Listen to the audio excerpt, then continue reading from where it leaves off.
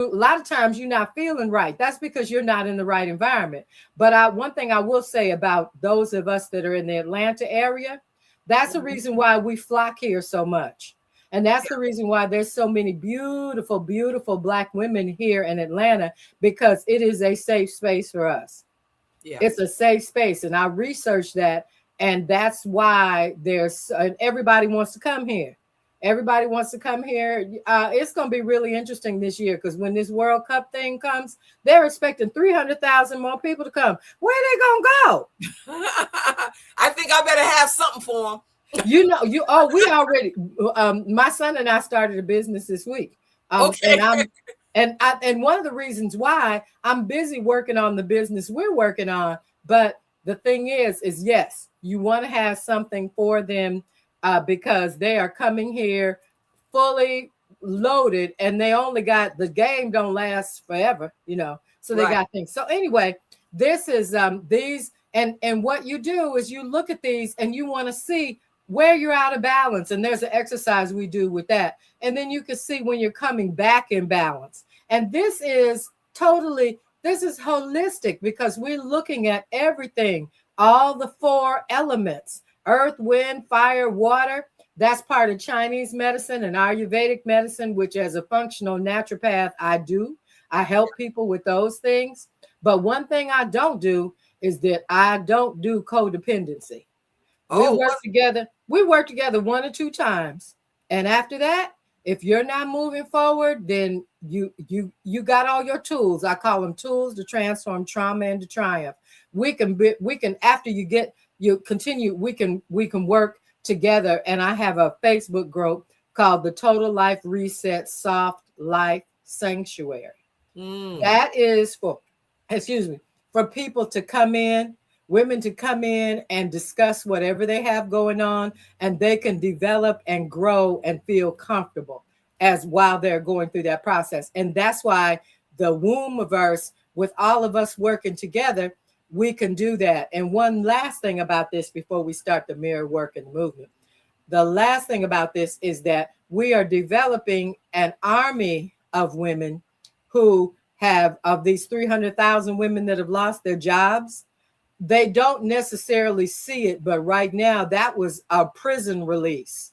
So now what we're doing, prison break. That was a prison break. It's a prison break. And people you're so used to that check, but now that check is only like this. When you're really like this, you're much bigger. So what we're doing is that through AI, we are looking at what is your strength. And through that strength, you develop a course, and we work together and we do affiliates. So if I've got a group of 1,000 people on my mailing list and I put your information on there, I make a commission off of what's sold from that. And we're working together. So you're not going to tell us that 300,000 of us and more every day cannot work together and everybody be good. Everybody is good. Everybody can do whatever it is they want to do. So those kinds of things I'll be talking more about, because I'm working on it and learning that now. So finally, with this, now, if you don't have your mirror, it's okay. But we're going to do a little bit of breathing, and then I'm going to put on some music. And the music, this is some wonderful stuff I found on oh my goodness. I found on YouTube. Okay. Yeah. And this sister, I don't know if it's a AI generated, whoever it is or whatever it is. But anyway, it's wonderful. So the thing we're going to be doing is we're going to be working on each one of those chakras. And I'm going to take my glasses off at this point. So what we want to do is we want to get with our feet flat on the floor. We want to bring our shoulders up and back, and we want to and if you're in your seat, that's okay. If you're in your seat, that's fine. And I'm going to put the music on. Everything is going to be done by an 8 count. So what we're going to do is we're going to slowly just turn our head, and we're envisioning a figure 8 the whole entire time, okay? So the figure 8, we're looking to one side, and then we are bringing our head around, looking over one shoulder, bringing our head around, bringing our chin forward, and doing the same thing. So what we're doing is we are deeply, and your whole body will sway too as you do this. Mm-hmm. But we're doing this, and then our breathing, and I can't necessarily talk at the same time, but I'm bringing us through that figure eight. And a lot of stuff collects in our shoulders, and this will do this. So then now we can take this and we can bring this forward. And I always, before we bring out the rest of us in belly dance, you always are covered up until you get ready to show the people what's going. It's called reveal. So Okay. I'm not doing it properly exactly, but I wanted y'all to see some part of it. So now we're going to bring our shoulders around, and we're going to pretend like we are just doing that figure eight with our head, and we're bringing it forward. And then now our shoulders will do the whole thing. Your arms don't have to be up. I just automatically go into that because holding your arms up, for some people, if you haven't been doing it much, they get really tired fast. So don't worry about that. But just bring it forward, bring your head around, and bring your. Now I'm going to try to put some music on to go with this to see if I think I can do it. I think I can get the music on, and then we'll do some movement. And we're doing it to the count of 8, okay? So we're going to do it. Now I got her right here. And we, as long as we can see her, that's the thing. As long as we can hear her, that's what's important. And I thank you for all of your patience with me while I'm pulling. No, that's not it. No, that's not it. Let's see. This may be it. Here we go. Frequency. Oh, did I lose you? No, we're still here. Okay. Can you see? Can you see this? I can see you. Oh, you can still see me. Oh, wonderful. Right. Okay. Yeah. Wonderful. If you could see me, that's great, because I'm going to put on this first one. This lady is Aria Sage, and it's called Frequency. And so Okay. I'm going to play that, and we are going to. I don't see you. I'm going to demonstrate it. And can you hear her? Yes. Yes. Yes. Good.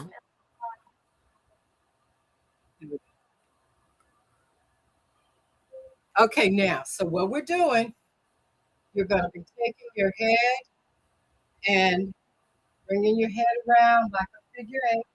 You don't necessarily have to bring your arms up yet. In fact, I'm going to do it without the arms. But if you look, what I'm doing, and you're breathing, you can breathe through your nose.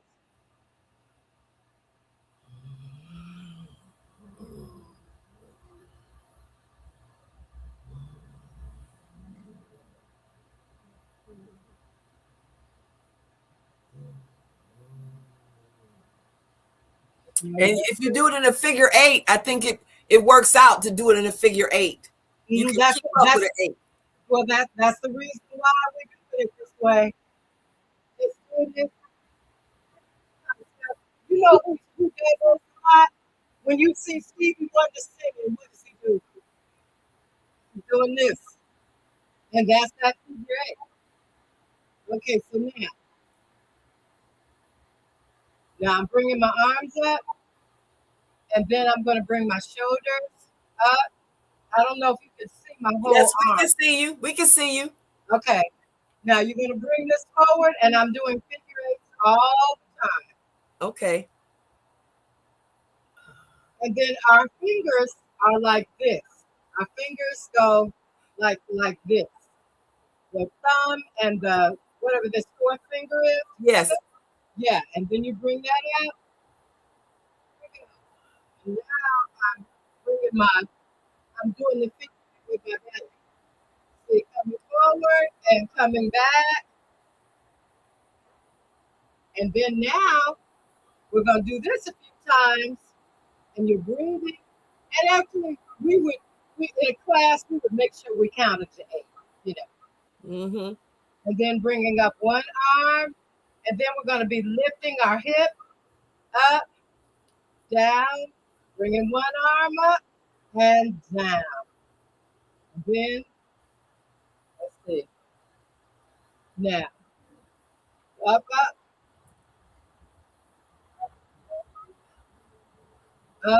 and then bring our arms together, and bring our hands up, and then this is our figure. This is the forward figure 8, right?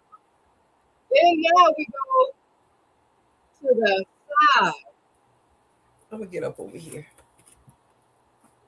And you breathe. Arms down. And we're raising our frequency. And then we can take our arms toward the front. Tuned in and turned on to our frequency.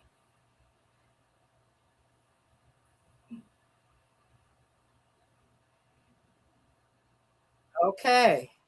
Now, I'm going to stop it for a minute. Then, this one's important. This is the soft life. And this is what we're working toward is our soft life. So now, let's just go ahead and do a little bit for our waist. And all of this actually brings our digestive organs. It's an exercise for them. And this is called the camel. You rear back, you lean back, and you lean forward. And you bring back.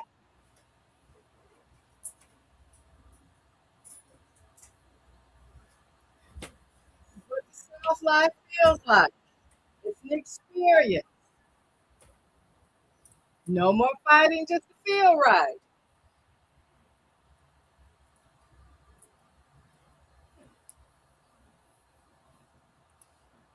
And then we can bring our hips into our figure 8.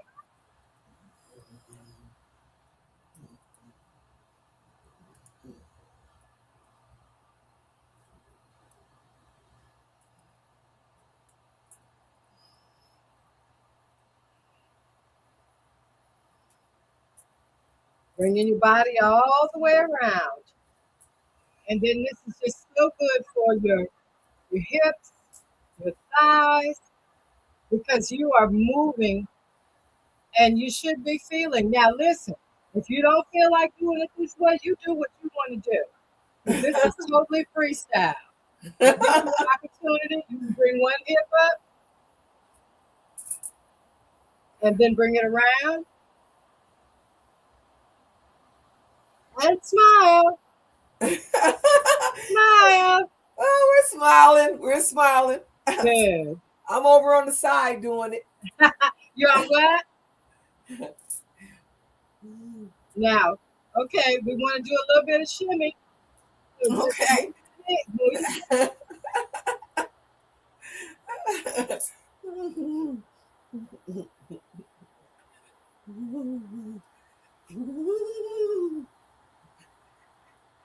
Get a little vibrato going on that shimmy. Yeah, there you go. There you go. And that's really good for you because they used to have those belts at the gym where they would put your butt on it and you would. But I think they took them out because I think that was too much on your kidneys. Okay, yeah. You don't see them like that anymore, but you'll see them from the where you stand on it and it does the vibration. Okay, so now let's take this hip. Now just you're actually curving your body and you're moving around in that circle. And then you're coming out, coming around. Okay. All right. Yeah. So I think that was 10 minutes. So let me let her stop because what I wanted to do and what am I doing? How am I doing on my time? You got it just a couple seconds. We have our other guests is sitting here dancing too. Oh, okay. Well, that's smiling. That's awesome. Well, I tell you what, then let's go through this, and I'll stop this. But Okay. look at this. This is the mirror work. Listen to her. Just take that mirror when you get an opportunity to look in that mirror and see that beautiful, beautiful sister looking back at you. Looking past her. The queen is standing there, crown on her head. Mirror work. Every day when you get up in the morning, get in that mirror and tell yourself how much you love yourself. Tell yourself, you the ish. I love you. I love you. Yeah. I love you. You know what? I love you because I love you for who you are. I love you because I know what my ancestors went through. For me to be able to be in this mirror, for me to be standing here with a device recording me, and for me to be with people who love me, and even if they don't know they love me yet, I know I love you, and that's what's most important. Right, right, you know what? The more you love you, the more you're going to draw that to you. So that mirror work is very, very important. It might be a challenge when you first start doing it, but you keep this little music going behind you, know your worth. I love you. I love you. Yes. Say it until it's true. Okay? Yeah. Yeah. So I just appreciate you all so much. And nothing you can't do. Don't lie. When you look with all you can, I don't lie. I look at me with loving eyes. I love me and I love you. And thank you so much for allowing me to share with you all. Yay, Dr. Marilyn. All right. All right. Your woman. Your woman. Thank you. Thank you. You know what? That Namaste. I used to have a mirror, you know, the college mirrors that you have, the tall ones, they cost $5. Yeah. I put those at the head of my bed, and that's the first thing I see in the morning, you know.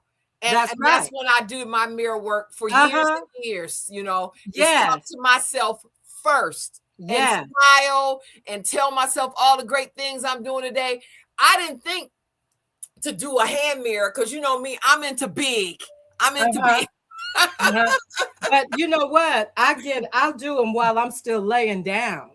Well, that's where that mirror is. It's right there next at the head of the bed. It doesn't matter. I wake up and I look at it. You know, it doesn't matter the size. Just what matters is you're consistent with doing the mirror work. Because see, that's the thing. You can't lie to yourself. You can't. You look it in your eyes and you, oh my goodness, I need to do this. I need to do that. Well, maybe you do. But the most important thing that you need to do is to love you no matter what. And I got this red on because that's for the root chakra.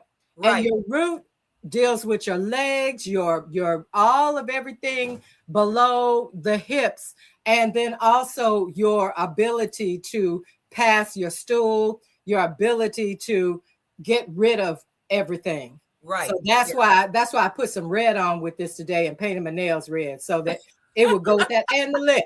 Yeah, because that's the root chakra. That's our blood. That's everything. So that's why it's so important to focus on that root chakra and that womb. Oh my God. But all of it works together. And if one of it's out of balance, all of it's out of balance. So anyway, I know that Eshe is going to give me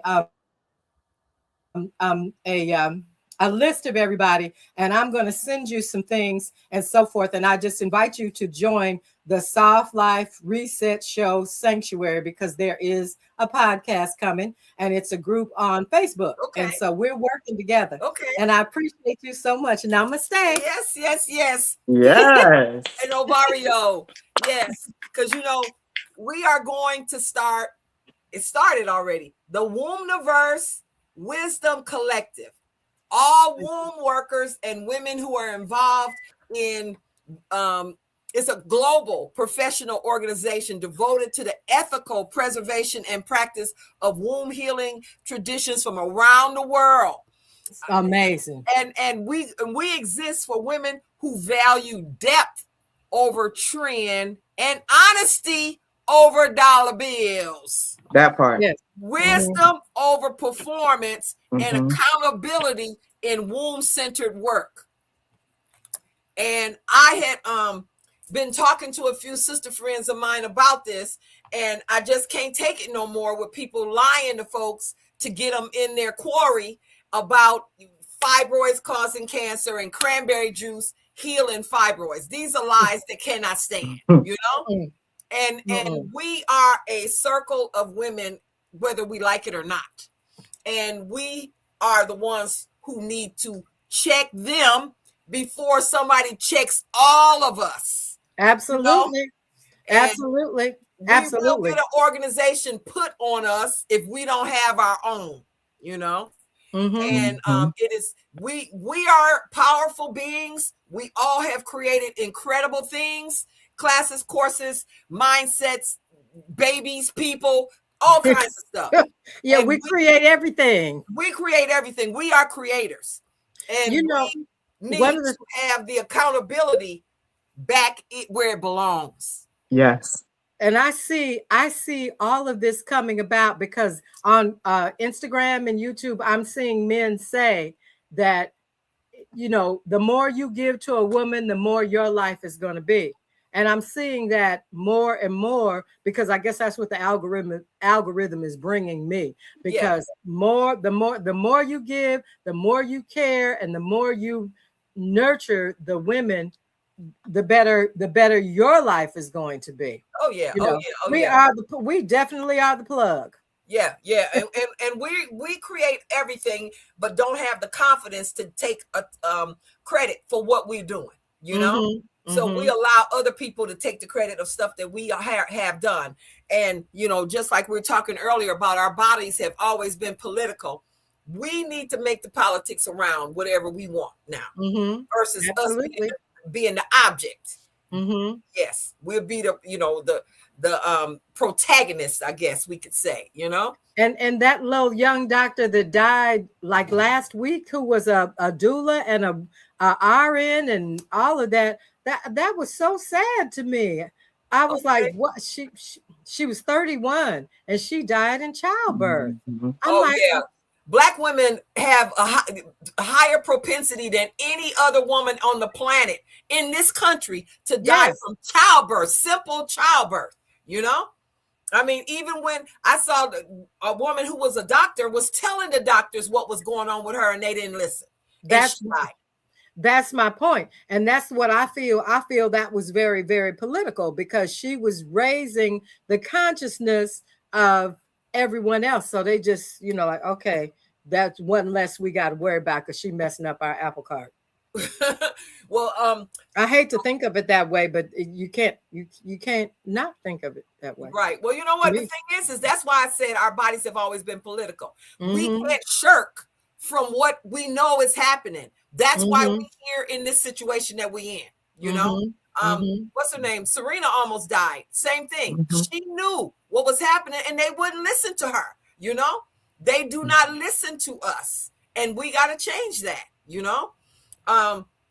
And I wanted to keep you right here and introduce Priestess, the womb preacher. That's what I call the twerking womb preacher. Yeah, girl, go for it.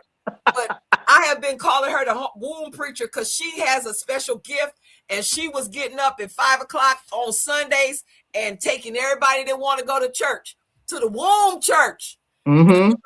And it was phenomenal. I was there once, and it's really something else, you know. She and I have known each other for many years. Over a decade now. Over a decade now. Over a decade, yeah. And I like her style. I like her you know, ability to tell the truth. And I wanted her to be here right here with you, Dr. Marilyn, because she and I were talking about how sometimes you get, because you're dealing with women who have any emotional issues because they got hormonal imbalances. And sometimes they come at us and we trying to help them. And they talking bad about us, you know, and, you know, saying all kinds of stuff. And you're going, well, sis, I just met you. I'm just trying to give you some stuff to help you, you know? And you're taking all the anger from all the husbands, the mama stuff, just everything. Yeah. And put it on me. And I'm just trying to get you out of this, you know? And I grew up fighting. And I mean, I used to fight boys, Golden Glove boxers, you know, because they didn't like us because they said we thought we was white because we was smart. And they thought being smart was white. What the heck? Terrible mindset. That was terrible. That's ghetto mindset, you know. But I don't fight now. I'm grown. I refuse to fight. But this one right here, spiritual womb power goddess, Thema, she will fight you. Yes, I will. And I only need one hit. I only need one. She will fight you. I'm not trying to fight you, you know. But I wanted to see what your take on this, Dr. Marilyn, on, you know, people, women particularly, because we're working with women primarily, even if they working for their husband, they doing it, you know. Yeah. On the attitudes of women in being negative and nasty to their healers that they depending on. I'm gonna let her say this, but I tell you what, now I have decided, unless they ask me, I am just going to be the example, because when they find out that I'm 72 and I look like I do. Yeah. Right. Yeah. That's a lesson right there, huh? Something, you know, well, what do you do? And I'm like, you know what? It's a long story. Yes. However, we can, that's why Spirit told me to start the Total Life Reset Show Soft Life Sanctuary, because it's a sanctuary. And before anything else, you gotta love yourself. Why? I showed you, basically, I call them tools to transform trauma into triumph. And if somebody does not ask me, I don't go there, because it takes too much out of me as an empath. Because I'm like you, I'm not gonna fight you for it, but I'm gonna try to do the best I can to be an example, so that you can look at it and you can see it. Maybe, you know, all your friends ain't doing this, but you want to come over here and ask a sis about, you know, how do you know how much herbs to take? What herbs do you know to take? Then that's an opening. But one of the things about us, unfortunately, we have had such a negative experience with the outside, all the other things, that the only people that we feel safe with to express ourselves is with one another. And that's why Kim Kennedy's work, the radical forgiveness, is so important, because that's where they're coming from. They'll look at you and say, well, sis can't know this, or I can do this with sis. That shows you how much they don't love themselves, because you should not think that you can do something with me that you wouldn't do to yourself, but really you are doing it to yourself. Yeah. So the thing I know to do, and I can't wait to hear her theory. Oh, you gonna jump up out of your chair.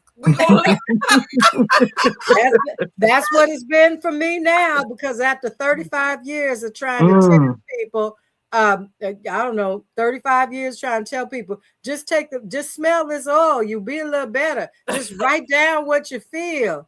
You know, you got these things. I couldn't even talk about chakras, much less yoga or belly dance, you know, those types of things, because but now that's all coming full circle. Yeah. People actually want it. And one thing about you too, your silence speaks louder than a lot of words you could say. Okay. And so I'm ready to listen. Yeah. Well, first, I just want to honor my sister, Ashay. You know how much I love you.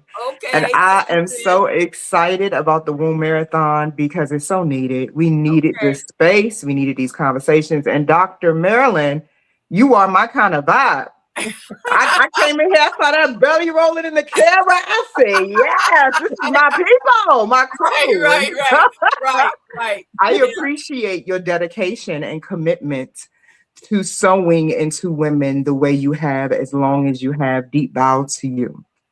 And so, Shay, you ready to let me loose? Because I got some things. Go ahead. I'll wait. I got some things. Yes. So let me just get straight to it. And for those of you watching with us live, I want to greet all of you as well. Thank you for being a part of the Womb Marathon. I've been doing this work. This August, Shay, is going to make 14 years. Okay.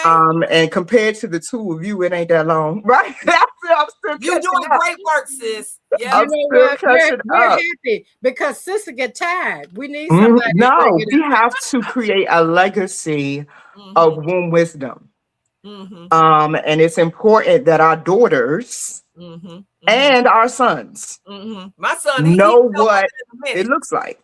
Yeah. So let me say this. Part of the reason, and let me start with giving the mantra for the context of this conversation. The mantra I want to offer is "Nuck if you buck." Come on and say it with me, everybody. Nuck if you buck. Okay. Okay. There needs to be a sacred rage around mistreatment at every level in sisterhood and community. Amen. There needs to be a sacred rage around mishandling your healers. There needs to be a sacred rage around clients and those who are seeking support being mishandled. And there needs to be an infrastructure for how we handle when we need growth collectively. And part of the reason that we're having so much difficulty and people are getting burned out, running out of resources, running out of support, wanting to quit, is because our community in particularly is in a collective identity crisis. And part of the reason we are in a collective identity, I'm stirring up now. Part of the reason we are in a collective identity crisis is because we've been groomed to spiritually bypass. And when you're groomed to spiritually bypass, it is a signal that the women are not in their correct position collectively, because spiritual power sits in the wombs of the women. All power, really, seriously. You can't even get here without the womb. Yes. I mean, really. Yeah. So most women, we create the families, the churches, everything, the culture, the swag, the trends. We are everything. The embodiment, or like it says in Proverbs 8 by Mother Wisdom. That was my introduction to the goddess traditions. Proverbs 8. She says, I am the architect. What do architects do? Yeah, build everything. Not the construction team, sisters. The architect. Right. And that's the misalignment. If you spend your life in a chronic mode of constructing and building, you don't know what to do with yourself, and you really don't know what to do with the woman standing next to you. So what we're looking at is what happens when women stay disconnected from where the identity is formed, the womb, too long. Not only are we dealing with emotional, physical imbalances, now we're looking at neurological, psychological, intuitive disease. Amen. When a woman is always emotionally dysregulated, she can't even hear your invitation to support. This is for my healers. I need to talk to the leaders in the room. Okay. Wait to be invited. Stop inserting yourself. The way of the Holy Mother is not to force anything. I learned this through orgasms. They're not forced. They just roll in. Perfect practice of surrender. I had a few yesterday. Right. So let's just go ahead and honor the wisdom that the science has shown 7 a week counters dementia, arthritis. No, I don't care how you get there. Just get there if you can. Okay. Yeah. So listen, back to the core. I'm gonna just slide that in because I know how I am. Well, you know what? I'm into it too. We talked about it earlier before you got here. I'm glad you brought it up again. Yeah, 7 a week, ladies. That's 1 a day. Yeah. And keep your edges. Don't you want your edges? You need to keep your tissues going, whether you got a partner or not.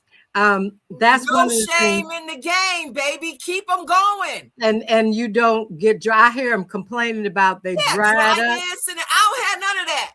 You're not walking around looking like a linebacker. You got a little sway in your hips because your pelvic floor is mobile.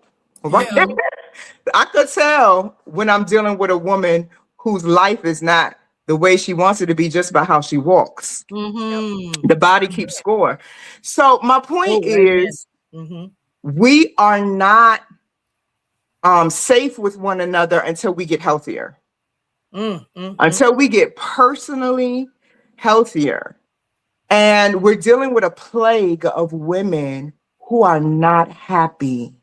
They just simply, you know, healers, those of you that took swings, don't even take it personal, because your lesson was to understand your significance in the world and your value. And when you have these disappointing experiences, it puts you in a position to be able to recalculate your vetting of who gets access to you. See, when you stay in a state of self-rejection, you don't even believe that you are the blessing that you are to people. And that's why you make yourself too accessible. But when you know who you are, and I'm truly a woman who knows who I am, I will not bless you if I know you can't hold the blessing. That's exactly what I was just really experiencing and sharing with you in somewhat of a different way. Yeah, you said the same thing. It doesn't make sense because it'll have you where you all messed up. And that's the time you need to be working on yourself to show that this is what it can be for you. Now, whether you want it or not, that's up to you.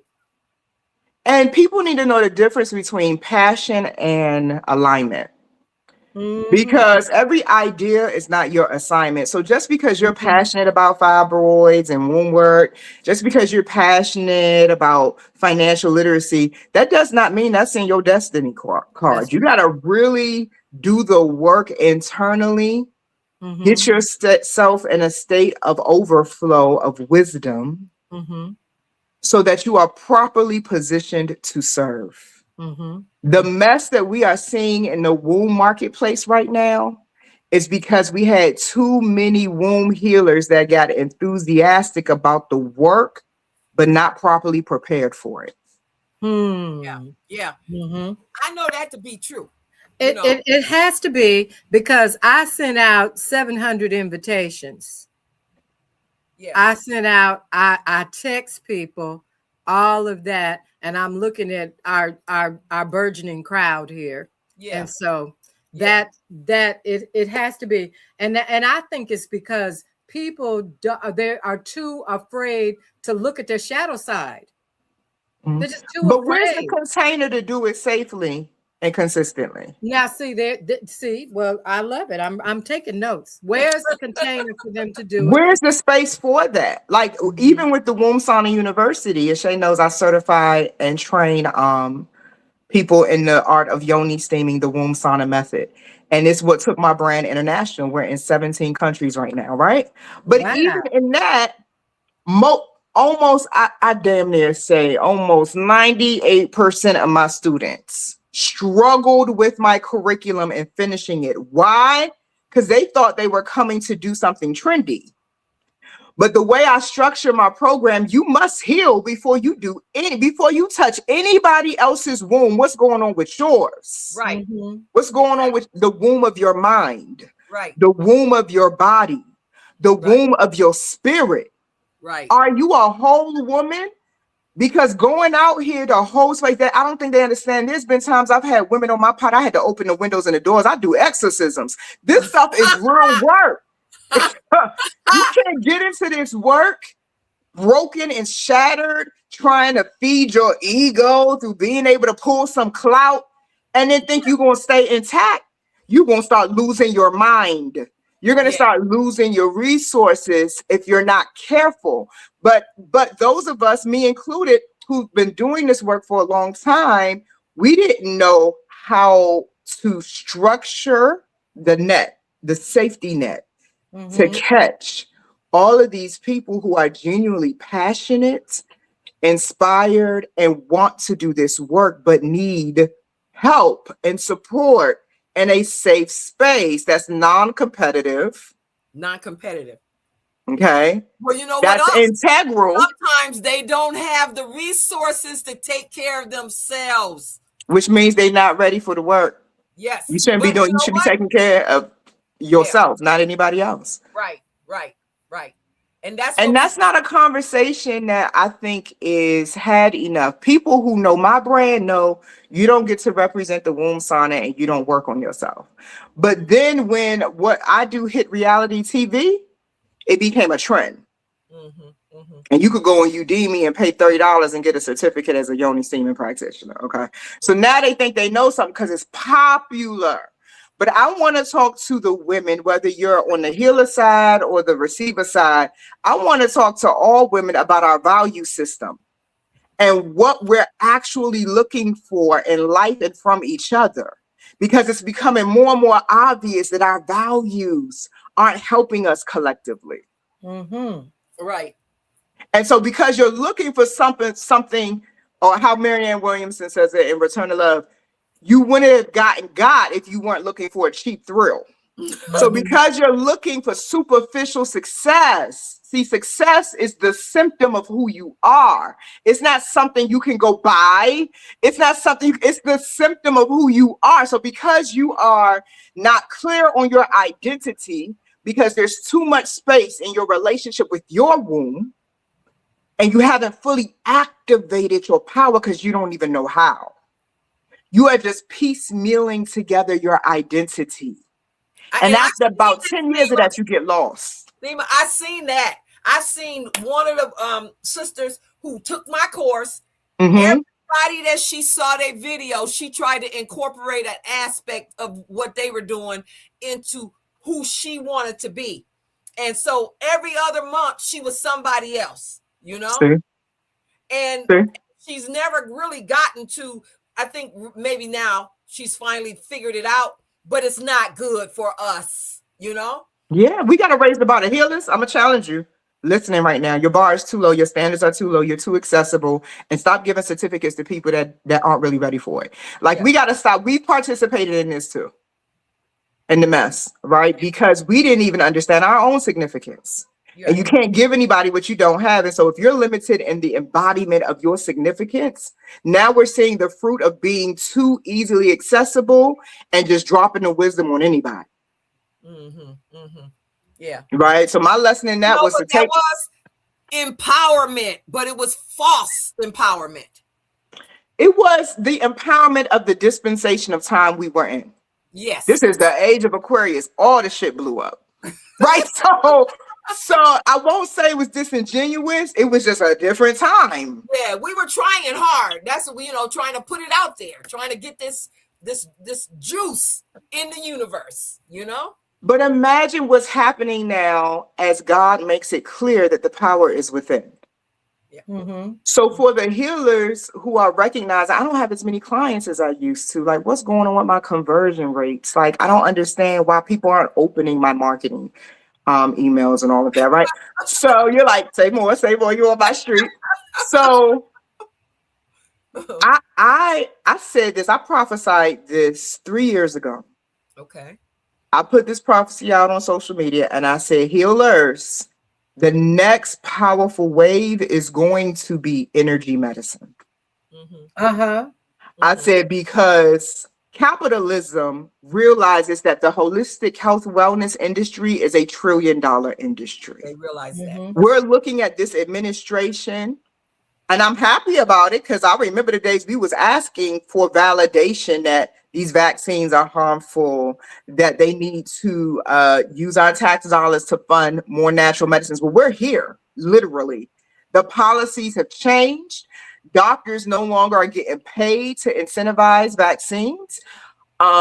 This health administration is interested in insurance companies allowing doctors to write prescriptions for gym memberships. People can get paid for gym memberships through their insurance today. It's happening. They're getting paid.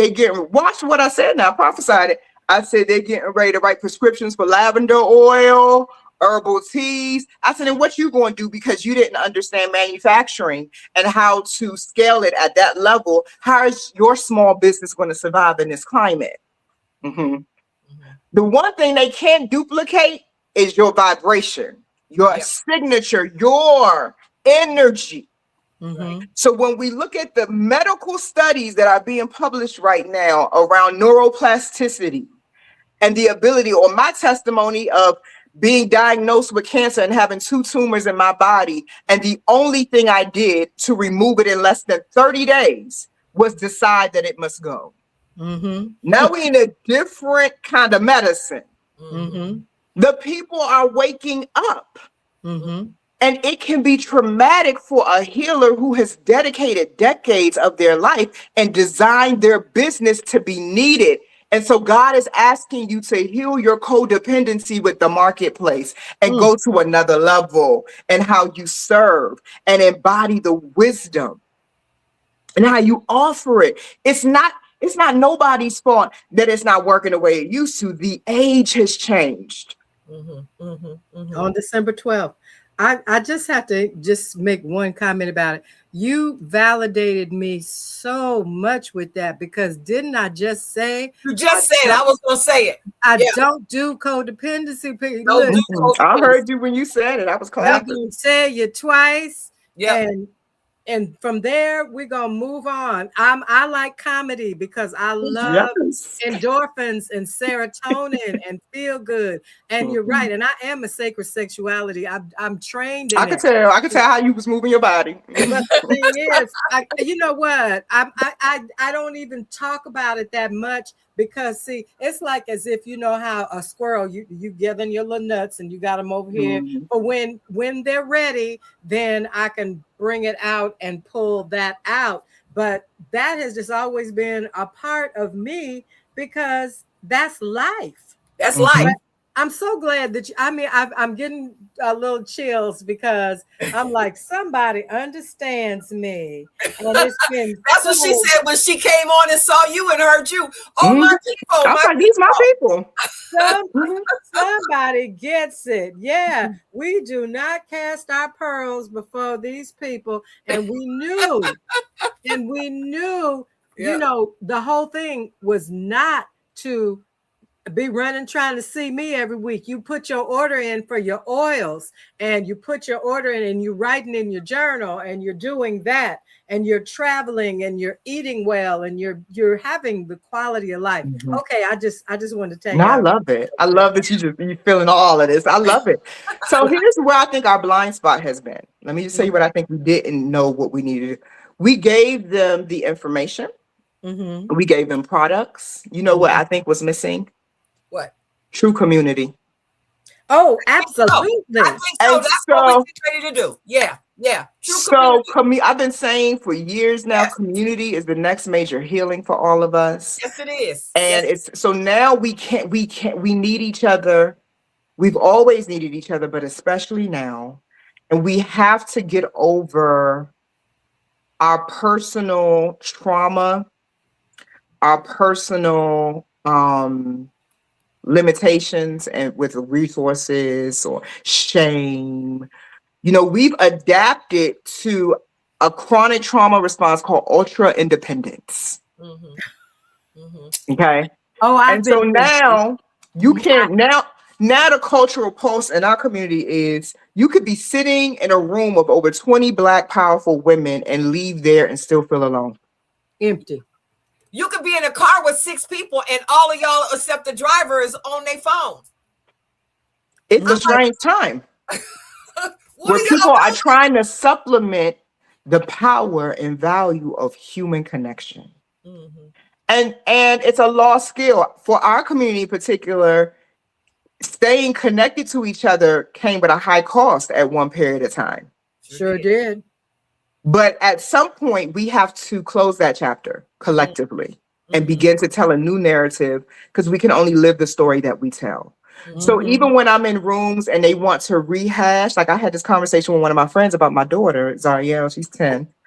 And they were like, so are you going to teach her the history of slavery and the trauma and all of that? And I said, well, before I answer that, what would be the purpose of programming that into her consciousness, knowing that she does not have to live that trauma?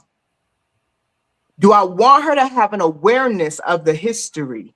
Yes. Do I want her to live through the energy of that history? No. Mm-hmm. And because we've been in a collective identity crisis, collectively, we have been surviving off of who other people say we are. And we function as a community in a reactionary. All they got to do is trigger us. And now we emotional and sensationalized. That's the only way we get massive collective movement. But what about when we calm? What about when we finally getting out the hood? What about when, you know what I mean? So we got to find the balance, and it's happening in real time. So the healers, the womb keepers, the one who creates every human being on the planet, we have got to reinvent how we create the thread. Mm-hmm. And bring all of these experiences together and tie it off. Okay. Mm-hmm. And raise this vibration so that we can survive this shift. Mm-hmm. Mm-hmm. And it's going to change how we work.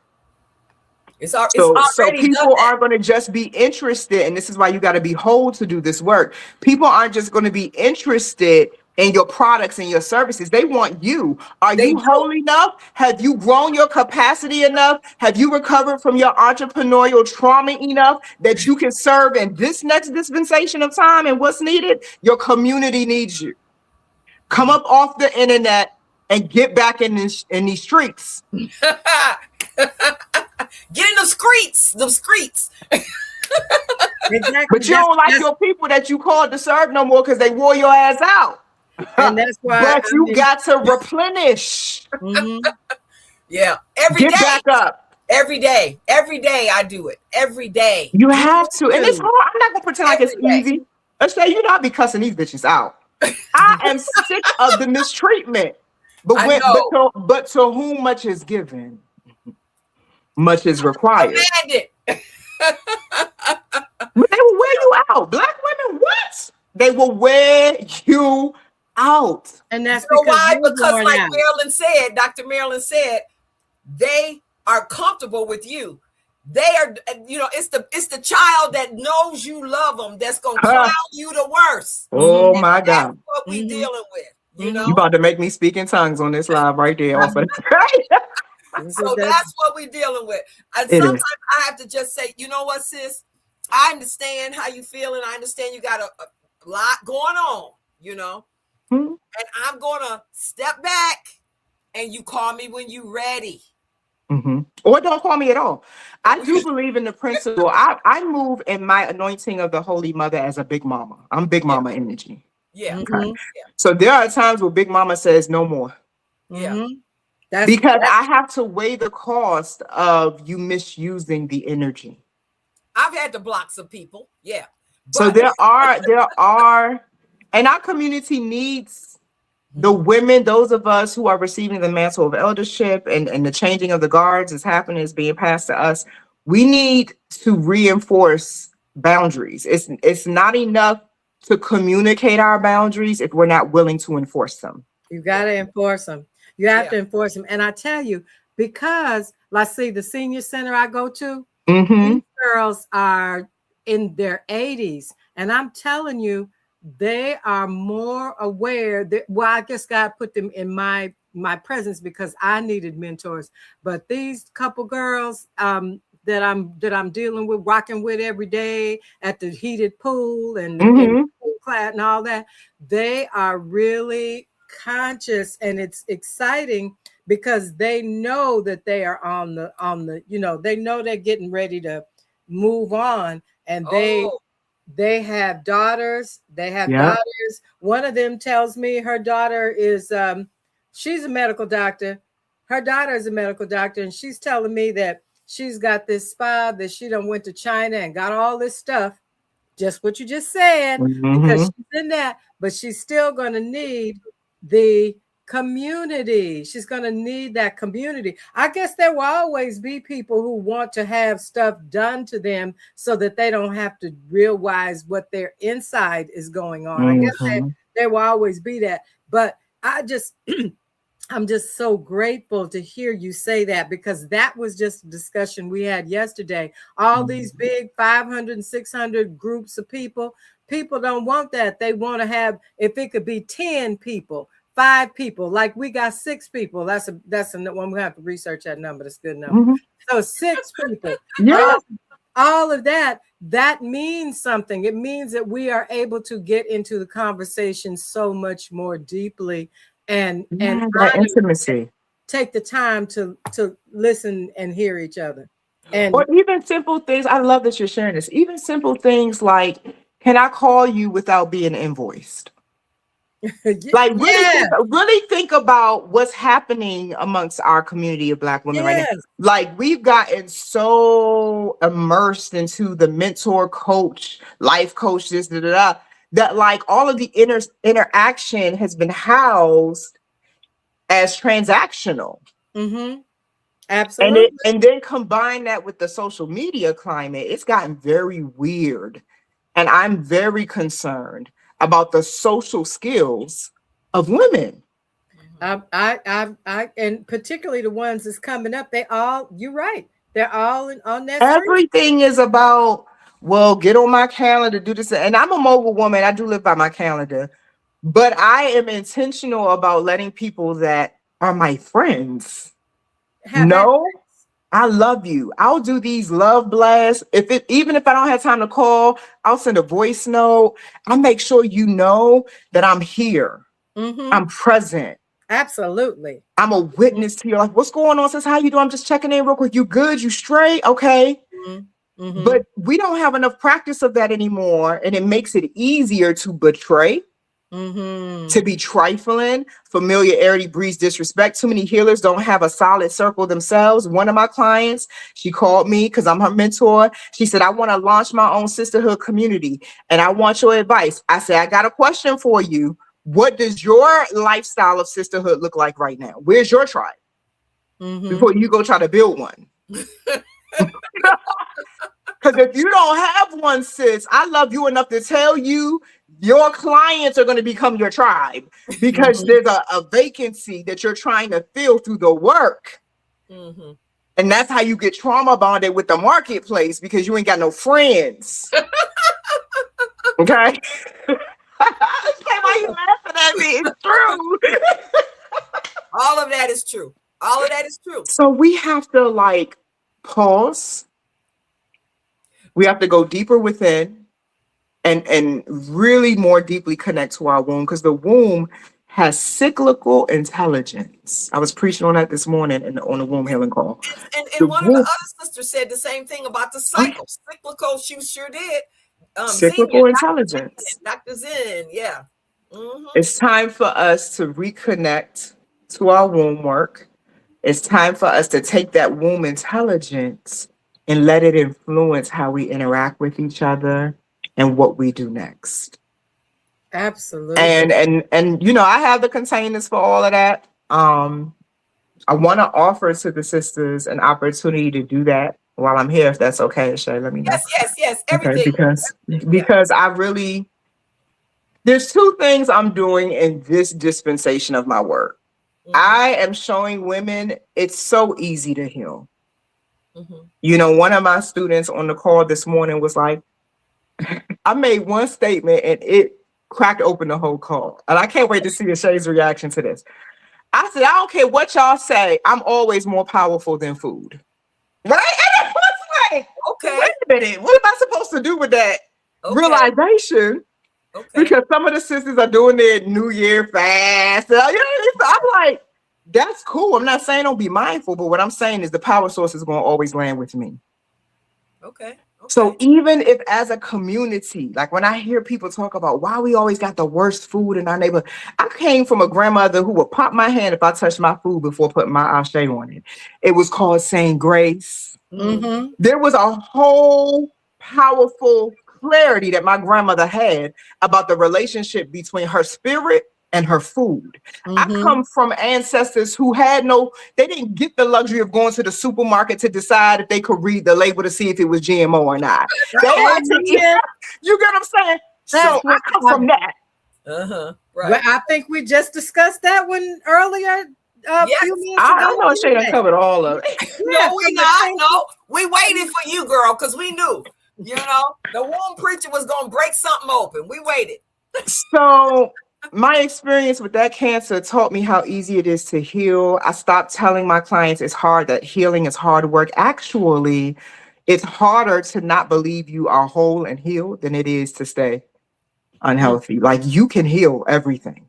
You really can heal. I'm saying it for my listeners.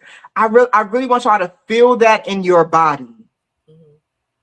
You have it in you already. You are powerful enough to heal. And I'm going to decree and declare, and I'm going to challenge you to decide if you will align with it or not. I'm going to decree and declare that you're healed already. You're just practicing your power. You're just coding it in your life. So I just want us to take a minute, put your feet flat on the floor, and just attune the vibration of what I just said. I want you to take your left hand, place it over the center of your chest. Take your right hand, place it over your womb space. Just breathe. Just breathe. That breath is the evidence that there is a power inside of you that wanted you to get up today. That wanted you to be here in this moment right now. You didn't have to perform for that power. You didn't have to pay for that power. That power woke you up, and it is real, and it is God. So as you inhale through the nose, I want you to push your belly out. And as you exhale through your mouth, I want you to pull your belly button towards your spine. I just want you to breathe for a moment and feel the presence of God within you.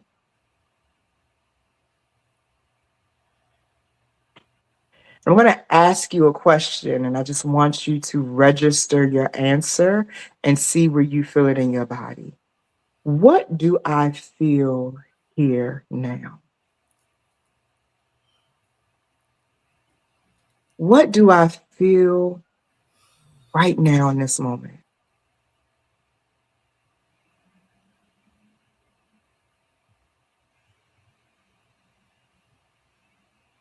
And as you register that answer, note where you feel it. Is it in your shoulders? Is it in your legs, your neck? What do I feel right now? Where do I feel it? It may present as a sensation, a warmth, a cooling.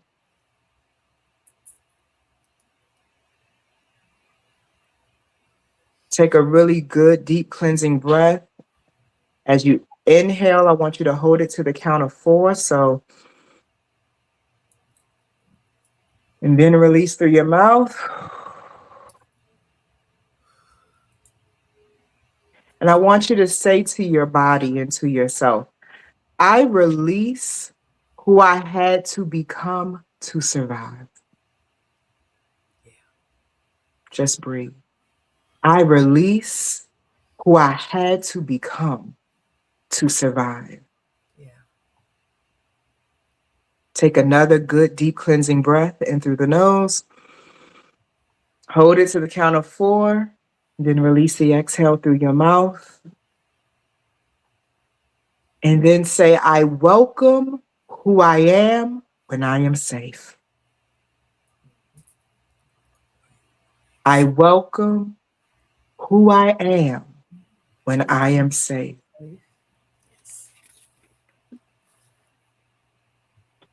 I welcome who I am when I am safe. Yes. Continue to breathe. And I want you to take that right hand that's over your womb and just press it into your womb space like you're holding your womb. And I want you to say, I trust what I know and I trust me. I trust what I know and I trust me. Yes, I trust me. I trust what I know and I trust me. Yes, I trust me. And just hold that clarity. Just hold your womb. Just breathe. Just release and reset.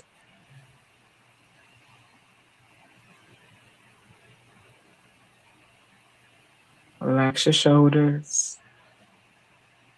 Relax your jaw. Just breathe.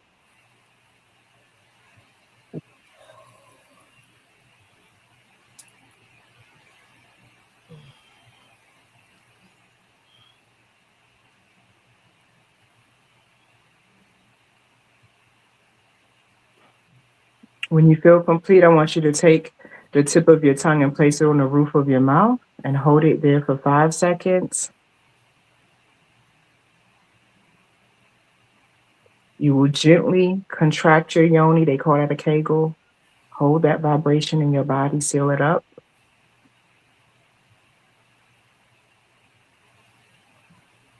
When you feel complete, you can relax. Place your hands in a position that feels nourishing to you, good to you. And come back to this space. Let's take a good deep breath one more time in through the nose. And on the exhale, we're going to make the sound ha. So it's going to go ha. Ha is the sound of the heart. Let's do it again. It is. Yes. This exercise stabilizes your identity. So whenever you feel like, I don't really know what to do, just come back to this exercise we just did. This will stabilize your identity. The only disadvantage, I don't care what the government's doing, I don't care what Boo Boo the Fool did, I don't care what the haters did. The only thing that could alter your destiny is if you forget who you are. That's it. A Course in Miracles, my favorite book, says the greatest miracle you can ever experience in your life is to see yourself correctly. Yep, it's you. Imagine that. Yeah. Don't lose yourself. Don't let the adversities of life, don't let all of these fluctuations. I know life be life and it can get hard, but I promise you. But it's okay. You're going to make it. You already are. You already made it.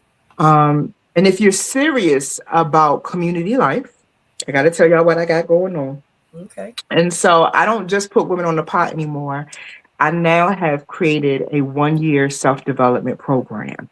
Why 1 year? Because I started tracking the data, and women who made themselves their undivided focus for 1 year, every area of their life transformed. Yes. They leaped in their power and changed the trajectory of their life. And so in this program, you get access to my integration lab where every week we're talking about, it's a 4-phase framework. We release first, then we restore, then we rise in our energy, and then we radiate it out into the community. We make sure we're intact and we're whole and empowered and fully activated before we try to do anything else for anybody else. And so you can schedule a free 15-minute call with me on my website. Just go to thewombsauna.com/appointments.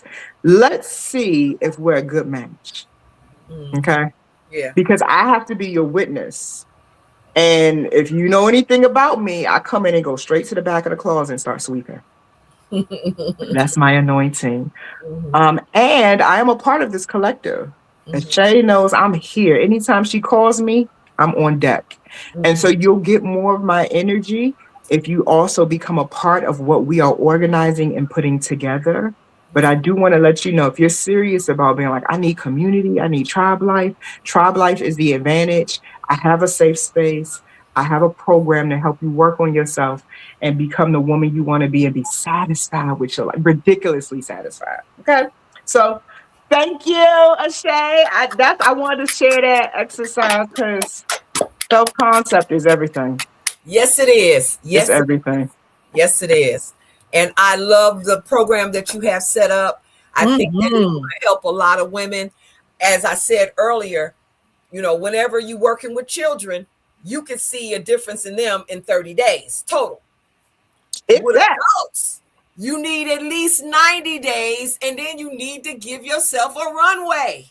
Mm-hmm. You know? Yes. Most of the time, people don't want the runway. They want it all over with in a The week. microwave mentality. Amazon. No, invest in yourself. It's true sisterhood has saved my life. I don't say that like to make it sound cute. You're right. Real sisterhood has saved my life. Yes. When you find something that's working for you, why would you not want it to be present? Right? Yeah. When you find that, man, these products really transform me, man, yes, make it part of your lifestyle. Right. And women, you know, they come into my containers and within 30 days, they start seeing the transformation cement in their lives.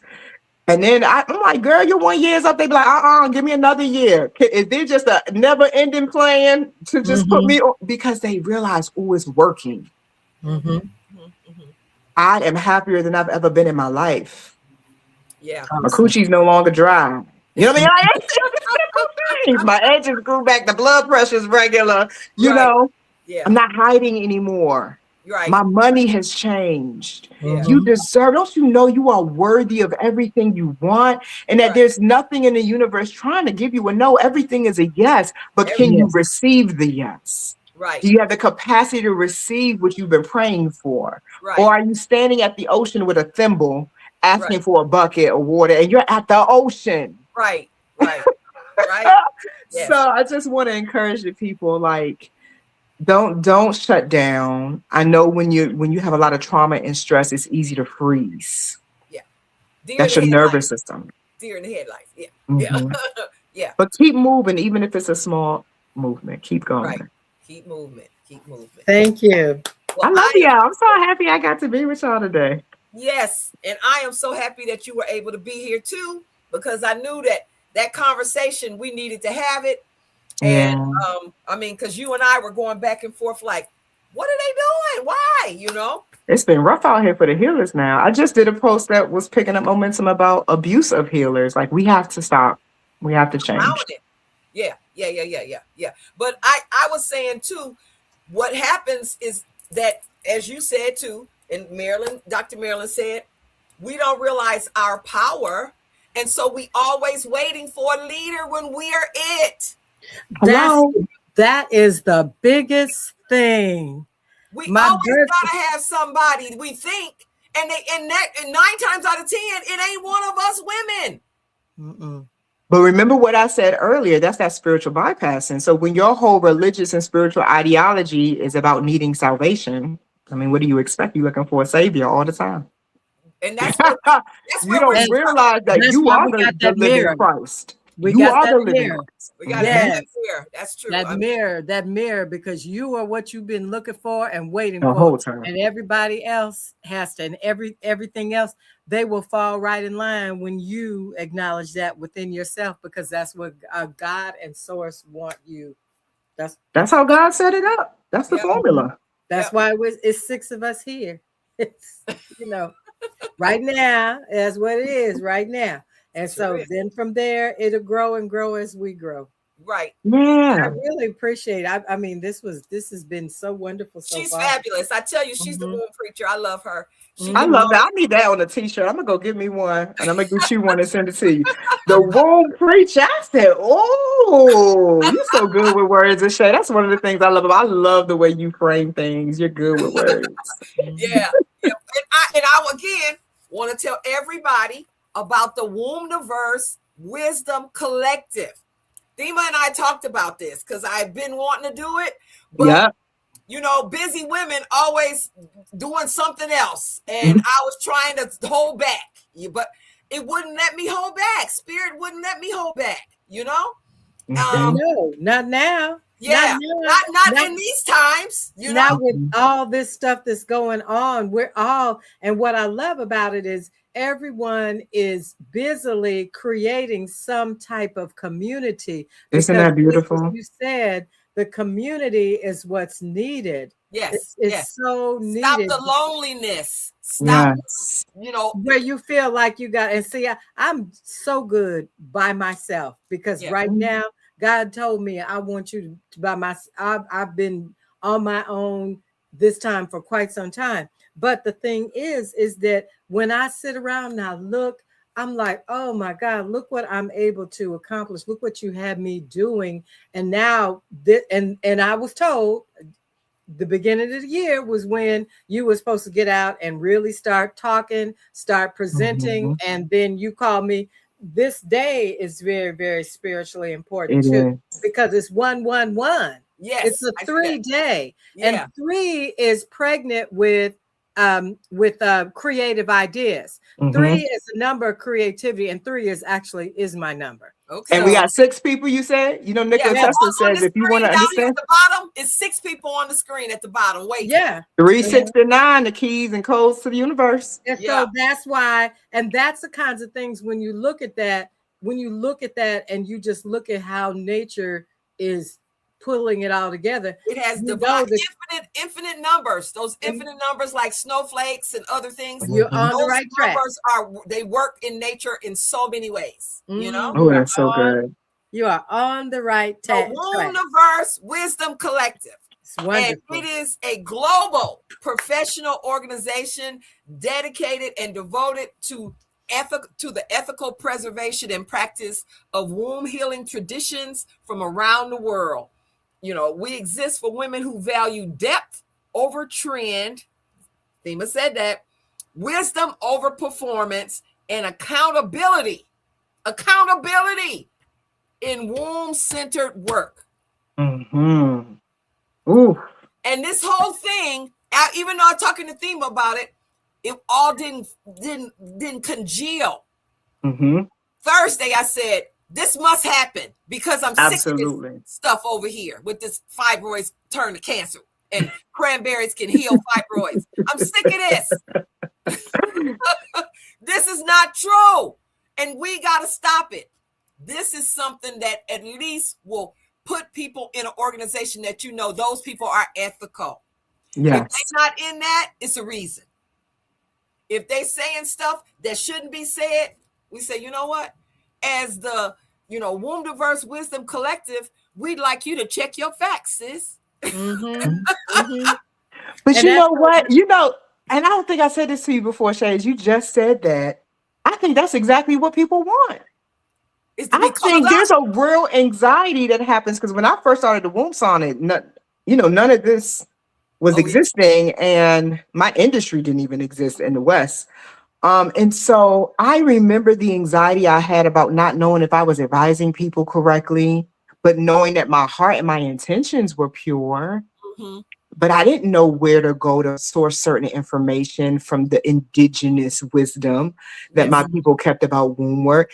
So, we're saying like, don't be out here missing hope, but some of the people are genuinely just trying to serve and don't know what they're doing. They don't know. We can have some stuff learn. We're going to have it for you. A basic knowledge of body physiology is necessary to talk to people about their body. If you don't know it, you can't teach it. Yes. And you're coming, and they really do want that information. They want that information, and it's all a part of how you're going to do any kind of anything pertaining to health, beauty. How you going to do any of that if you don't know what's going on within and how things function? Exactly. What's normal? You don't know what's normal and how function works. You can't do it, and we have to say something. But otherwise, we all will get shut down. Or they'll be drinking that raspberry jello, like you said. My mama was doing her best. She didn't know. That's why we gotta make sure these mamas know. You know, my mama was getting that raspberry jello at A&P, and she was really proud of herself. She had no idea. She had no idea, but she heard raspberry from somewhere, and that's what that's all they had in A&P, Yeah. I know. I remember A&P. A&P used to be down the street. Yeah. Well, sis, we gotta come up with some more stuff. I want to be involved in, and you know what? With this, the Wombniverse is gonna have everybody on the site. So I'm gonna start putting my sister girls colleagues on there immediately. their website. I know a lot of people like you do who could give us discounts on containers, on herbs, Absolutely. on essential oils, on, everything that we need, that we use. And the certifications, right? Because we all have certifications. All of us in here doing certifications, and, so we want to make sure that nobody can police us. Mm-hmm. We got to do it. Because we're organized. We will be so positively impactful that even if the institutions that wanted to police us wanted to know what we were doing, we would be compliant. Yep. Because we actually know what we're doing. Yep. Not a problem. Here we go. Exactly. Not a problem. We're doing good work over here. Yes. There's nothing to fear, but there is an opportunity for massive collective growth. Yes. And there are still too many women on the planet who are suffering in their wombs. We have work to do. Yes. And like my sister friend, Dr. Shay used to say, there's plenty of sick folk out there. That part, yeah. You know what? I'm gonna let you guys go because I know y'all got a million things to do. We're gonna stay in contact. I'm gonna put a list together of everybody who showed up, all of us, so we can stay in contact with each other, and we can contact the women that came here because they were interested in what we were saying. Absolutely. I'm so happy that y'all are here. Thank you for tuning in. Those catching the replay, we love you too. Put your comments and all of that so we can see what your questions and thoughts are as well. Yeah. And we got people in here. I'll tell you some of the comments. I welcome who I am. That's Gina. Another one says that part, Monica. And then another one up here, TL. Ashe. So we got a lot of people who are interested and committed to being part of the solution. So do me a favor, if those of you who are commenting and you're really catching this vibe, tag 5 other women in the video so they can see it too. We need more visibility of this conversation. The lies are very rampant. Yeah, tag some sisters and be like, get over here and get in this conversation, okay? Yes, because we're gonna be here for a minute, So, all right. If you have another chance, come back. I love you all. Take care. And I am so happy you are here. We're going to bring up the miracle mama, Wana. I call her the boy mama, so she's ready. And you ready, boy mama? She got so many boys. I would have almost been in that situation. There we go. The boy mama. Hi, everyone. How you doing? And then we're going to go to LA. Yes. Hello. I wanted you to give the people an overview of your wonderful story and how you became the boy mama. How many boys is it? It's 4 boys. Yeah. That's a lot. It is 4 boys. Yeah. Marilyn got 1 boy, so she know. I got 3 boys, so I know. 4 boys is a team. Or a band, one of the 2. Yes, ma'am, it is. It's a band. Okay, good. It's a band, and they even know how to sing. Good. We got them in the band. That's good. So, yes, ma'am. Go ahead and give us your story on how your life became boy mama with 4 boys. So, just starting back from a girl when everybody starts their menses. I was a menses that didn't really exist or kind of existed. It came on for the first time, then I didn't see it. It disappeared for like 6 months. Okay. And then thereafter I had it, but then it disappeared again for like 6 months. And how old were you? I was about 15 or 16. Yeah. About 15 or 16. Mm-hmm. And I, at 15, wound up having fibroids, and I had to get those surgically removed. And I used to always have extreme pain. It just would. You know what? Somebody said they can't hear. Can you talk louder or turn your volume up or something? Let me turn it up some. She said she can't. Yeah, there it is. I would have extreme pain. Can you hear me now? Yeah, I can. She can't. Maybe you turn your volume up, Elay. Because I can hear her fine.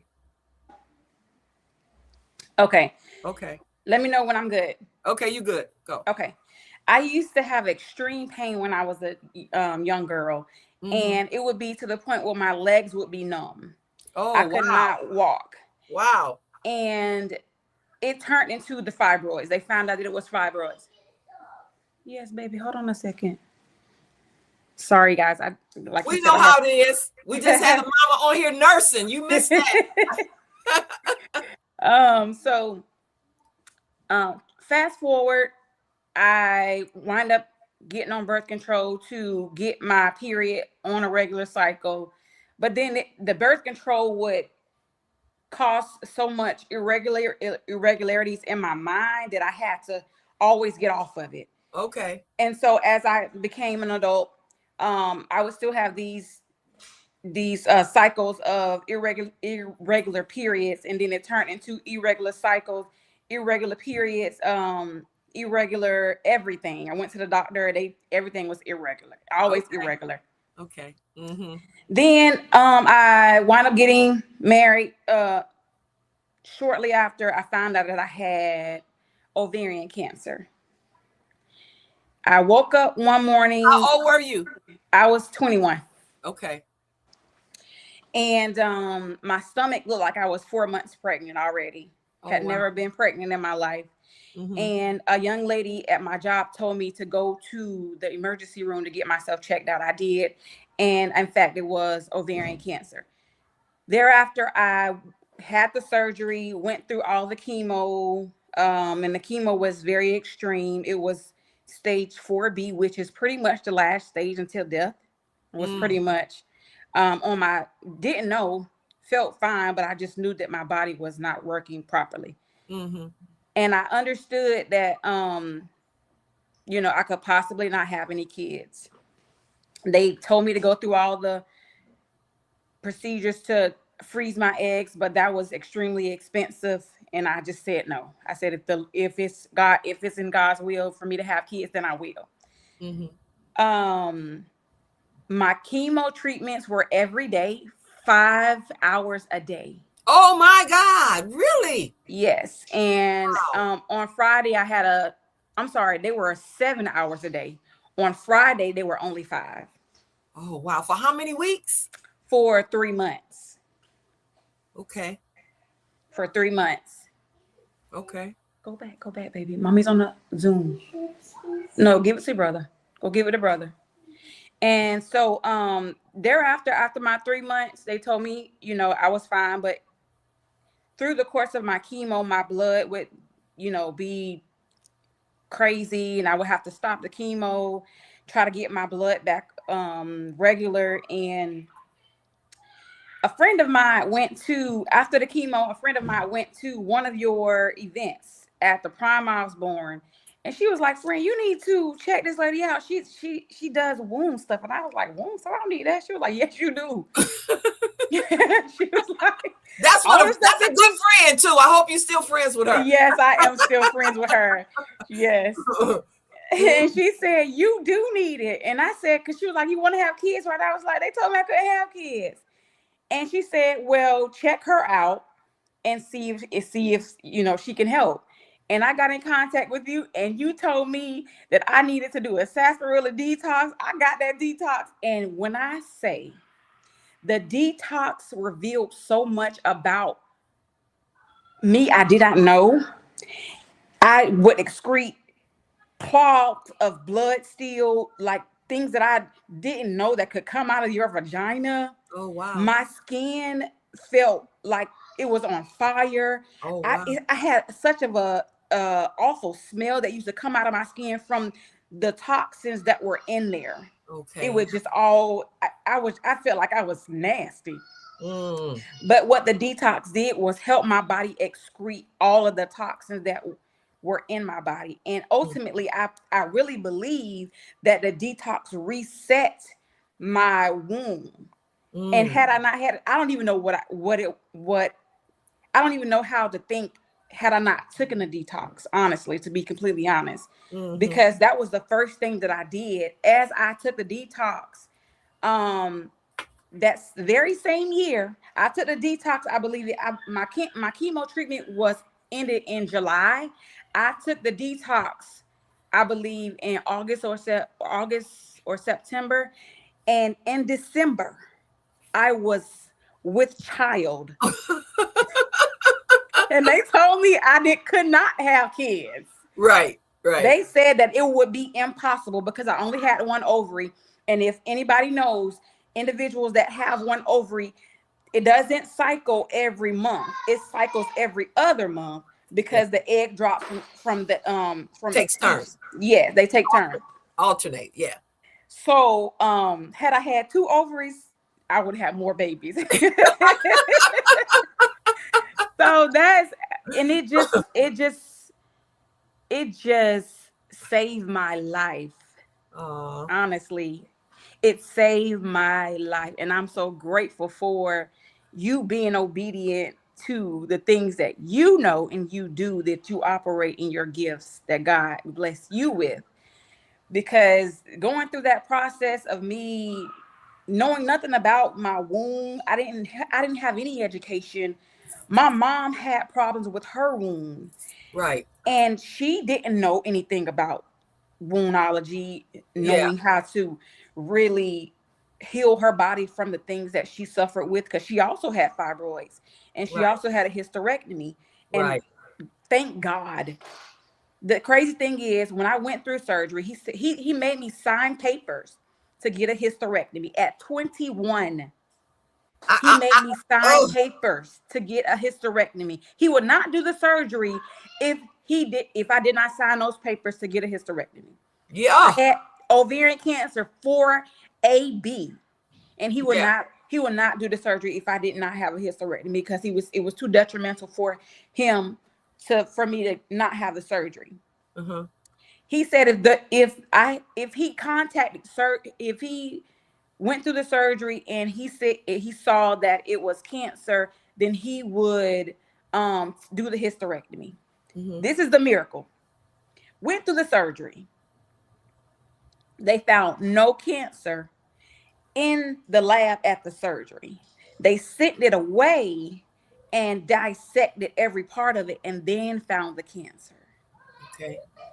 So that's the miracle, because had he found the cancer in the surgery room, I would not have an ovary, the other ovary. Yeah. And my womb would be completely gone. Oh, wow. Yeah. So that was God's plan. That was all in God's plan, because there's no other way that you can describe to me that I thought I didn't have an ovary. My first question out of the operation room: did you give me a hysterectomy? Am I able to have babies? That was my question. Yeah. I didn't think about pain. I wanted to know, was I ever going to be able to have children? Yeah. So after the first one, 2.5 years later, the second one came. 3 years later, the third one came, and 2.5 more years later, the fourth one is here. And I have been able to breastfeed all of my kids without any challenges. I've had 2 of my children at home, 3 of them with no epidural. Oh, wow. And I've been able to do a lot of woman work to heal my chakras, heal my body, go through all of the things that I needed to heal from. And it's still a journey to be able to heal from all of the things, because I used to go blind from the chemo. And I have so many dark scars on my body, and it's just left so much residuals from the chemo itself that I used to think I was crazy, because I'm like, I can't remember anything. My mind did not work from just the chemo alone. It did not work well. Okay. So reading. And you was 21. And I was 21. Yeah. That in itself is a big deal. Mm-hmm. You know? Yeah. And it was a lady that was in the surgery, in the chemo, doing chemo with me. She passed away. Okay. And I was the youngest at the time in Florida with that type of illness that actually overcame. Oh, wow. Wow. And how long ago has that been? Since 2012. Oh, wow. Okay. Mm-hmm. Well on your way. Yes, well on your ma'am. way. Yeah. And now you got all of those little hard legs to keep you I do. You got a house full of testosterone and testicles. Oh gosh. Don't remind me.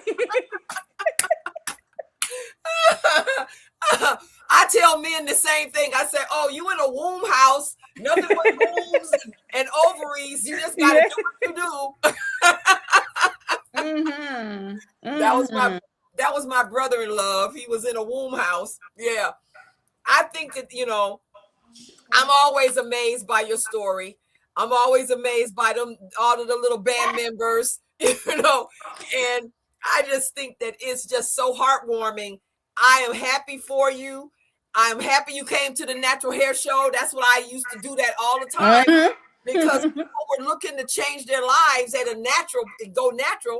That's the first thing Black women they think is to change their hair, And so they go to the natural hair show and they get all of the whole body because we all there, I'm so happy that because I used to do Jacksonville a lot, So I really, really am happy that I was able to stand in the gap. That's what we call it, Yes. Stand in the gap between, the here and the Killing Channel, Yeah. And the more awesome thing is I've sent so many people your way. Yes. Just from my testimony alone, people don't understand that how powerful herbs are. And I didn't even know anything about herbs at the time.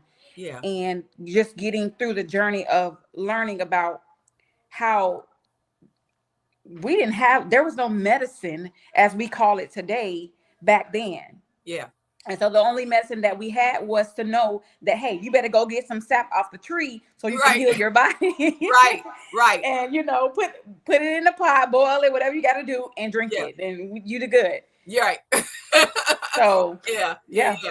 I used to hear all of those old home remedies. People used to put a piece of salt pork on the bottom of their foot if they had got a nail or a splinter or anything, and it would work it out. You could put garlic in the bottom of your shoe and it will come up through your breath. And take care of a lot of stuff going on in your body, but of course now your breath stank, but which one you want to be healed or you want to smell a little bit for a little inconvenience, Right. I mean, and then of course we had all the patent medicines because this is what I grew up hearing.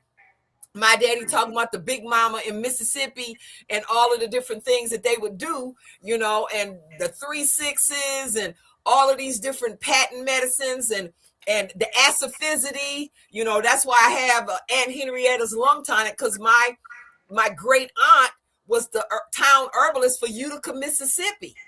And I will be having connections with her in my sleep. In my dreams, I sleep with a book underneath my pillow and I would write these things down in the middle of the night. And then other times I would go and just open it up and go through it and see if there's anything new in there because I don't remember writing the stuff down, And I know that I've been, touched by the legacy of working with herbs in our family. So, that was the only way that we was going to grow up, period, with the cod liver oil and the lemon tea and all the things, lemon and whiskey, I have to say, for the cold and just all of the things that we grew up with. You look at it and that's the traditional and elder wisdom. I always look also at the JAMA, the Journal of American Medicine, to see how these studies and things going. So I know what to tell women. Don't do that. This is what they found in the study. They ain't going to publish that on first page, or, whatever. So I try to take it all because healing is a whole thing. That's why we say holistic. It's your mind, your body, your spirit, your energy, your everything. You just can't pull one thing out and work with that. You got to work with the whole thing. Right. And I know you be deworming your boys because I be sending it. and do. Because them boys, they know they be extra wormy because they all on the ground and they driving the little trucks all over and they doing all kinds of stuff. So they be into all of the dust and the soil of the worms and stuff. I mean, if you got dust mites everywhere, you got parasite eggs, you know? So that deworming is something that you cannot jump over, you know? But I am so happy that you're still with us, that you are thriving. You look beautiful. And thank you. Yes. And I am just very happy for your outcome. And you never know who you're meeting and who was telling people about you and all of that. So I really appreciate all the referrals because I get referrals from all over the world. You know, I turn my ringer off at 6 or 7 because the UK African sisters about to start calling me, you know. They about to start calling me. And I love talking to them, just not right now. I can talk to you tomorrow at 10 o'clock in the morning and it's 6 o'clock your time or 5 o'clock, you know, but not at 10 o'clock my time, you know. So, sis, I'm so thankful that you always are available. This is a wonderful conversation. And I really am happy for you and the 4 boys. And that's what I call her, the 4 boys mama. And that's probably what everybody call you. Yeah. And that's perfectly fine. They keep asking me, am I having a girl? I said, I'm done. Please. I will allow somebody else to take care of that. You know, I'm good. Yeah. I had the 3 boys and then the girl just slipped in there, you know. So that was the only way I was done too, you know. Yeah, but her name is Nia because she was definitely on her purpose because she came on through, you know. Oh man, that's awesome. Yeah. So thank you, sis, for coming, and thank you for having me. Soon, and I'll be looking forward to that deworming order because I know ma'am. I can come back there. They do need more. Thank you so much, sis. I'll talk to you later. Absolutely. Talk to you soon. Okay. Bye-bye. Bye-bye. I love those kind of stories. We got a million of them too. I'm going to bring up Elay and I'm going to tell y'all how I met her. Elay, thank you so much for being here. Can you hear me? You have yourself on mute. I saw that I was trying to put you and it said you were on mute. Okay, can you hear me? Yes, now I can hear you. That's what it was. I was checking to see what it was that you couldn't hear and everything. What happened when she left? Okay, yeah, it was just 2 of us, so that's part of it. But I tried to stop it, but it wouldn't. But Elay is an author, and she has written lots of books. One of the books that I happened to get from. I can't hear you. I can hear everything up until the moment that she left, and then it shut down. It shut down. Okay, let me see. My mic is on. My video's on. I can hear you. I see that they're. Unmute mic. Yeah, well, I can hear you. And I cannot hear you. You got your volume up and all of that? So. Well, she can't hear me with the I'm volume. Not sure what to do. I don't know what else will make this work since it was working fine until just a second ago. Okay. You know what? Why don't you hang up and call back? Let me try stop. Yeah. So she's going to come right back. I love the boy mom and her story because them boys is running her too, you know. 4 boys is no joke, you know. And that's just one of those stories of people who were told you will not ever have children, and they got with me, and look what she got. She got 4 boys, not just 1, 4. I love that kind of thing because, you know, possibilities are something that we absolutely have to always maintain for our mission in life. If you start believing that it's done, that there's no more for me, I can't move past this, then yeah, you might have some extra challenges because you do need to be on mission and to keep growing. You never stop. And that's one thing I love about Elay. Yes, she looked like she went outside to see if she's gonna get a better signal. Yeah, the we never stop learning, we never stop growing, we never stop being on our mission. And this is part of the mission here for me, because there's so many women who don't know what they don't know, you know? And what ends up happening is, can you hear us now? I can hear you now. I just reconnected in. I went out and reconnected in. So here I am. I can hear you just fine. Okay, yeah. I was just saying the reason why we're even doing this is because women, we don't know what we don't know. And there's, like we were saying earlier, so much misinformation, and we want to be a stop for that. And we are the ones who will stop it. I mean, we don't want anybody else to come in and tell us what we should think and who we should listen to, etc. We have to control that, you know? Yeah.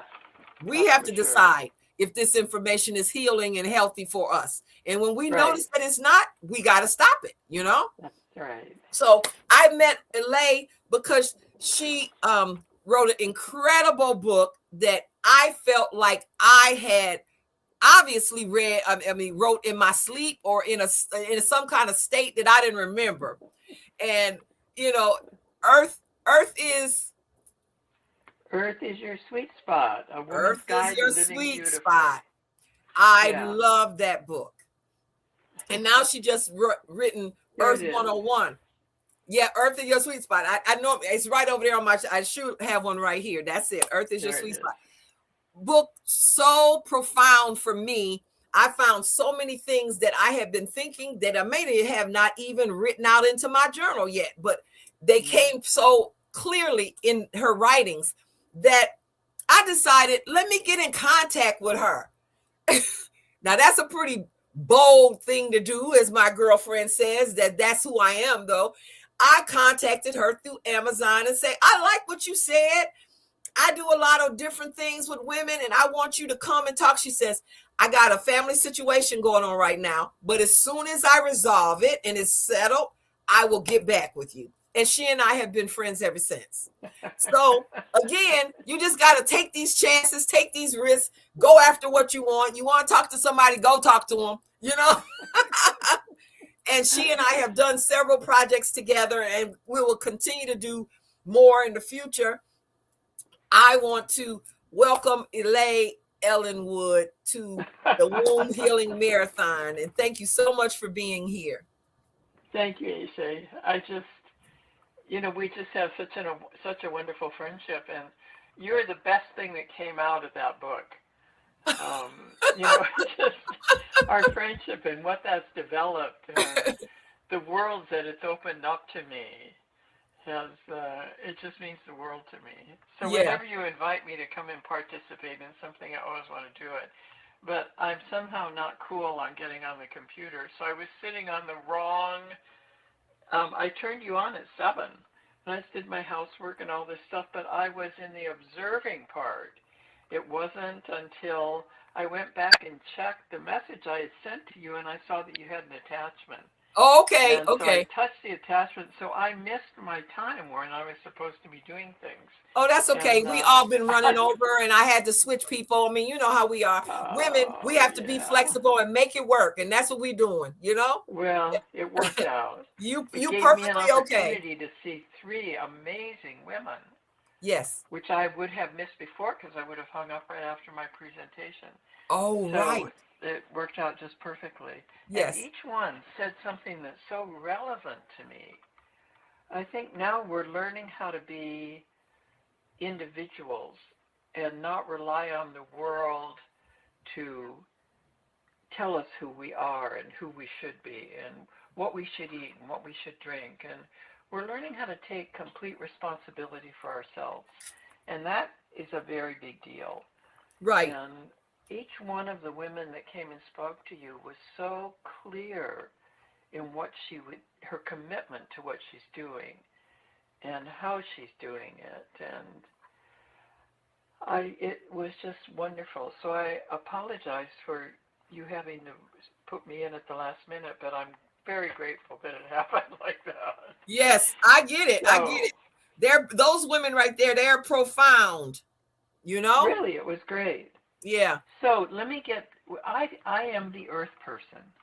Okay. Everyone is talking about all the things they do and they love and what they're struggling with. And I am the person that says, yes, but we're all overlooking something, which is a woman's body is an antenna between heaven and earth. Mm-hmm. Mm-hmm. And that antenna is not strong unless we are connected to earth. So at the very beginning of the day, you want to reconnect to earth. Mm-hmm. Now, we don't live in a world where that's just automatically a part of life. Some of the beautiful native people in our country live like that still. But Mm-hmm. for most of us, we live in towns and areas where even if we're working with the ground, we're not surrounded by a community that's earth-oriented. Mm-hmm. So we have to do this by ourselves. Mm-hmm. And the reason it's so important for women is earth is female. Mm-hmm. And so are we.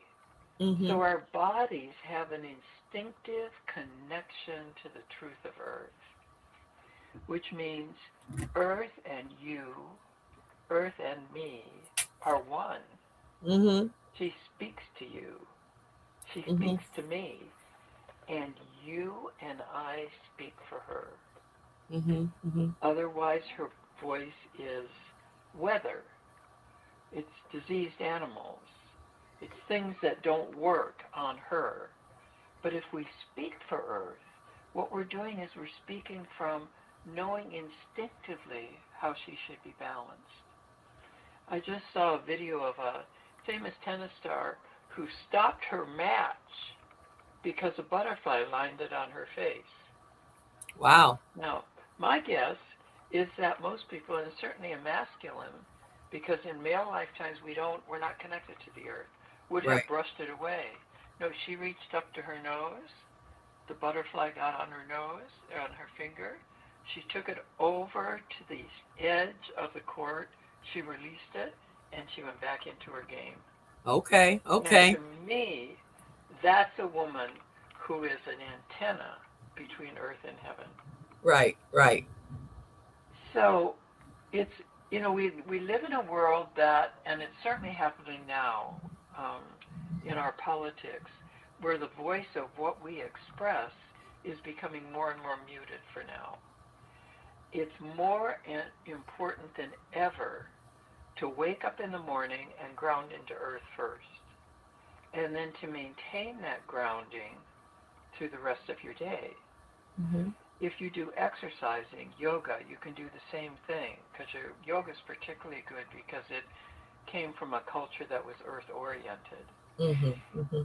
So what I'm suggesting is that all of us, and I'd love to join your group, and I want to be able to present this to the group as well, because I think that'd it's be so great. fundamental. Mm-hmm. Yeah. We start first by waking up in the morning and letting the gravity of earth pull us down in the bed. So we're not thinking, we're not planning, we're not doing anything busy with our brain. Mm-hmm. We're sinking into the gravity of earth. And when you feel yourself releasing to that downward, let the peace that comes in from that and the groundedness from that join you. Mm-hmm.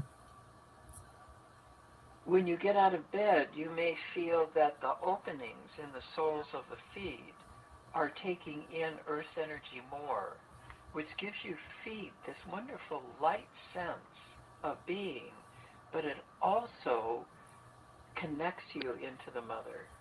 Mm-hmm.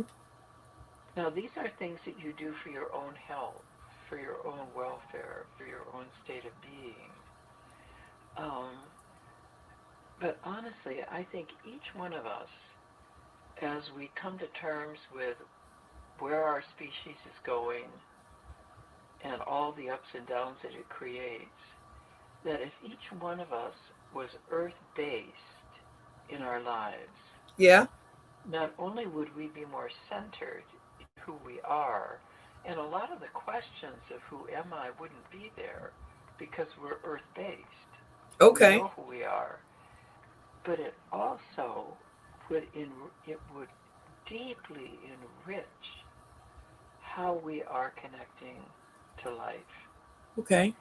I personally believe that a smiling woman can change a man's day.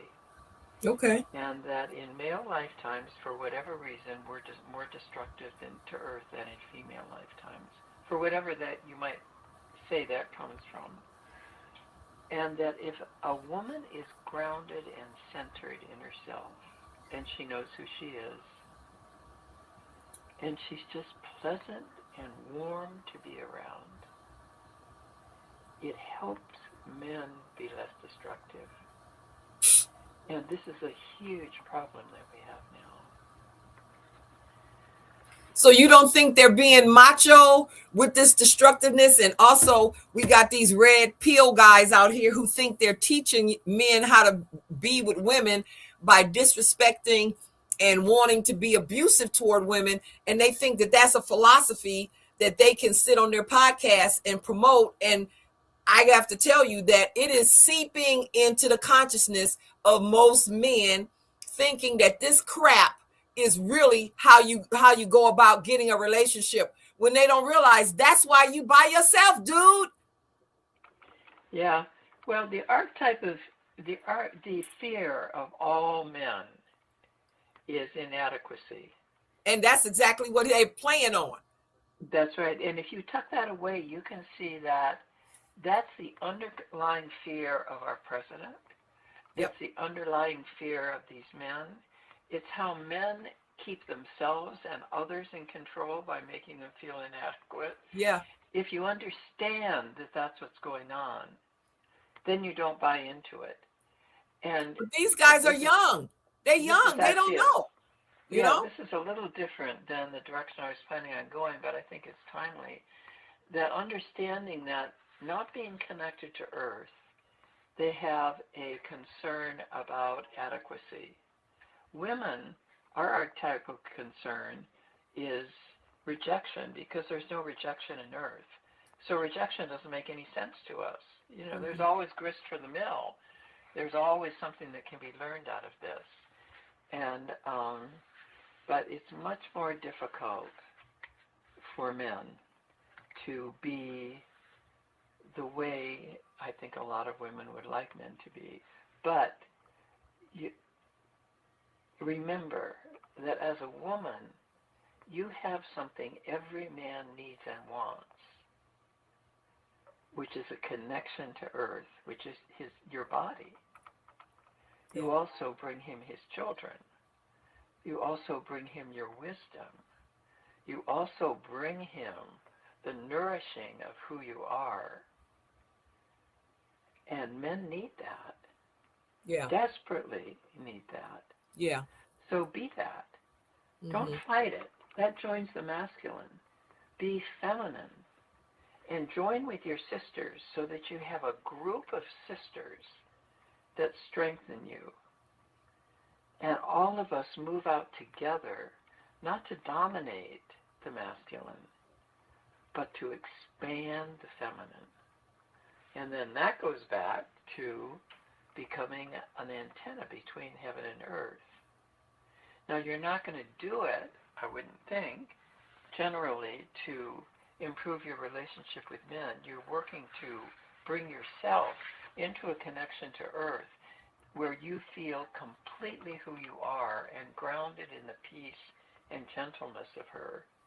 And you let your dream life and all that you've accomplished and done during the night, you let everything sink back into earth when you wake up in the morning, and then you get up and you're clear and fresh. Okay, so Aisha, I've just been talking. Do you have things you want to comment about that? No, I wouldn't. You weren't here earlier, but Dr. Shea and I were talking about healers, and I said, how fabulous her healing presence and abilities are, and I said, and I just feel like we have this at the top: the earth, sun, sky, energy, spirit. Then it's me, and then come through my hands and my arms is the healing, and then down my feet are connected to the planet, Yeah. and that's how I feel about how I work. So I am I'm a just channel for healing. right.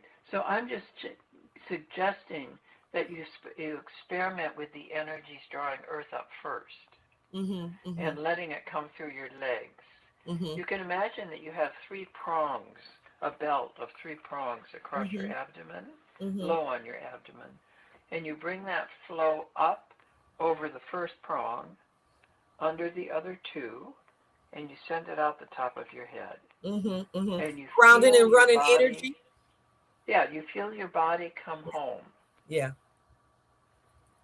And that's what your work is all about, Ishe, is the body. Yeah. You feel your body come home. Then you bring in the universal energy.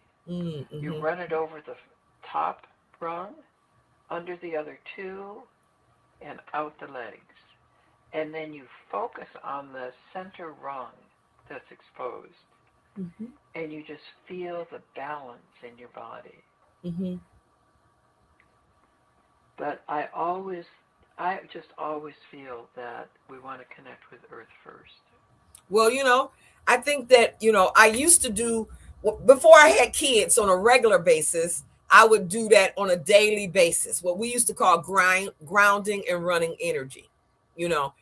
As you end up being like Juana, the boy mama, and you got 4 boys, or, your practices, they become a little bit more flimsy, to the point where sometimes you forget exactly why you're doing things, and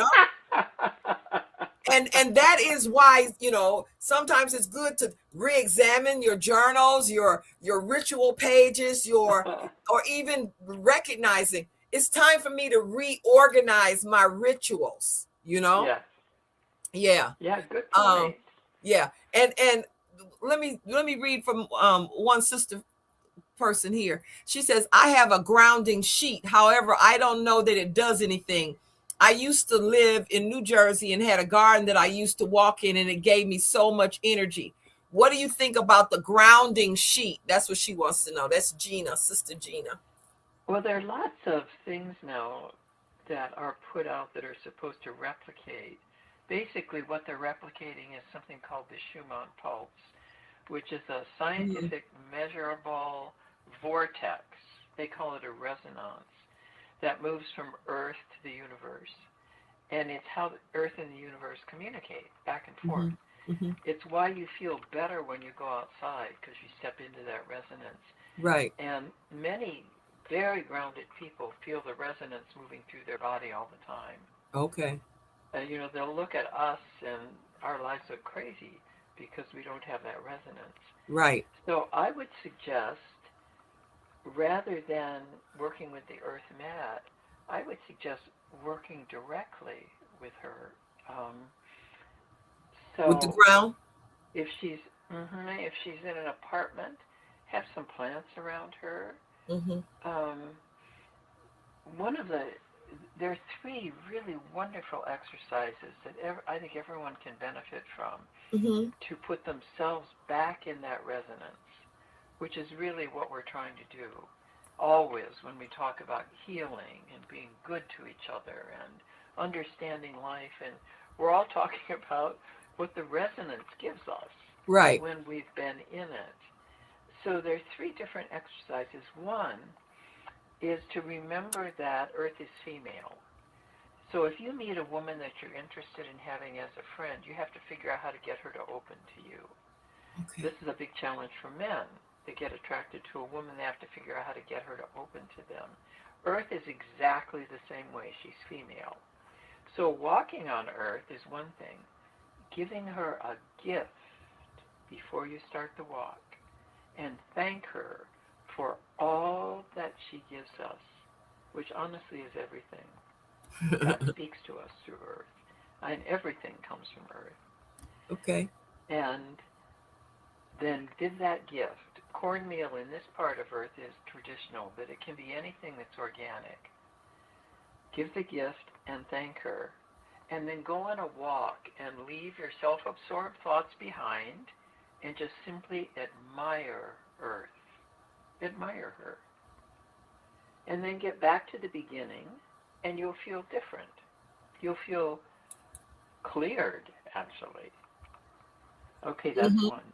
Mm-hmm. The second is that you say you're feeling, I remember, I think it was the naturopathic doctor talked about getting negativity out of her body. Okay. So important. And it's so important to get all the electronics out of our body. They cause huge problems, as I know you know, Aisha. So the second one is very similar to the first. You find a place in nature that's beautiful, that you love. It can be a walker in the neighborhood. It can be through the forest. It doesn't matter. But you have to feel safe. And you're there because you want to have something cleared out of you. A feeling state that you have. A sense of discomfort. Fear, which is a big one for me now. Just fear about where our country's going. And so I take that up. It's in my body. It's real. I walk to the opening place I have, and I give Earth the cornmeal, organic cornmeal. I thank her for everything she gives to me, and then I ask her to clear me as I walk. And once again, I try to leave my self-absorbed thoughts behind, and even all the self-absorption that's dropped into my body. I just try to leave that all behind, best of my ability, and then I turn myself over to Earth. And again, I admire her. I stand against the trees. I pet the dogs that go by. I look at the grass. I admire all the different elements of Earth. And then I get back to the starting point, and I have been cleared. Okay. Okay. Well, just by putting myself in her resonance. I think people are looking for more natural rituals, rather than just going outside, holding up their arms and spinning around in a circle. Yeah. This is walking with the body, and this is a very powerful one. Now, one that is really powerful is more difficult for people who live in cities. But what you're looking for is a place of Earth that hasn't been poisoned, where you can lay down on her as her daughter. She's your mother. You lay down on her as her daughter, and you just simply release to the gravity. That's all. And you leave your cell phone behind. It's very important. It's a safe place, because you don't want otherwise your body won't relax. And you just let that gravitational pull you down. The places in your body that are tense won't let go. The places in your body that are wanting to participate with a larger whole instead of whatever they're holding on to they're the ones that need to let go. You can also imagine you have sand in those parts of your body that are draining down into the earth. It can be joints, it can be your womb. The earth you're directly connected to your womb. The womb and the earth are one. Yes. There's no difference. That's why the energy that's coming through your feet moves into the womb first, and then fills everything else.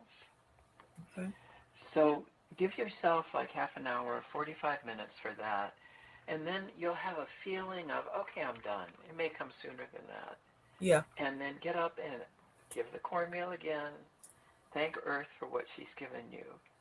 And you will be starting into the more engaged work of clearing your body and living as the kind of woman that you want to live when you're in that kind of relationship with Earth. And you'll be able to notice other women around you that walk like that. Native women on the reservation walk like that. They're just in the resonance. Now what this does, and this is so amazing, is that because we're connected to Earth, we have all of her gifts that can be ours to give, to receive for ourselves, and to give. Every single thing that Earth is capable of that we see is something that every single woman can take on and apply to our personal lives. So that list, you might take them down. Take these down and write down. Reproduction is first. Even if your body is not able to have children, you still reproduce because you're female. You make things happen. You create. Renewal is the second. Something happens and you are no longer in that situation. We have the ability to renew in that. Either renew ourselves or renew the situation. Adaptability. If we can't adapt, we can't evolve. Sustainability. Endurance. Resiliency. Expansion. Spiritual renewal. And instinctive wisdom. Every single one of us has all of those. So something happens in your life and you feel spiritually challenged. Okay. So you decide you need some spiritual renewal and you need a little help from the mom. So you go out to your place, which can be in your backyard. You have a place where you give a little cornmeal. It's like her mouth is there. And you just sprinkle and say, I need some spiritual renewal now. And you lay down and give yourself to her. And you will feel yourself renewed in that area and maybe others. Okay. And this is what you do for men. This whole list of things that we have here, men can do one or two or three of these, but there is no man who can do all of these because they're not connected to Earth the way we are. Our bodies connect us to Earth. Yeah. So I agree. yeah. Yeah. I agree. Earth is a mirror for you, for me. She guides, she renews, she balances, she inspires. Within her vibrates quietude and joy. And you and me are the gift of Earth. And when we're grounded in that, we don't need violence to prove our point. We don't need to be afraid of what's increasing. We are grounded in the truth of our home here. And we will get instinctive understanding of how to take our own personal lives and move forward in the life that we have, the gift that we want to share, and the life that we want to love with our deep inside of our hearts. Earth is the core. If we don't start with Earth in the morning, we're missing our root. Okay. You said get into the real rhythm instead of the constructed rhythm, That's right. And we have different constructed rhythms, TV rhythm, traffic rhythm, all kinds of other rhythms. You saying get onto the Earth rhythm. Right, and one of the rhythms we have is our own. Yes, that's the first rhythm we have. When I get up when you got in contact with me, my daughter had died as a result of drugs, and I was raising both of her kids and helping her husband get clean and sober. Yeah, and that was my rhythm. So I could have that rhythm just take me over, which it was always trying to do that. Yes. Because it was a huge process to right. live her life without her in it. And right. I know many other women have gone through that. Right. But if I started in the morning with Earth, the day was different. Okay. Because like a good mother, she came in and supported me. It makes me cry. she became a living presence for me. Okay. I also learned something really important, AJ, which is Earth is always communicating with us as women. Right. Always. We Okay. just stop listening. So you can have a question. Like I would think, okay, what am I going to do with my grandson who really wants to fight this bully at school, but I don't want him to fight the bully at school, and how am I going to resolve this? And I would let my eyes begin to float over nature. And as soon as I was drawn to something, I would let my eyes light on that. And the answer was always there. And the answer was always right. And as Okay. a woman, I was always right in how I interpreted it. Right. So at a practical level, it just serves us in Right. the huge challenges that we have to stay close to mom. Right. Yeah, yeah. Well, I think that everybody has really reoriented their mindset on paying attention to Earth Mother as a resource of recharge and power and support. Mm-hmm. You know, Yeah. I know that it's important for me because I would go outside every single day when the sun breaks to work in my garden. And that type of exchange had me in so many different emotional states every day. It was something different, you know, looking at how I was just like one of the ants, you know, in the scheme of things, looking at me moving the soil just like the ants picking up a little grain and moving it, you know. Yeah. So many different realities and similes of what's going on in the world is representative in your space and time and energy working in the soil with in the garden. Exactly. And it is something for me that is that keeps me not only connected, but it makes me appreciate life all over, you know? Yeah.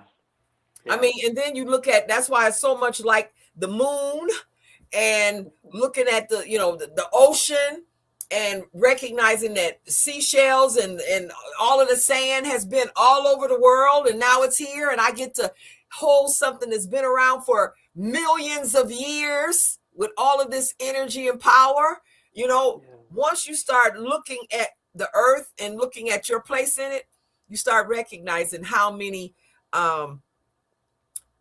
connections it's giving you to alert you to how you should be thinking about your space, your time.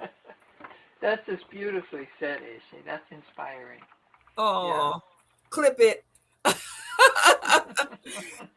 So thank you so much, Alay, for being here.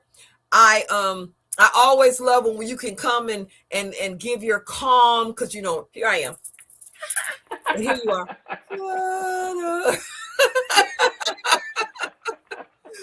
Give your calm presence on how we can look at some alternatives, you know, and we're going to continue to call on you often and continue to heal and feel happy and, you know, be observant so you can bring it back to us who are moving a little bit too fast, maybe, you know? Yeah, and remember that Earth, for Earth, we're all equal. Yeah. And the women that are participating in this, all of you have a genetic history to being deeply grounded in indigenous cultures. So you are way ahead of the Westerners as far as getting grounded. I recognize that too. It's not so much that you're not grounded, it's that it can be difficult to get that groundedness to work for you. Right. Not just to keep you safe, which is important. Not just to keep your kids safe, which is important. But first and foremost, it's for you. Right, right. I thank you so much, Alay. It's great whenever you come on. I love your wisdom. And we're going to have, I wanted to do a book conversation about your latest book, Earth 101. Yay. Oh, yeah. Yay. Yeah. Yeah, it's on Amazon, Earth School 101, a guidebook. Yes. And we're gonna I'd have love to do that. Okay, Anytime. fabulous. I was going to talk to you about it, but I like to just put it out there so we can let people know now rather than later. Okay. We're going to do a conversation with Earth School 101, and and then we will probably go back to the, Earth is your sweet spot. That one is a sweet spot, Yeah. Yeah. That's right. Yeah. That's right. So Okay, thank you so much for sweetheart. being God, it's here. great to see you. Great to see you too. Love you so much. And Yeah, I'll be talking to you soon. Okay. Bye. Okay. Thank you. Hey, Lima. Greetings, Dr. Eshe. How are you today? We are absolutely fabulous. That is amazing. Okay. Yeah, and I should say Ovario, Ovario. I'm wearing my necklace. I wonder if there's anyone else in the audience who graduated in, 2020 from your... I was trying to talk to Joy about it. Yeah, Joy Allison. She's supposed to be coming up any second, and we were talking about that. Who has their was in your class? Yes. Yeah. I don't know about the other classes, but our class was fabulous. No, I don't mean it in a competition sort of way. Oh, but you know what? It's always good. Something It's always good to kick some stuff out there, because you know what? The thing that I'm saying is about what we don't know. What we don't know is part of having a class that didn't really fit the graduation criteria.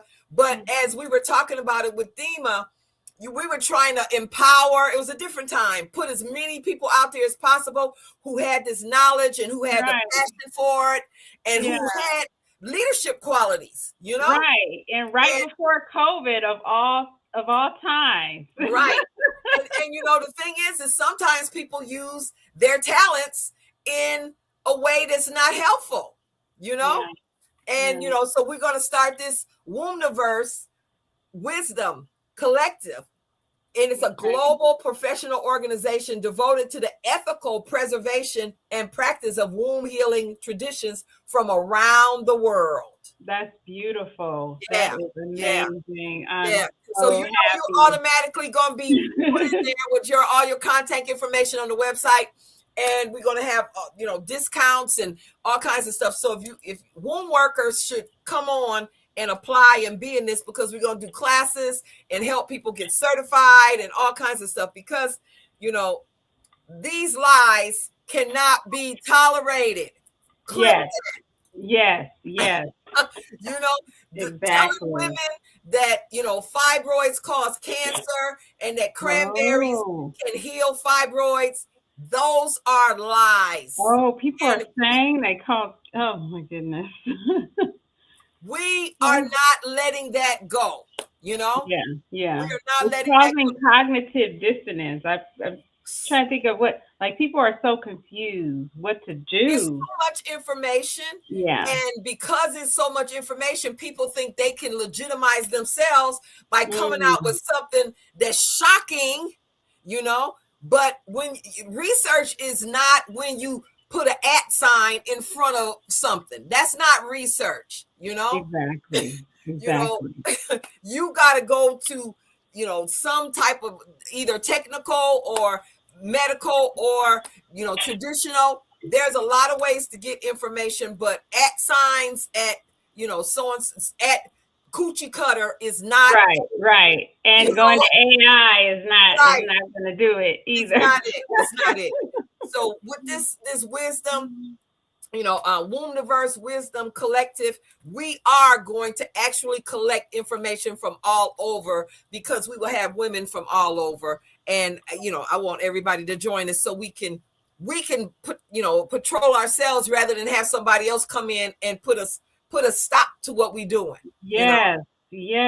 That's wonderful. Oh, we really need this. So I want to let you go ahead, Lima, and speak on what because you're a comedic yoga practitioner, you're author, you're a womb loveologist. What else do you have to say to the sisters here who don't know what they don't know? Okay, that sounds good. I have my presentation. For some reason, it looks. Just speak from the heart. I think I'm just going to speak from the heart. For some reason, it's not opening up. So and maybe that's Maybe that's why, because I That's just need to fine. speak Yeah. from the heart. Yes. I've done this enough times that, Right. yeah, you're right. I feel much better when I speak from the heart. And that, Yeah. I think that's why I have trouble scripting in advance. I always had trouble scripting in advance because it's like I keep changing what I want to say. But when I come from the heart, okay, Yes, it's much yes. better. That's what I'm Yes. going to do. That's what I'm Yes. going to do. Yes. Scrap the notes. Right. Okay. There's so much lighting in here. It's okay, sis. Just speak. Okay, I'm good. I'm Yeah. good. So when I'm live, you can let me know. You're alive. You've been live the whole time. I've been live. Okay. Oh my goodness. Oh my goodness. I thought we were just chatting. No. Okay. Greetings. My name is Lima Pasha. I am a Kemetic yoga practitioner and the author of Activate Your Wellness: How Women Leaders Go from Drained to Reclaimed. My wellness journey, as someone who experienced several second trimester pregnancy losses before conceiving 2 healthy children, and then later on going to experience traumatic symptoms with fibroids, and then learning about Dr. Eshe's program and healing the fibroids naturally, is someone who really wants to support women on their journeys holistically. So as I know, everything is connected, right? With holistic wellness, there's no one shot or quick fix that's going to help you to transform yourself. We must create a holistic lifestyle that works for us on a daily basis. And it's not about perfection, it's about daily practices and habits. If you don't practice these things on one day, just go back to your drawing board and do it again until it becomes a part of your natural rhythm and your natural lifestyle. The way we've been trained, indoctrinated, is to get off of our natural rhythm, our natural lifestyle. Like Dr. Eshe said, she plants food in her garden. That's something that probably 80 to 90% of us naturally did, right? Reconnecting to the soil, connecting our hands and our feet to the soil. That's something that we need for our bodies to feel well. And also going outside in the sun. Natural things that we need to do, we've been somehow cut off from them by being inside, by not breathing the fresh air, by being on an artificial schedule where we wake up at a certain time, we go to bed at a certain time. That's not conducive. And then we start to focus on things that are not gratitude, and we get off track. So today, I want to tell you a little bit about some of the 7 steps that I talk about in my book, Activate Your Wellness: How Women Leaders Go from Drained to Reclaimed, because I developed this book after completing the Womb Wellness Certification Program, after helping myself to eliminate fibroids and going on that journey of, self-discovery, having 2 beautiful children. And once I got through the challenge of experiencing the second trimester losses. So that experience led me to just understand that we have to take our health into our own hands. We have to get to know our bodies and ourselves, because if we don't know our bodies, how can we go and talk to the doctor or talk to anyone else about what's going on with us? Somehow we have gotten a total disconnect from who we are and what our bodies need. And we're relying on outside influences to tell us what we need to do. And as Dr. Eshe said, we don't know what we don't know. So we're following misinformation.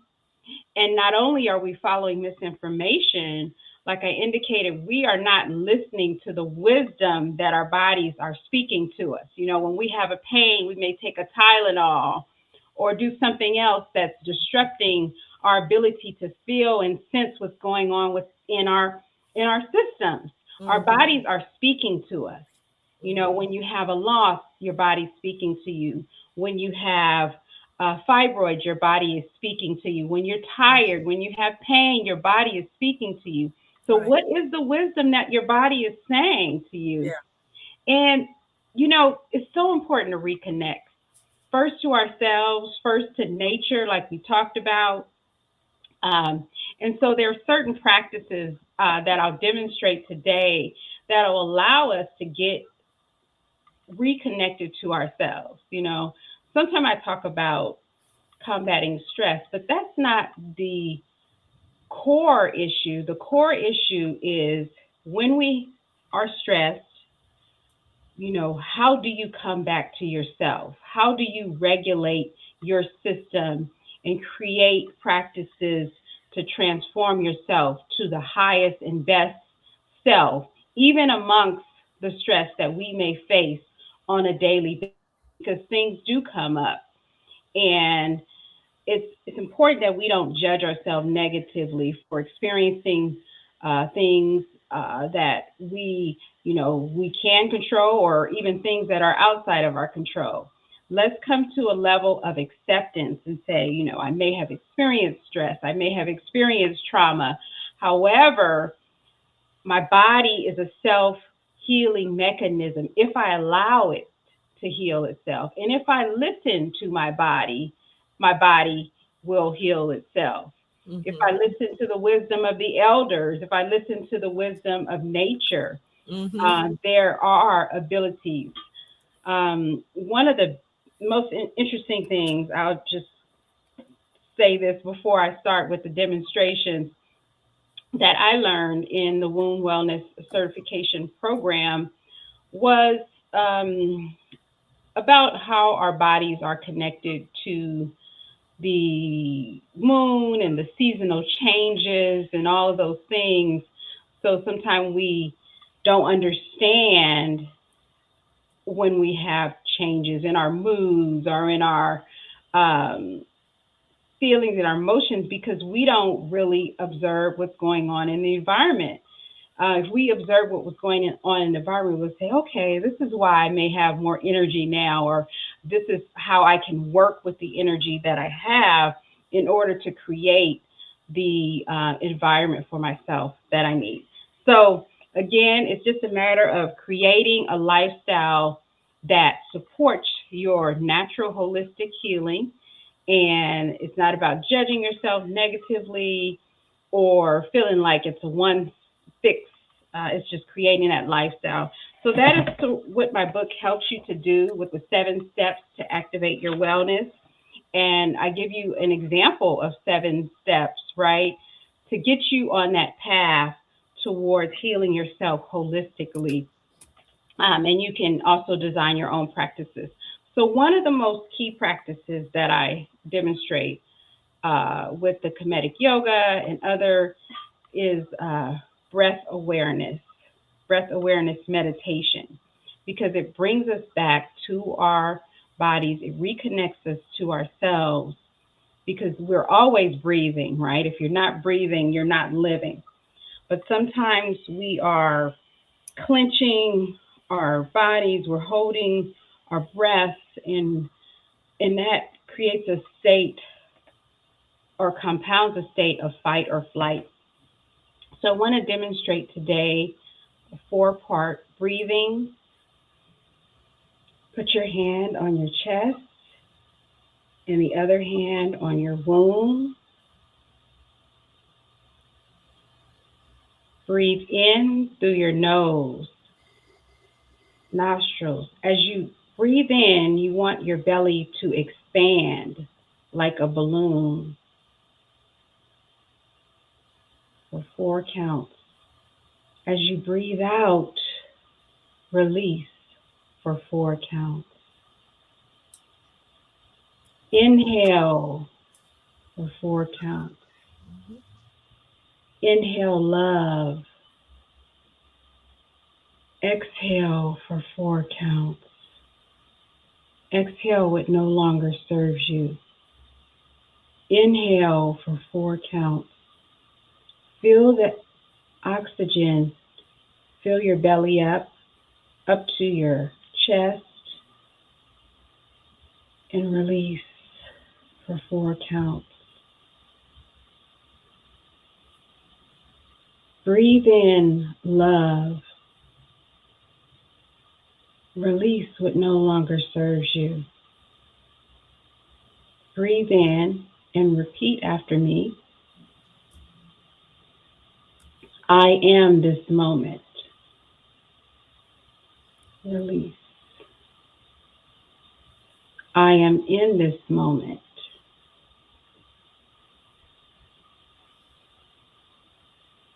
I am this moment.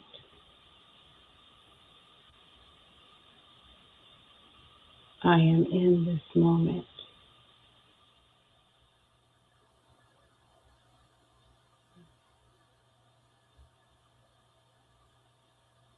So this 4-part breath awareness, as I want to demonstrate that you breathe in through your nostrils and you're expanding your belly, your abdomen.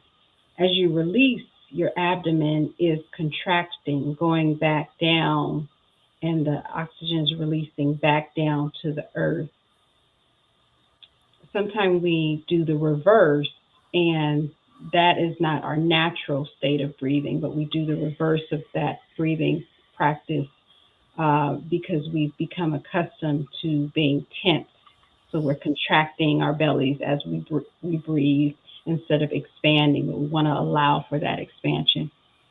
So I want to demonstrate, let you know that that's a breathing practice that you can come back to anytime you feel stressed. If you're washing the dishes and you feel your thoughts drifting or becoming not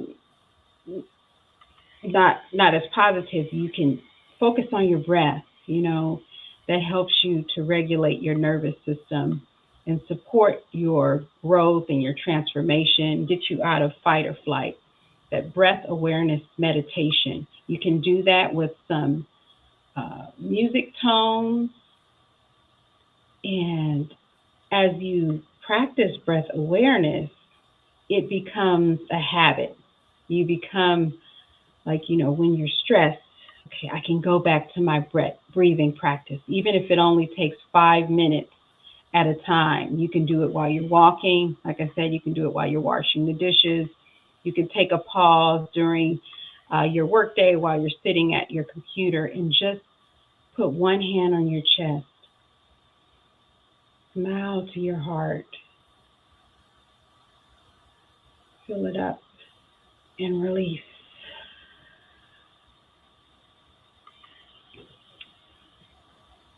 So that's one practice. Another practice that I talk about in my book that's very sustainable is a practice of visualization. And I recently did this visualization practice for a group of women, and they talked about how some people are not able to visualize. When they close their eyes and they want to visualize something, it's hard because their thoughts are racing and they're thinking about lots of things. So I've developed some guided visualization that can support you in getting back to yourself and getting back to your highest vision for yourself. Another thing that we did in the certification program was talk about our dreams. You know, we are often focused on what's not working for us, so focused on what's not working for us that we can't paint a picture for the future. One of the most compelling things that I heard, and that it sticks with me today, is that we go through different seasons. Yeah, I love a season. And yeah, Dr. Eshe talked about that. Yeah. The different seasons, and if we don't prepare for the next season, when we're in this current season, then we get stuck there. Can you talk about that, Dr. Eshe? I love how you talk about that. That was one of the things that grabbed me and made me want to sign up for the certification program, and it helped me through the process to get to the next phase in the journey, because it's like we're so stuck. I mean, I know when people talk to their therapists and when people talk to their coaches, they're always talking about the problem. But if you only focus on the problem, you will never get to the solution. Right. I've found that when people are doing their visualization, they start focusing on the problem, so they can't see themselves on the other side of that. And if we can't see ourselves on the other side of that, Right. there's no way that we can get there. Right. Right. I want to help you with the visualization, but let me really let Dr. Eshe expand on the. Oh, okay. I'm always happy to do it. I'm gonna pop right here and get this little chart. Okay. See, can you see my chart? Yes. Yes. The thing about it is that it's, you know, we are always we have 4 seasons, and they spring, summer, fall, and winter, and they correlate to birth, rebirth, life, and death. Most of the time, when people are talking about their situation, what's meaning that something bad is going on in their life for a while, they are talking about the death cycle. Everybody has a death cycle, but the thing is most of us, I would say right now I'm in a birth cycle, because we're doing this whole womb healing marathon. That's a new thing. We've created a whole series of these types of events. That's part of the birth cycle. Most of the time when people are talking about their situation, they're in a death cycle. How you get out of your death cycle is that you look at your goals. And most women do not have their goals written. You need to have written goals so that as soon as you hit your death cycle, and let me tell you what a death cycle can signify. It can be an actual death. It can be divorce, a job separation, you fired or laid off. It can be a major illness, retirement, business slowdown, friendship ends, car problems, addiction, depression, or sadness. Those are death cycles. Divorce is on here too. Well, what if you are in that death cycle? You go to your list of goals, and that will immediately put you back in the life cycle, because you're starting something fresh. In the birth cycle, because you're starting something fresh. And birth cycle is actual birth, new job, marriage, new city, new house, new routine. This is how you change so-called situation from being desperate, bad, and negative into being something positive by going immediately into the new birth cycle. Now, it correlates to a lot of other things, your ages and all of that. We won't talk about that whole thing now, because it's a whole thing, how you are in spring from 0 to age 24. That's your spring. Then summer is age 25 to 40-ish. Fall is 40-ish to 55, and then winter is 56 up. The thing is that everybody is in a season and a cycle.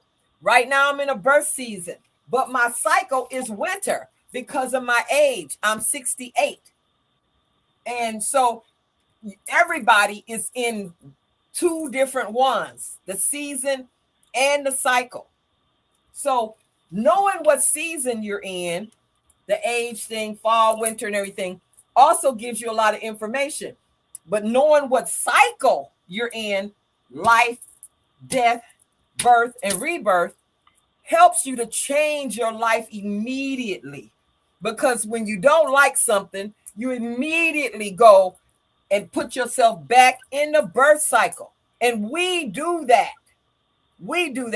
When you letting stuff happen to you, and you ended up being in the death cycle, your job left, you this left, your that left, you immediately got to go back to your goals and do your birth cycle. So that's what she's talking about. I have this poster up where I can look at it all the time, because I want to always keep up with where I am. But also, a lot of times when I'm talking to clients on the phone, I immediately just look over and say, okay, you're in a so-and-so cycle. And when you explain it to people, most of the people that I'm talking to, 9 times out of 10, They're all in a death cycle. They're in a death cycle. So nothing wrong with death cycles. Good stuff comes out of compost, you know. Yes. Yes. Good Yes. stuff comes out of compost. So Yeah, go ahead. those death cycles happen so that we could realize that something new has to be birthed out of it. Yep. And just like in the fall and the winter when the leaves fall off the tree, like you said, those leaves are used for compost. We learn so that we can grow in the next season of our lives. So that's what we're hoping today, that people will understand that people may experience pregnancy losses, people may experience fibroids. All of these things can be used to help you develop your holistic lifestyle so that in your later season, you can have an even healthier life. And then you'll be able to help your children and your grandchildren so that they may be able to have less challenges on their journey. But everyone has to experience their own set of challenges. So we're so fortunate here to be learning and growing in this way. Well, you know what, Lima, I really want you to be involved in the Wombniverse Wisdom Collective. Yes, yes. I'm excited about that. We need your voice in there, you know? I'm excited about that. And we want to, you know, we have a couple more women that are here that are waiting backstage, and we want to have you again during our whole year-long series. You know, one of the things that I told myself for this year, for 2026, is that I can do hard things, because we're getting ready to bring up our next guest, Brigitte. Okay. I can do hard things, because talking about doing hard things, there's a lot of things that's changing really quickly. You either bend or you break, and being able to tell yourself, I can do hard things, means that when something comes that's something that you don't want, you could at least say, I can do hard things, and go at it like you are going to succeed, you know? Right. And that matters when you are already juggling 20 balls. Okay. So I can tell people how to reach me. Reach me at reach you, your upcoming classes. Yes. Yes.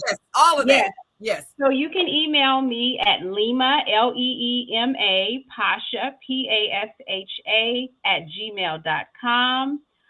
You can pick up my book on Leema Pasha Linktree, on my own personal Linktree, or you can pick it up on Amazon. My next class is on February 22nd in Daly City, California. It's a Kemetic yoga class and a wound wellness circle. I'll be demonstrating the breathing practices and visualization, as well as Kemetic yoga during that class, that in-person class. And just email me, reach out to me if you want me to come to your area to host a class. And I'm, definitely pick up my book for more of the demonstrations. Thank you so much.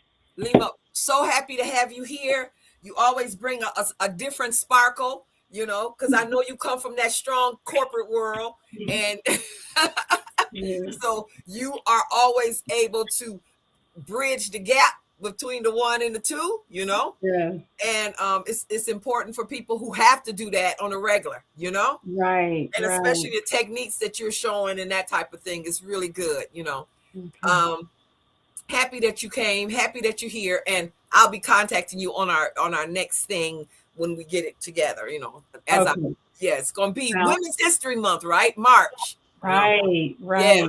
So we got a lot of stuff coming forward. So we're going to bring forward, you can stay. Okay. We're going to bring forward our next guest, a world-renowned author of herbalism. It was my first herbal book that I bought. It was called Elder, and it was a tiny little book, like I think it was like 75 pages, And I learned so much, and people who know me now knows that I'm really into Elder. Elder is in a lot of my formulas for lungs and cough and, these kinds of things. This is the woman who wrote that book, and she's part of the guard of people who paved the whole way for us to come through. This is Brigitte Mars. I met her at Herbalissimo in Austin. And I've just tried to keep in contact with her to get her on the page with us and dabble some of her knowledge into our paint space, you know. So Brigitte, you know that we're talking all about, make sure your volume is on. We're talking about womb wellness and healing, and we want you to put your stamp on this of what you consider healing. Love the thing behind you, the poster. It's really, really exotic. Love it, you know. I know. So your volume is not on yet. Your volume's not on. Mm-hmm.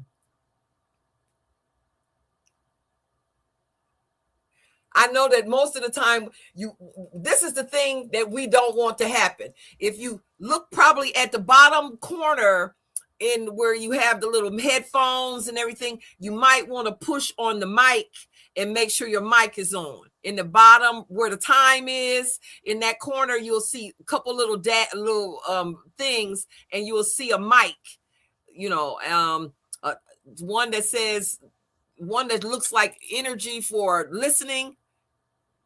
Yeah, it's right next to the time. And I don't have you on mute. So I know that's what it is if you look on that side right there, it is that there you are. Okay, can you hear me? Yes. Okay, sorry about that. Well, I know, expect the unexpected. Well, Eshe, that's exactly how we. That's why mamas make the world go round, because we can change it up no matter what. Go ahead. We can do hard things. Well, I'm so honored to be on your podcast, and it was wonderful to hear you, Lima.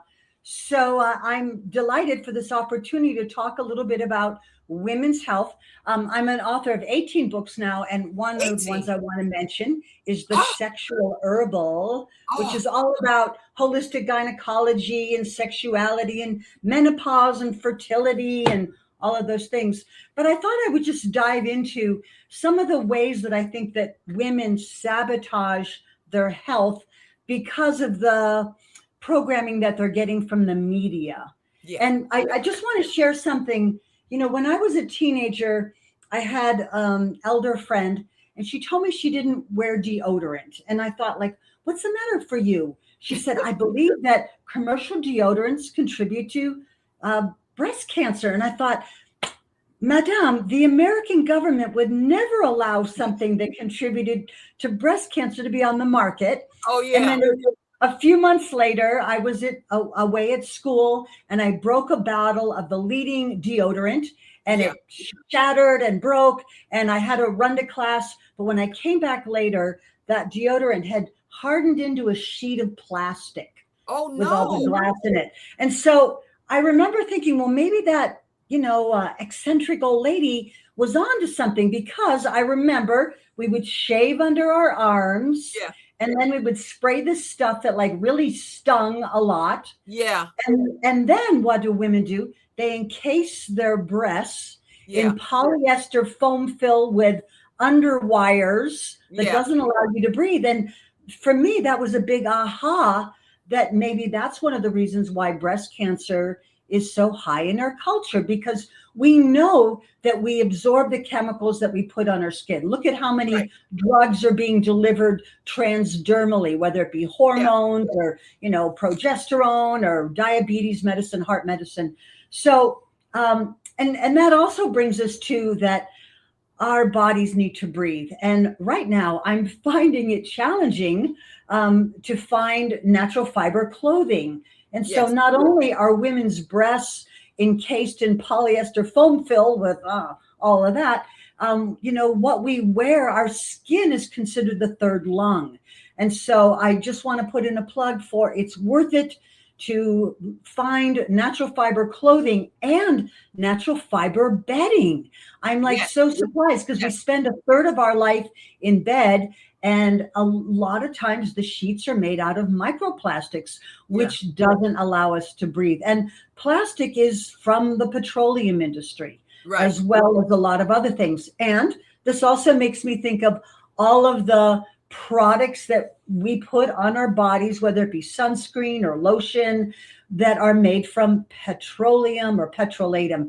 And I remember learning in massage school that when we use petroleum products, it clogs our pores and it impairs the assimilation of fat soluble vitamins. So we again, it's easy to do. It may mean that we shop at the natural food store, that we, seek out, put cotton or hemp or bamboo or natural fibers. But, this is a simple thing we do because, very often I love watching these TV series where people are dressed in, Victorian clothing. But when you think about the corsets, but even now when we wear, belts, it's blocking our lower chakras. So, when we try to cram ourselves into tight jeans and, belts and make our waists, I thank God girdles are not a thing right now, but I know they are. Think about it. The Kardashians, she brought back girdles with that whole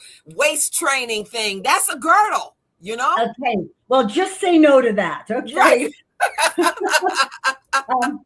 And then like all the carcinogens that are in the makeup. And, one of my daughters who's an actress, she was complaining the other day that her vision was not as good as it used to be. And I said, have you thought about the eyelash glue? That she's wearing those fake eyelashes. Right. And this is just a very thin bit of skin. Do you really want to be putting glue over your very precious eyes? I know. And so we're being bamboozled, like waterproof mascara. And again, I like to wear eyeliner and mascara sometimes, but, we could be supporting natural products by shopping from the brands that are often at the natural food stores that are using herbal things like, so that's a simple thing to do.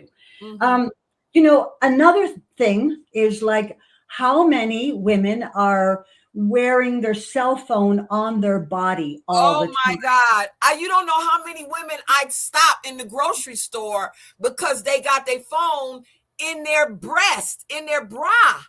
And I'm saying, sis, you will get breast cancer from that. And you know who has a lot of breast cancer incidents because they radio is on their chest? Women police officers. Wow. Well, that's a simple thing to do. So again, we love our cell phones, but could we keep it in our purse or a backpack or on the desk, not on our body? And for men, they're wearing them near their prostate and their genitals. And could that be affecting their fertility? So, I just want to say that what is considered normal is often one of the reasons why we have so many health issues. So I thought, and I realized that some of us are in the winter time of our lives, like myself. But I remember, another thing that has come up is, how many women have problems like endometriosis and fibroids and extreme cramps. And another thing that we've been marketed is the use of tampons. And I know it's come out in the media recently that tampons have lead in them, but also the fact that they're bleached white. What is that bleach made out of? Carcinogenic things. We know that cotton is one of the most heavily pesticided crops on the face of the earth because it's not considered a food crop. And our yonis, which also means our vaginas or our sacred space, to put things in there gets absorbed into our bloodstream.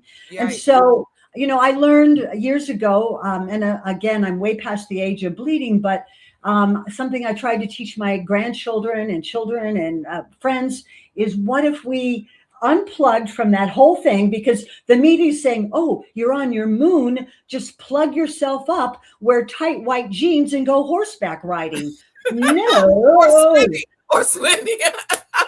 Or, go play tennis in your little white shorts or something. So no, I'm saying that when it's your bleeding time, cramps are going to be a lot lessened if you wear external protection. And, a little secret might be, you could save yourself $10, $20 a month by cutting up old pieces of flannel or your husband's t-shirts or something, and use them as a menstrual cloth. Mhm. And this is, I know what my grandmother used to do. And then you soak Right. the cloth in water and you give that mineral rich water to the plants outside. Maybe Yeah. you don't want to give it to the lettuce because people say, don't eat salad at her house. She's a little weird, but go give it to the apple tree or something. Right. Yeah. And Yeah. I think that we would heal a lot of our disconnect with our wombs if we would say, hey, this is blood that would be used to nourish new life. Mhm. And, people think nothing of going to the hardware store and buying, cow manure and sheep's blood to put in their garden. And we should really realize that this blood that could be used to nourish our own babies, to give it back to the earth, can help heal our relationship with our menstrual cycles. Because a lot of us grew up, calling it, the curse, like all these bad things. So let's improve Right. our language about it. And, Right. I think that it's really quite miraculous to give it back to the plants. And, I also love the idea. I heard you in the lady before me, Lena, I think was her name. Lima. Talk about our connection to the moon. Yes. And, I love the idea of, paying attention to where the moon is. Me too. And that might mean taking a walk outside. I love to, go for a walk with my partner on the full moon, or we kind of plan something. Yeah. And just like our ancestors planted their garden, we're going to plant our garden when the moon is in a certain phase. And it's a really ancient tradition. And rather than thinking it's a woo-woo, we know that, the moon affects the tides, and we are made of like 70, 80% water. Right. So it certainly makes sense. So again, my grandmother used to trim my hair because I wanted to grow faster when the moon was in a water sign, like, Cancer or Scorpio. And then she would get me to trim my nails when they wouldn't grow so fast. So when the moon was waning. So, I love that lunar connection. And then, maybe we even want to think about when we're using herbal formulas, whether it be for fertility or healing some aspect of our reproductive health, maybe starting when it's a full moon or starting when it's a new moon. I love that novel, The Red Tent by Anita Diamant, where women really, paid attention to that. And so there's such a focus right now. Women go to their gynecologist and they're always talking about, we need to do something for your hormones. Your hormones are out of balance. And I just want to say that it would be much wiser for us to start with looking at the health of our liver, because our livers help to break down hormones. So rather than before you start adding like, I got to take this hormone and that hormone and more pills and all that, why not improve liver health? And a really simple thing to do is start your day with lemon and water, because the sour flavor gets the liver to help break things down. It's so simple. My grandmother did that, the lemon and water. And, I know it's a very American thing to start your day with coffee and sugar and all the things. But if we start our day doing something healthy, that's going to be great. And our liver also loves it when we eat greens. Green leafy vegetables. So one meal a day, could we include, cabbage and celery and arugula, because greens are very detoxifying. So I'm a big believer in eat all the colors of the rainbow. The American diet is quite beige. So a really healthy thing we can do, go for the purple cabbage and the pink grapefruit and the black rice. I mean, wild rice and black rice are so mineral rich. And by eating more black foods, that's going to be good for our bones and our teeth and our hair. Seaweeds would be another example. So making our food more colorful. And, I know that organic foods can cost more. But yet we're also voting for the future of our children and grandchildren and the health of our planet. And one travesty that a lot of people don't realize is a lot of the commercial animals that produce meat, milk, eggs are being fed hormones so that they will get fat faster, have, produce more milk, lay more eggs. And a lot of the animals have cancer.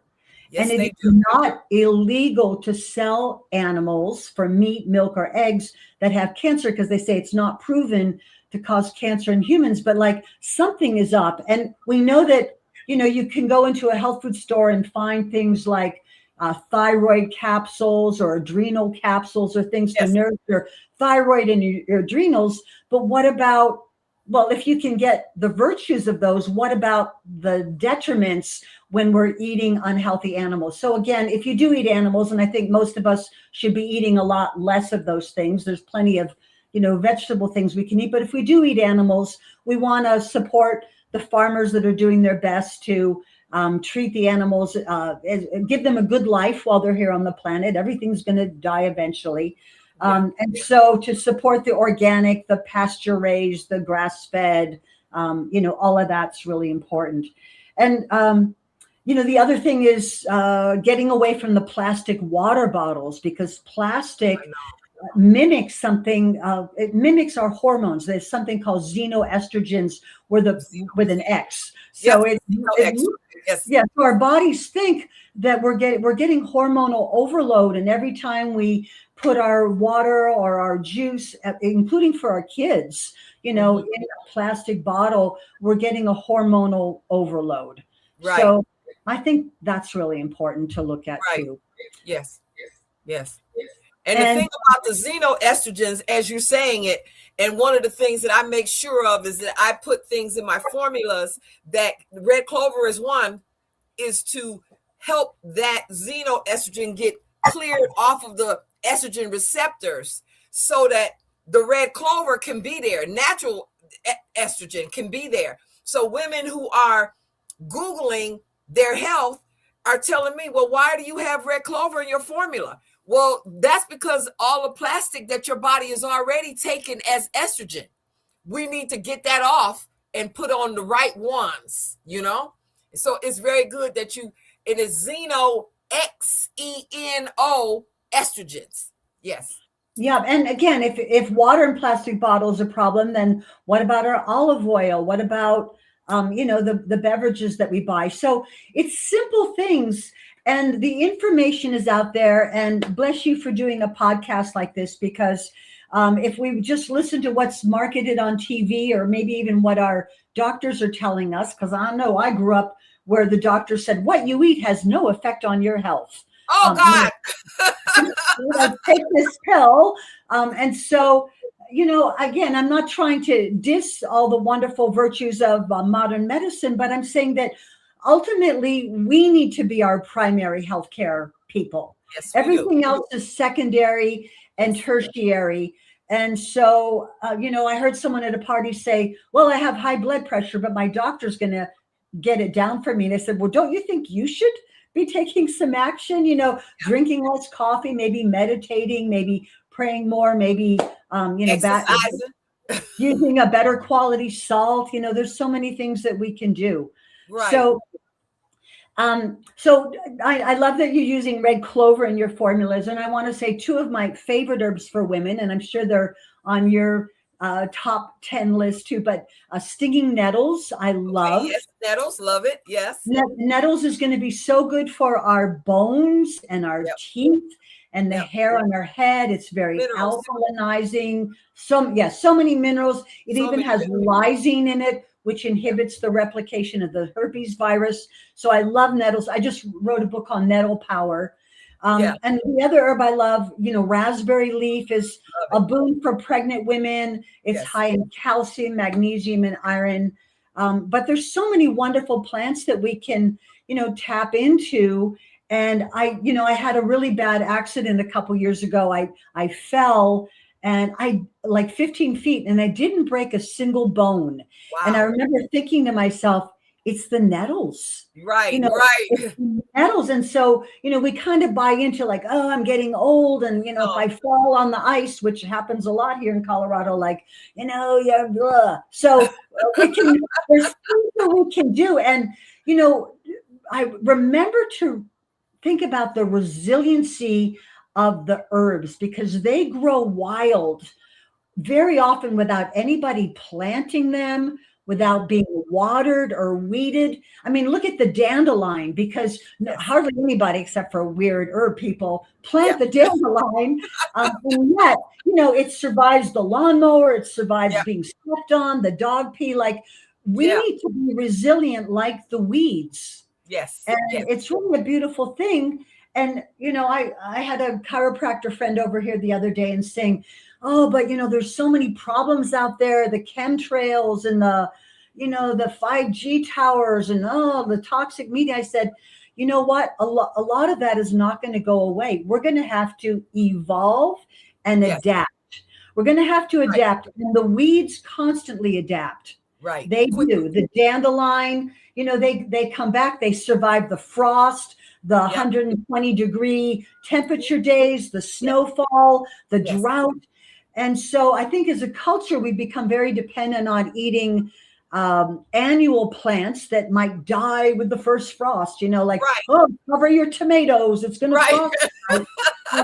But yet the tomatoes die and the dandelions are still producing. They might even fall a second time. So again, isn't there more research on that? Because you can't patent a dandelion. We could sell you some chemicals to kill them, and cancer, and we'll make more money. So question authority on that one. Question authority, right? Absolutely.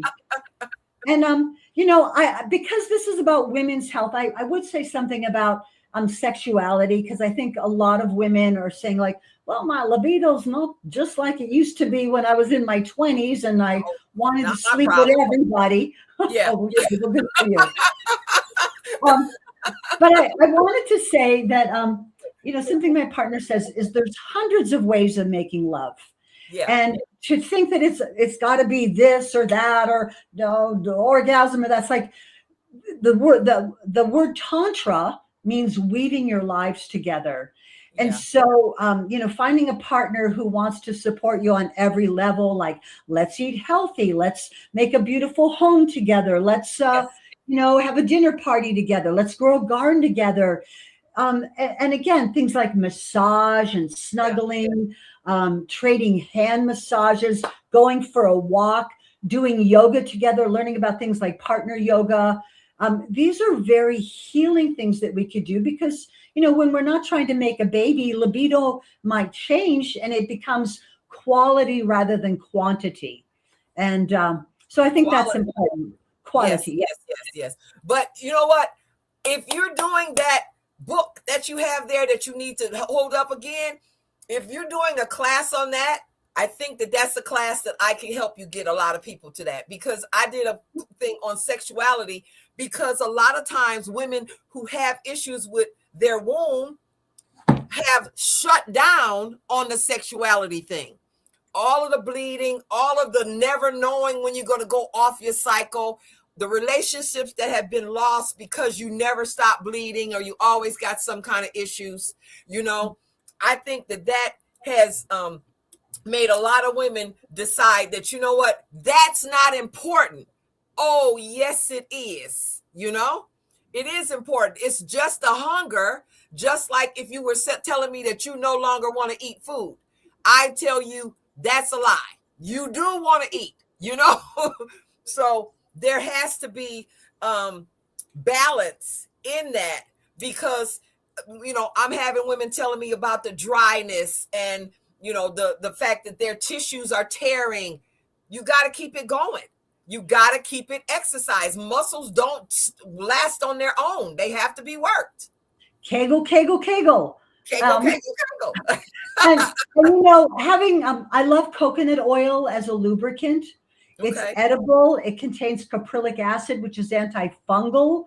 Yes. It doesn't stain the sheets. Again, how many women are using chemical lubricants that are going into their bloodstream somehow? Right. So we want to watch out for that.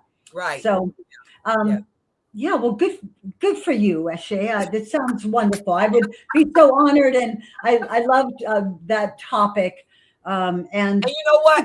We all say here that we are grown-ass women. So we use the words, the physiological words, We're not, because a lot of women have been raised on saying down there. There's no down there, sis. What down there are you talking about? Your knees, your ankles, or your vagina? You know, let's speak like grown ass women, you know? So Absolutely. And, so many people suffer from trauma. yes, they do.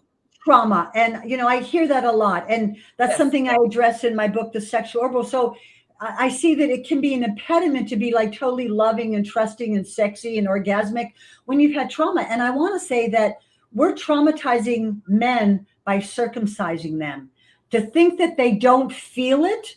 Yeah, they feel it, and they can't give them anesthesia because it's too toxic, and it is a trauma. And I know we've all seen those pictures of how the face is a map of the body, the hands are a map of the body, the feet is the map of the body. So where the foreskin is corresponds to the pineal gland. Okay. So it's a disconnect, and they sell the foreskins to I make didn't know they sold- Well, to make all my sons breathable bandages. into what? Breathable bandages. Breathable bandages, and it's $1 billion a year industry. They sell the placentas too. I knew that for hair conditioner and stuff. Yeah. Yeah. I didn't know. Well, none of my sons are circumcised. Good for you. Yeah. One of my friends, he says, I don't believe in ritual torture of babies.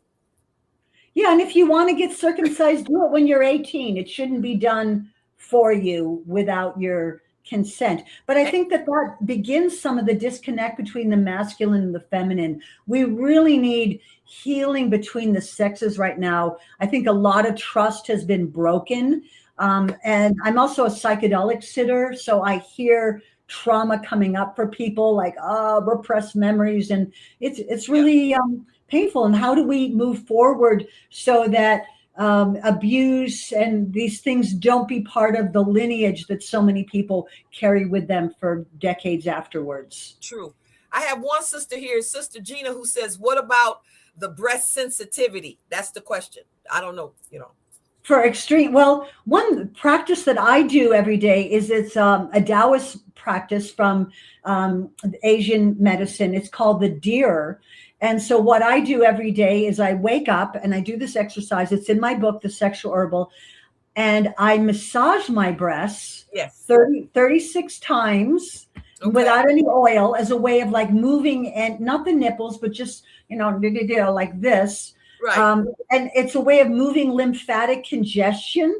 Yes. I like that a lot. I also think it would be wonderful if we could get a little sun exposure on our breasts. And I tell women that have yeast infections, if you could get 5 minutes of sunlight on your yoni, your privates, your vagina, whatever, your labia, it's going to inhibit yeast overgrowth. And we often have these problems where the sun never shines. And of course, you don't want to be arrested for being a sex offender, but I live right downtown, and I sometimes put beach towels around my balcony, and I can lay out there for a few minutes because so loving our breasts, because so very often our breasts become symbols of like, oh, we got to look for the cancer now, or we got to do the mammogram, or Yes. All of these things. But what if we found a way to love on our breasts every day, to get a little sun exposure, to wear natural fibers? Yes. And then I know some women like to massage a dandelion flower oil into their breasts. So finding ways to love and honor our breasts, I think, is really important. And if someone's breasts are really tender, it might be a sign to back off of caffeine, which could include chocolate and black tea as well as coffee. She says she means when her breasts are touched, she doesn't feel anything. What do you think about that? That's what she clarified it. Oh, I would want to know more about. I know that's a lot. That's a lot. But it's really the nipples that are very sensitive. And again, what's causing the lack of sensitivity? Probably because we've been conditioned to like be afraid and not touch ourselves. So doing this like honoring breast thing, and like getting a little sunshine, and when we walk, letting our arms swing, I think we can increase our sensitivity by tuning in and finding ways to love ourselves. And so even the act of like massaging a dandelion oil into our breasts is like kind, loving, non-threatening. And, you know, again, a lot of women, you know, you're nursing a baby and you've got something pulling at your breast all day long. You know, like, don't touch me. I've had enough. Well, you know, I think too that what you said earlier has a lot to do with it, because I can tell you the last time I wore a bra was pre-pandemic, way pre-pandemic, you know, because I recognize, one, my breasts look better and feel better without all of that stuff tied around them. And they have become more sensitive because they're not in the bra. Part, I think, of what the bra is to keep your nipples from getting hard, from cold or anything else. It is to diminish the sensitivity. That's what the bra is there for. Is to stop reactions, you know? And to stop men's lustful thoughts is what my mom said. I know. And if you're going to lust over that, you're going to lust over a cow, teats. You're going to lust over anything, you know? You just visualize what you want to lust over and you got it, you know? But I know that is something, is how, if you keep them all tied up, what are they doing? They staying tied up, you know? Yeah. Absolutely. Yeah. Well, thank you for your question. Anybody else have any other questions for our guest, Brigitte Mars? Well, I put your book up there again. When is your class? Please go to my website, BrigitteMars.com. I have lots of online classes, as well as, you know, 17 more books besides this one. I'm writing a racy 60s memoir. Ooh. Ooh, can't wait. Ooh, sounds like we know what happened in the 60s, you know? Yeah, I was there. I know you were there. I was a little kid. I was wishing I was bigger, but it was too late. Hey, you know what? You're in your 60s now. You get to live the 60s now. Oh, yeah. I watched the Woodstock documentary the other day, and I was like, wow, I wish I had been there. I was only 12, you know? Yeah. Well, bless you. Thank you so much for the wonderful work you do. Please reach out to me. Sign up for my really cool newsletter, BrigitteMars.com. Peace and blessings to you and your listeners. Oh, thank you so much for being here, Brigitte. And you always make time for me, and I appreciate it. So love you, have Shirley, a fabulous day. And Ovario. I'll talk to you later. Okay. Bye-bye. Bye-bye. Dr. Carey, thank you so much for being here. Do you have your volume on? We see you. Dr. Carey, she doesn't hear us or see us. You don't see us? She doesn't see us. Gina, did you get your question answered? You can post up. You guys, if you guys have questions, like Gina has been doing, you post them wherever you are. You know, you could be anywhere on Facebook or on, you know, on where YouTube. I see the Instagrams have gone down, but you know, all the other lines are up. So if wherever you are, you just ask your question and it should post here. Some of them are posting here. We are on StreamYard. I am just going to tell you that I am so appreciative of everybody who has shown up today. We will be doing some clips and, you know, some more lives coming up with some of the people that we just talked to and going into more depth, because the whole thing that we're trying to do is make sure that everyone is as educated as possible, so that, you know, we don't have the issues that we've been experiencing a lot lately, which is there's a lot of misinformation on the socials, and they're telling women that, you know, fibroids cause cancer and that you could cure fibroids with cranberry juice, and all of that is a lie, straight lie. Do not believe it. Clip that, you know. Because if cranberry juice healed fibroids, fibroids would not exist, right? Because, I mean, our mothers, grandmothers, women would be drinking cranberry juice as a rite of passage. And then we would never come to this point. But I've had women who have had fibroids, like you just heard, the boy mama, she was on here. She had fibroids when she was 15. 15, she had surgery for fibroids at 15. Now I know that in certain areas of the country, women are disrespected more. And I just have to say that. Why? Alabama, Mississippi, and those women who are there, as my daddy said, they got a hard road to hoe, because the health practitioners are not looking at them as women who have a voice, who have, mindset, who understand what's going on, and who have a determination of what they should have going on with their body. It's just not as well respected. And I can say that because I've talked to many, many, many women. In fact, one woman that I was working with, she lived in a place in Alabama. There were two older white men who were the OBGYNs in that town. The sister that I was working with told me that her OBGYN, which was one of these old white men, he had practiced with her mother and her grandmother. Now, that is kind of absolutely amazing for me, that you not only work on the grandmother, but the grandchild. So how many years is that? That's 40 years or so. That's a long time, but this is the kicker to that whole thing. They offered a $25 Shoney's gift certificate to any woman that brought another or referred another woman there who got a hysterectomy. They gave them a $25 Shoney's gift certificate.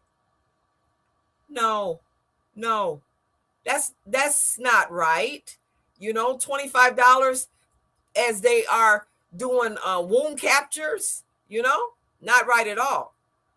So I just like to, say that you want to keep it.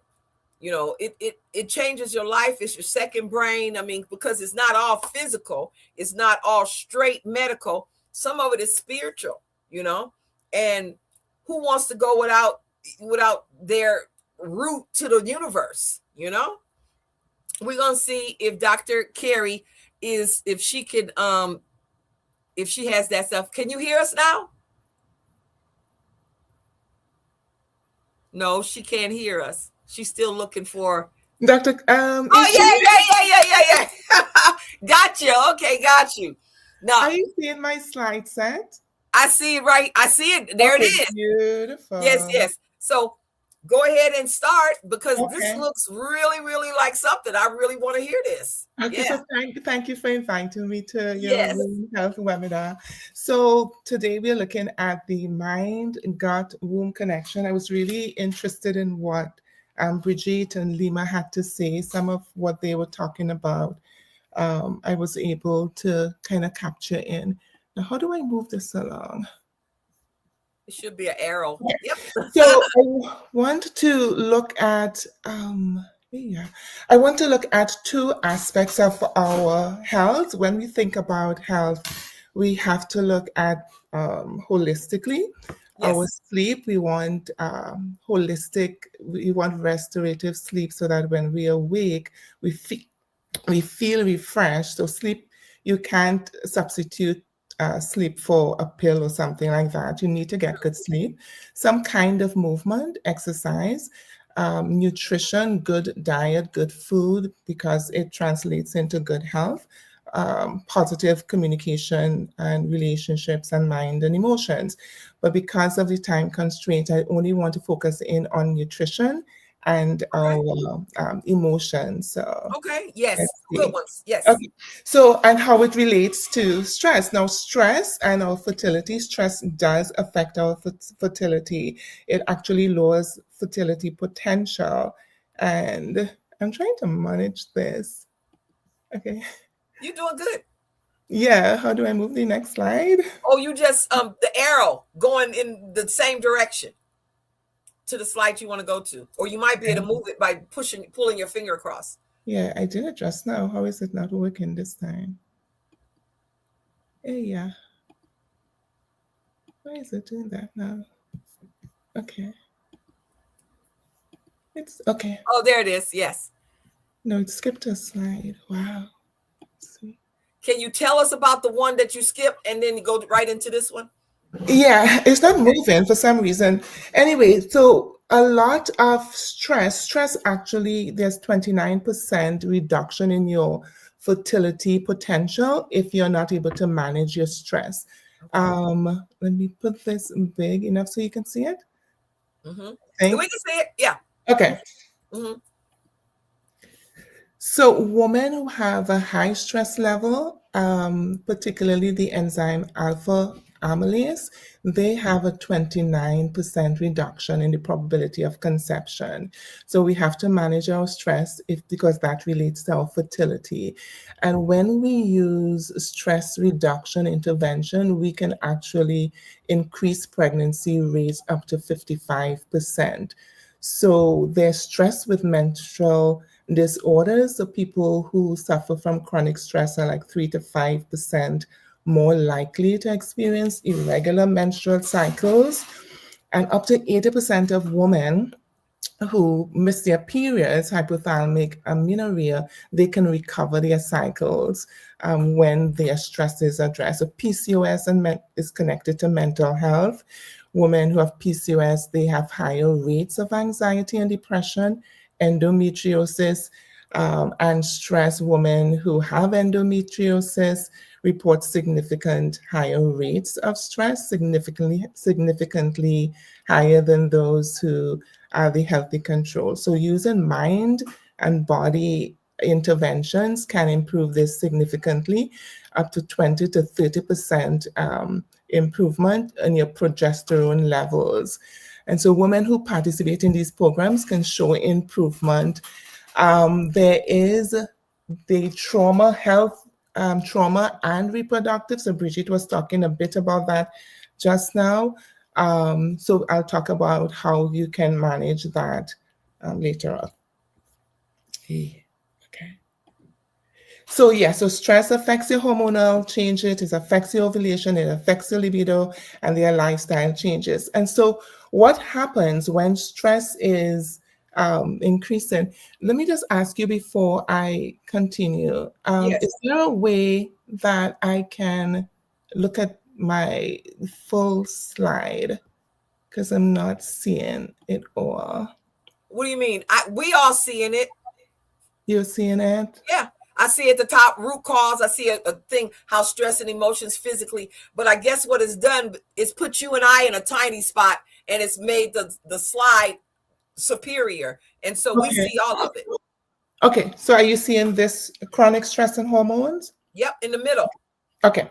So Yep. when you experience stress, whether it is work pressure, whether it is relationship conflict, financial worry, or unresolved trauma, your body activates the hypothalamic pituitary adrenal axis, HPA axis, and that triggers the adrenal gland to release cortisol, which is your primary stress hormones. And what cortisol does is that it steals from your pregnenolone, or the body that produces cortisol, and sex hormone like estrogen, progesterone, testosterone, comes from the same precursor, pregnenolone. So under chronic stress, your body prioritizes survival over reproduction. Yes. And so this is called the pregnenolone steal. So when you have lower progesterone levels, this can lead to estrogen dominance, which can lead to irregular cycles, PMS, heavy bleeding, and difficulty conceiving. And elevated cortisol levels, so it suppresses that gonadotropin releasing hormone from the hypothalamus. It disrupts the signals from your ovaries, which prevents ovulation. So women experience irregular periods, missing periods, or missing cycles. And so I want to show how stress affects your reproductive health. Stress, it triggers the release of inflammatory messengers, inflammatory cytokines, IL-6, TNF-alpha, and C-reactive protein. And these compounds, they can affect the lining of your uterus, making it less receptive for implantation. So when inflammation, it contributes to the conditions like endometriosis, and the inflammatory process fuels growth and pain. So chronic cortisol elevation increases free radicals and oxidative stress in our bodies. This affects egg quality, uterine blood flow, and it can really damage the reproductive tissues. So oxidative stress is linked to fibroids, PCOS, premature aging. So the goal will be to manage stress. So studies show that women with high stress have increased fibroid development, stress-induced inflammation, and hormone imbalance, leading to particularly estrogen dominance. It fuels fibroid growth. PCOS, cortisol increases, and insulin resistance, which is a key driver for PCOS. And stress elevates androgen, which is a male hormone, which worsens symptoms like excessive hair growth and irregular cycles. Stress increases dysmenorrhea, painful periods, because you have the increase of prostaglandins, so you have more pain sensitivity. And chronic stress also creates this pelvic floor tightness because there's reduced blood flow. High cortisol, it shortens the luteal phase, and so it affects the cervical mucus quality and the uterine receptivity for implantation. So learning stress reduction techniques can really help in terms of increasing conception rates. The good news is that cortisol can normalize, and when cortisol level normalizes, it allows your hormones to rebalance.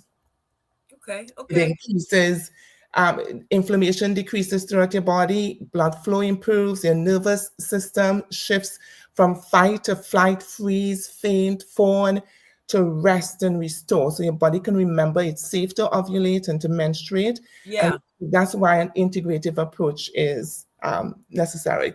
So I need to go through this. This will be huge to help you understand. You know what this reminds me of, Doctor? Huh? I said, you know what this reminds me of? It's either people who are in a war zone who don't have time to be reproducing, you know, because it's stress. It's too much stress and it's too much other stuff going on. You don't have time to care for all of these different things. Or people who are under severe stress because of their family life, you know, child abuse, or, you know, these kinds of things. All of this is coming to my mind. Yeah. Mm-hmm. The idea is we have to do everything we can to come to homeostasis. It's not an option. It's not like an alternative. We must manage stress if we are for our bodies to remain receptive. If you're looking to become pregnant, there is some gut back. We've heard a lot about the microbiome. Not many people have heard about the estrobolome. The estrobolome, that's a collection of gut bacteria which break down estrogen in your body. So these bacteria, they produce the enzyme, and this is important, beta-glucuronidase, that demonstrates whether estrogen gets recycled back into your bloodstream or it leaves your body. So Brigitte was talking about the liver, cleansing the liver so that it can, we say glucuronidation of the estrogen, making it inert so that it can leave your body. But if your estrobolome, if the microbiome or the bacteria in your microbiome that breaks down estrogen is in limited supply, estrogen comes back into your body. So the idea is to have a healthy gut, so estrogen is properly metabolized or properly broken down, so excess is eliminated, so we can have balanced hormones and regular cycle. If you have dysbiosis or disrupted gut, either too much beta-glucuronidase, it reactivates oxygen that should have been eliminated, and we have this estrogen dominance. So instead, so your ovaries produce and other area produces estrogen. It goes to your body, goes to your liver, gets the process of glucuronidation. It goes to your gut where it breaks down the estrogen. And once we have the beta-glucuronidase in good supply, most of the estrogen exits our body. Some is returned, but if beta-glucuronidase in low supply, most of the estrogen comes back into your body.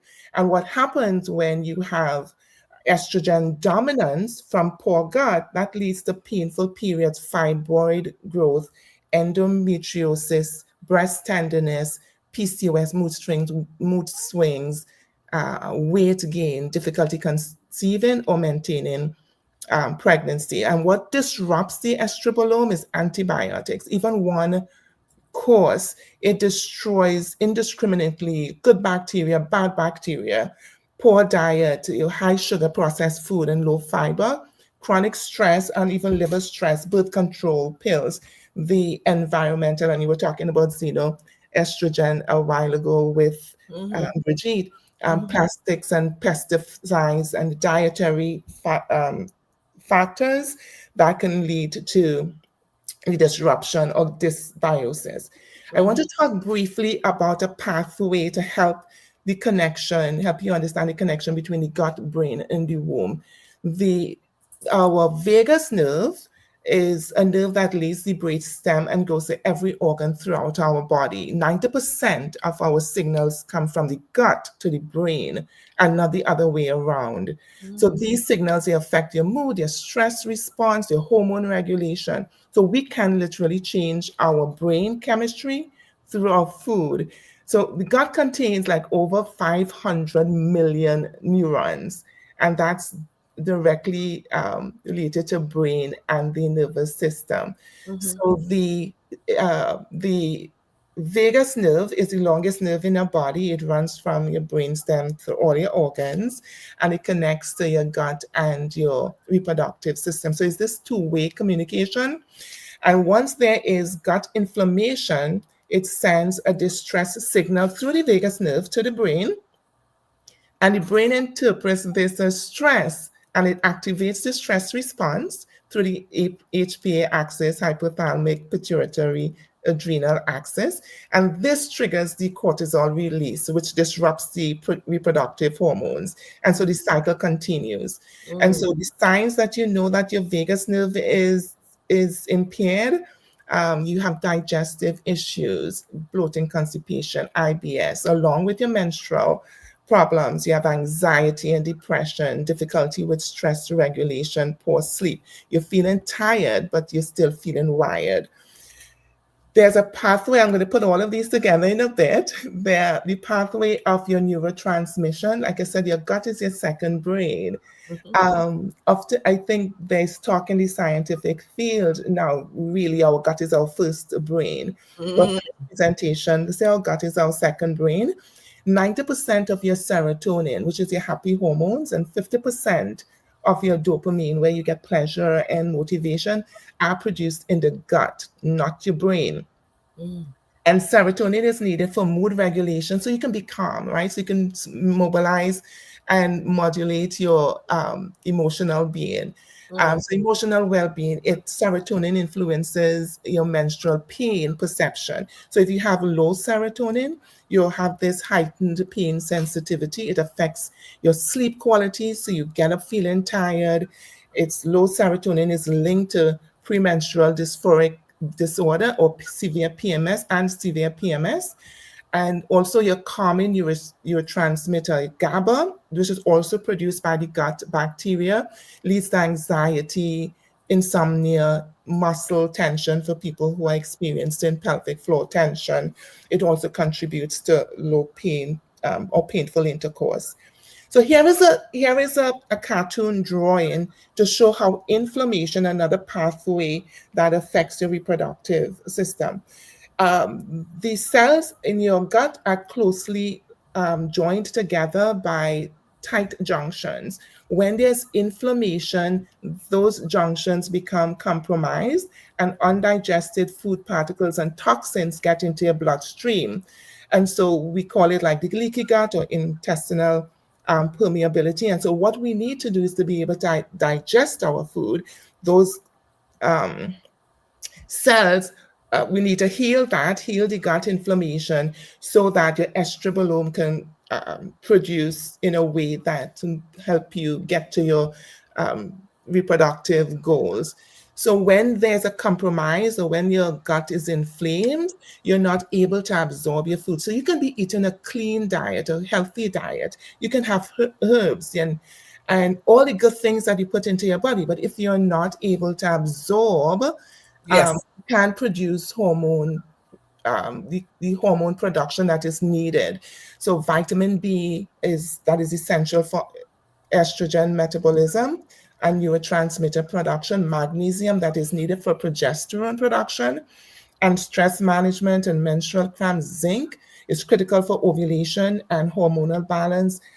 For people who have heavy periods, iron, that creates a deficiency, and you have poor gut health, prevents that replenishment, that omega-3 fatty acids. Our bodies can't make that, so we are able to put ingest that through our foods. If we don't have that absorbed into our bodies, it continues to have this inflammatory process in our being. So poor gut health, poor nutrient absorption leads to hormonal imbalances. It worsens symptoms, worsens stress, and it further exacerbate the your gut. Hang on, I think I missed one. Your gut damage. And so inflammation, we have to do our best to decrease inflammation, because the conditions that are related to womb conditions, as it pertains to inflammation, endometriosis, PCOS, fibroid, and recurrent miscarriage. So some people say my periods get worse after antibiotics. It's because you have antibiotics that wipes out the beneficial gut bacteria. The estrogen is disrupted. You have this estrogen dominance resulting in heavy periods, painful periods. If you feel that you're often bloated and you have terrible PMS, we may be looking at gut dysbiosis that creates the inflammation. You don't have neurotransmitters and you have mood swings and physical discomfort. If you say, I'm eating healthy, but I still have hormone issues, we may be looking at intestinal gut permeability or leaky gut, or maybe low digestive enzymes where you're not able to absorb your nutrients for hormone production. Or your anxiety is worse after or right before your period. You're thinking gut bacteria that affects your hormonal fluctuation. You have reduced serotonin and GABA production. Estrogen dominance amplifies, and it creates more PMS. So there's this quote: healing is a matter of time. Sometimes it's also a matter of opportunity. And so we must think of your gut, your brain, and your womb as three sisters that are in constant communication. And so when you support your gut health, your hormones naturally rebalance, mood stabilize, your inflammation decreases, nutrient absorption improves, and your gut gets what it needs to heal. And so I said before, we have to do everything we can to modulate stress, to manage stress. It's not an option, because it's absolutely necessary in order to modulate our stress levels. And we may not be able to do it alone. We would need to get some kind of support.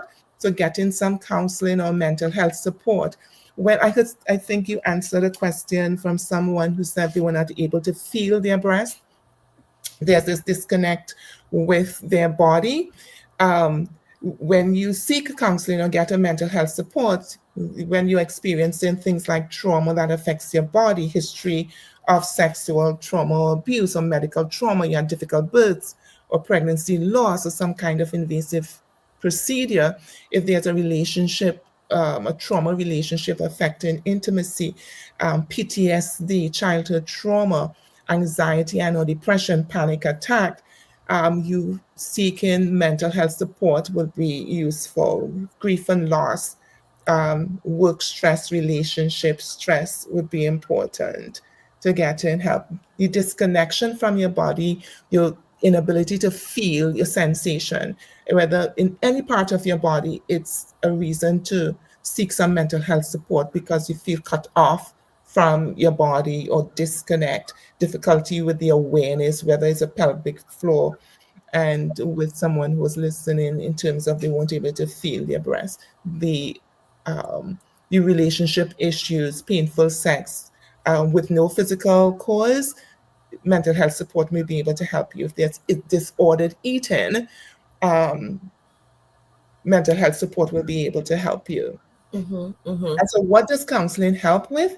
There's trauma processing, there's EMDR, eye movement desensitization, reprocessing or MEMI, multi-channel eye movement integration, some kind of somatic therapy to help you process the trauma so it leaves your body, it neutralizes that negative charge, and it gives you tools for emotional regulation, to stress management. You can explore some unconscious patterns between your relationship with your body and your relationship with others, healing negative and dysfunctional beliefs and shame, processing the grief and loss, and building some coping skills and resilience, and relationship mindfulness and meditation training would be helpful.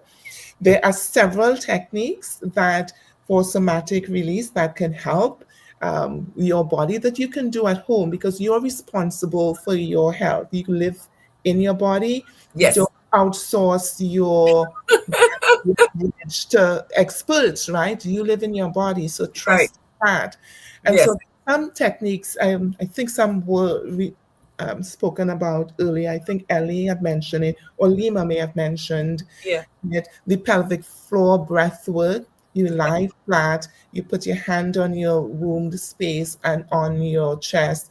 You take a deep breath in for the 4, hold it for 4, release for 6 to 8. The longer exhales activate the system, our nervous system, which brings us calm and relaxation. Is the parasympathetic nervous system. So it brings that conscious awareness, the blood flow to your pelvic region. It reduces cortisol by 20 to 30% when you practice it daily, and it brings oxygen delivery to your reproductive organ, and it creates that mind-body womb connection. I like the 478. It can stop a panic attack in its track.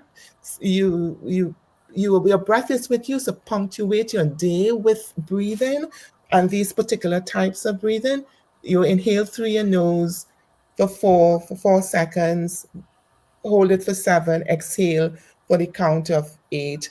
And there are some other pelvic floor release exercises where you can scan your body and do some pelvic floor release so that you can be able to relax. And with that relaxation, it brings a level of calm where you can be receptive for womb health.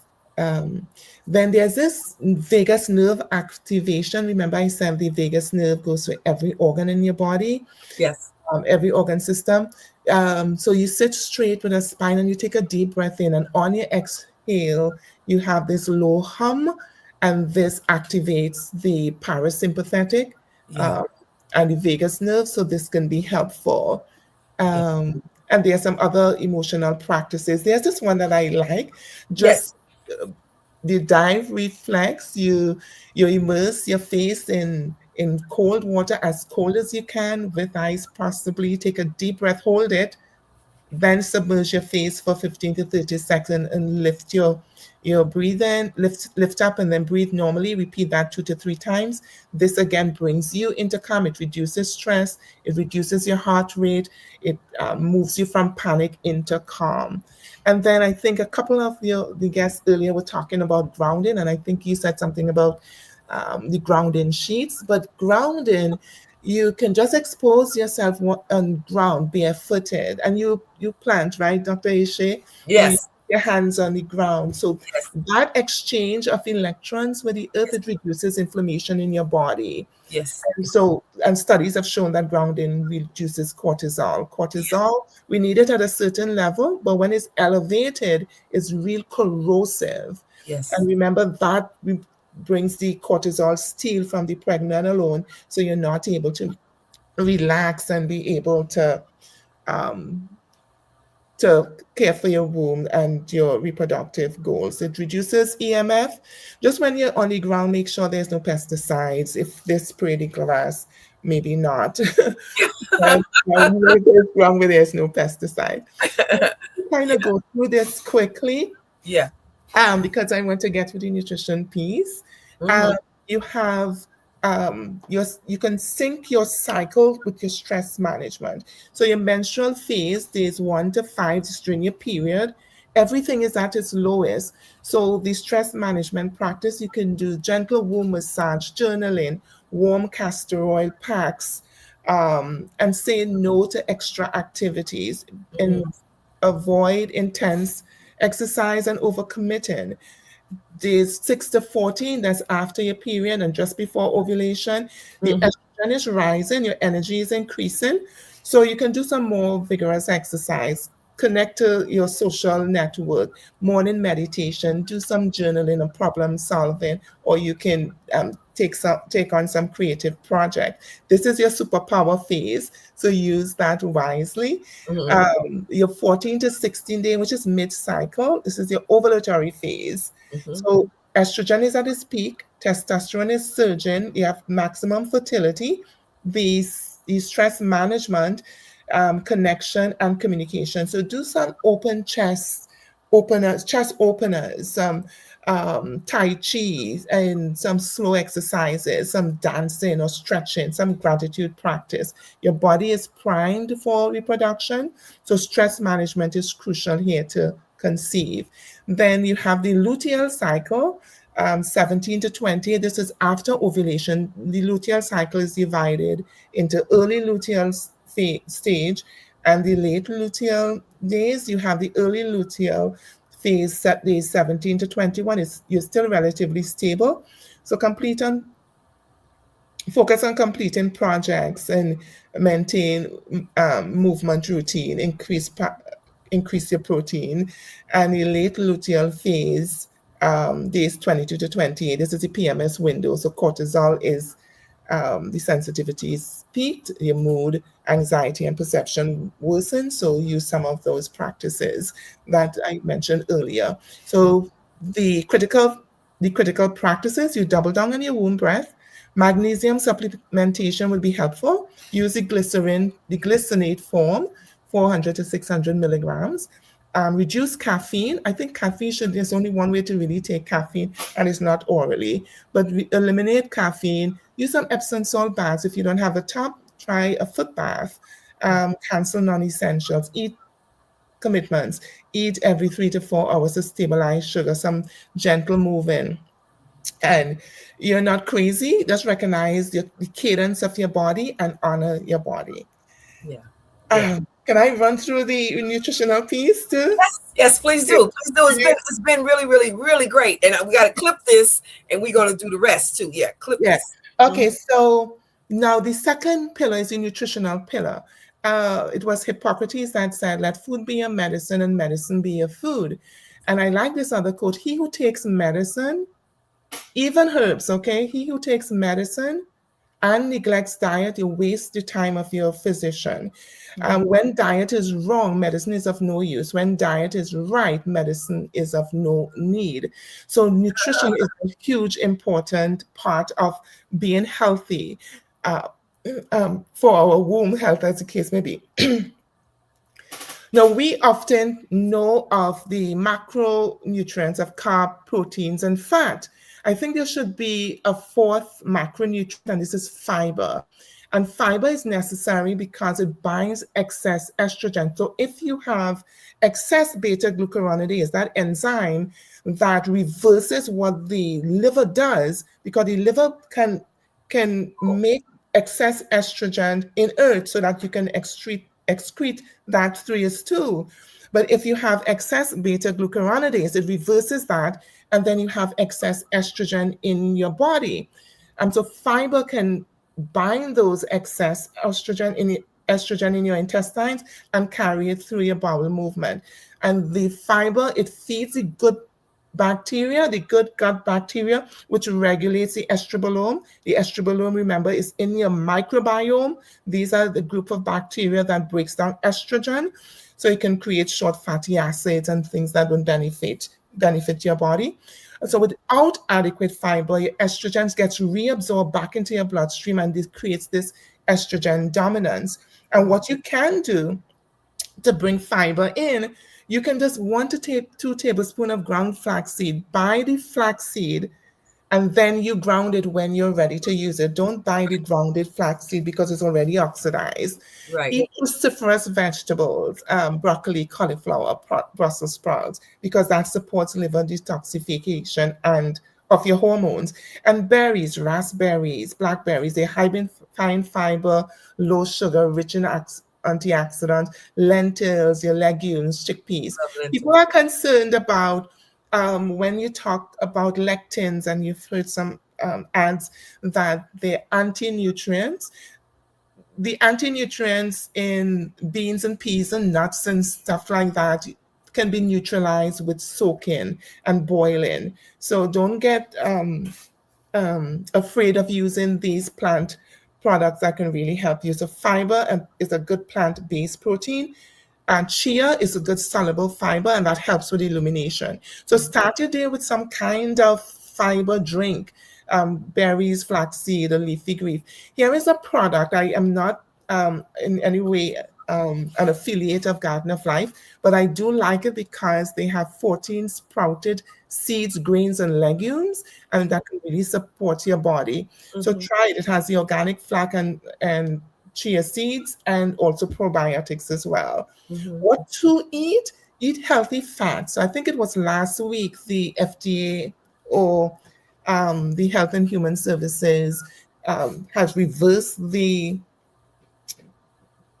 food pyramid, and they're thinking about fats. Now, there are good fats and there are not good fats. So what you want to focus on is on healthy fats, especially omega-3s, because our bodies can't make it. Fats are the building blocks of your hormones, so you need it, including estrogen, progesterone, and testosterone. And what omega-3 does, it reduces the inflammation, and that prostaglandins, which cause your pain sensitivity for your periods, it reduces that. So what to eat? Wild caught fatty fish. Now, if it's not wild caught and it's farm raised, stay away from the farm raised.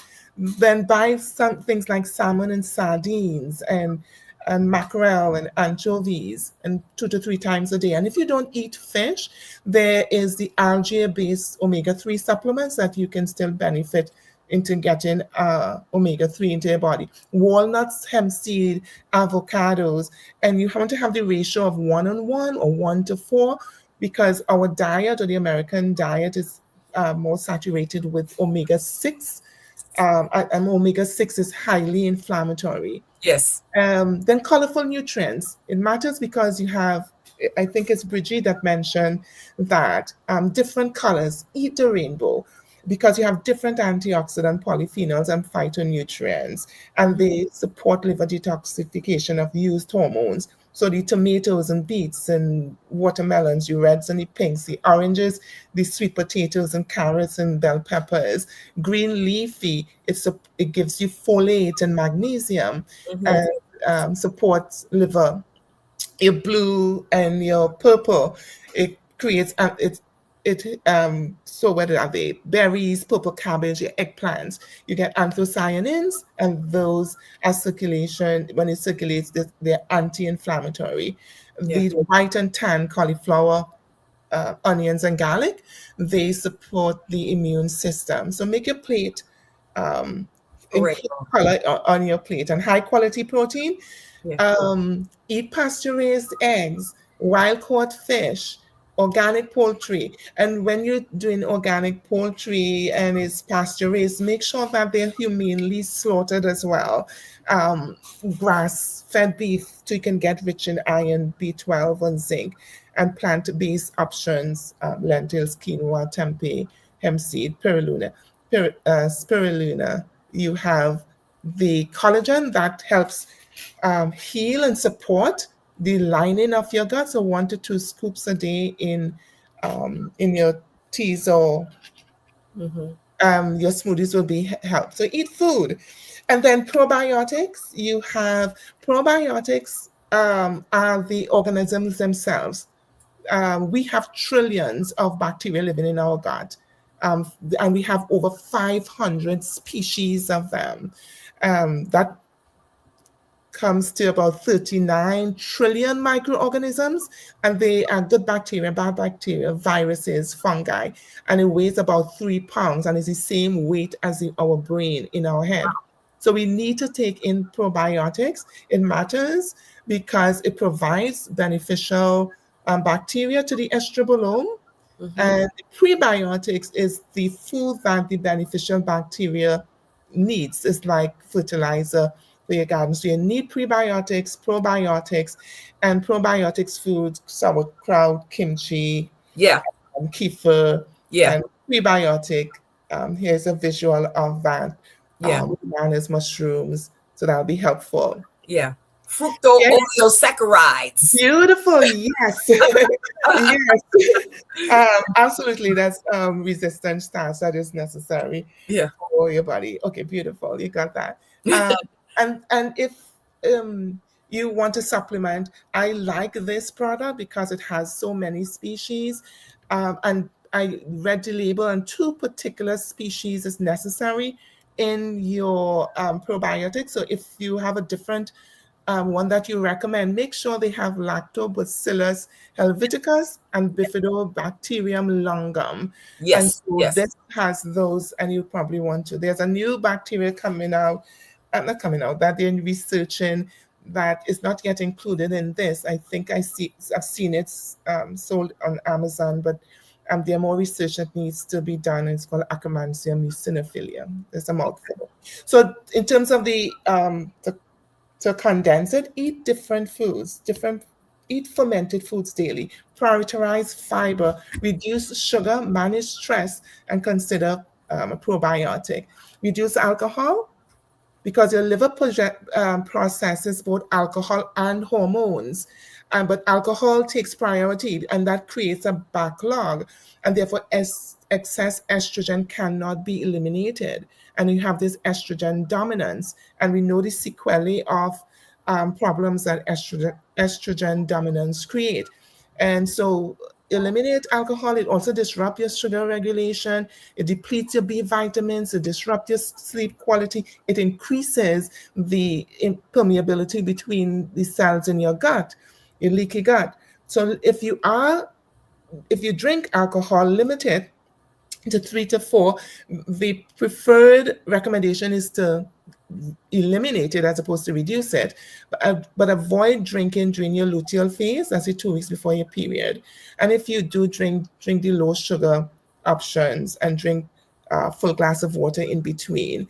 Eliminate caffeine. Like I said, the best way to take caffeine is not orally.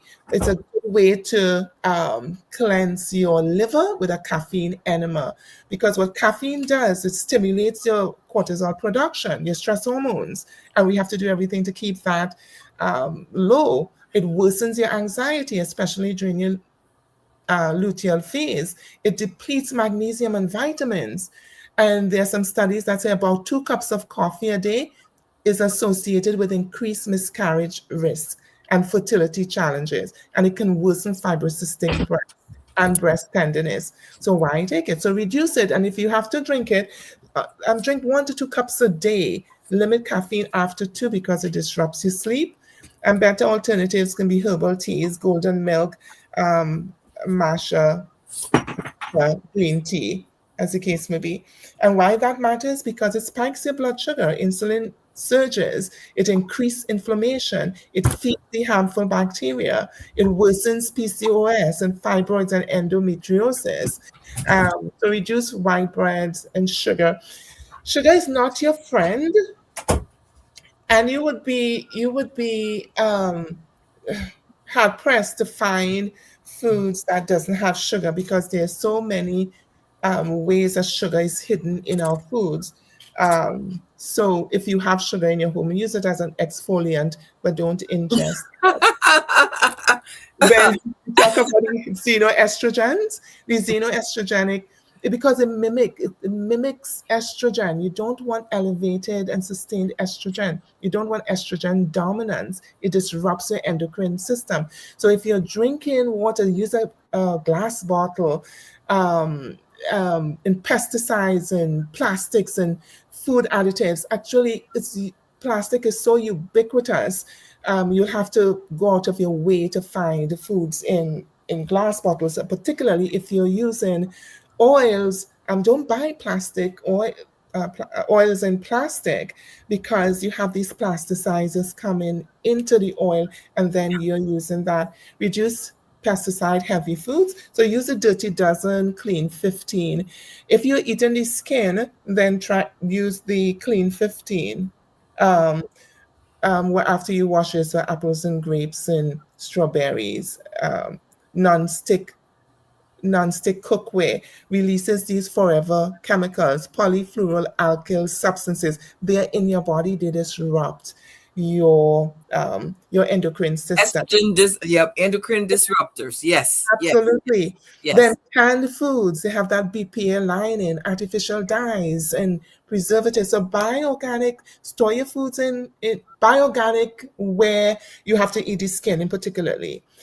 Store your food in glass containers. Choose foods that are sold in glass containers. Use a cast iron or stainless steel or ceramics cookware, and not the ones that have the BPA, because it leaches into your food. You know what? Tell them straight. You cannot use things that are stick-free cookware. Yeah. That whole coating is poison, and you eat it little by little over time. That's why it ends up being no more, stickless.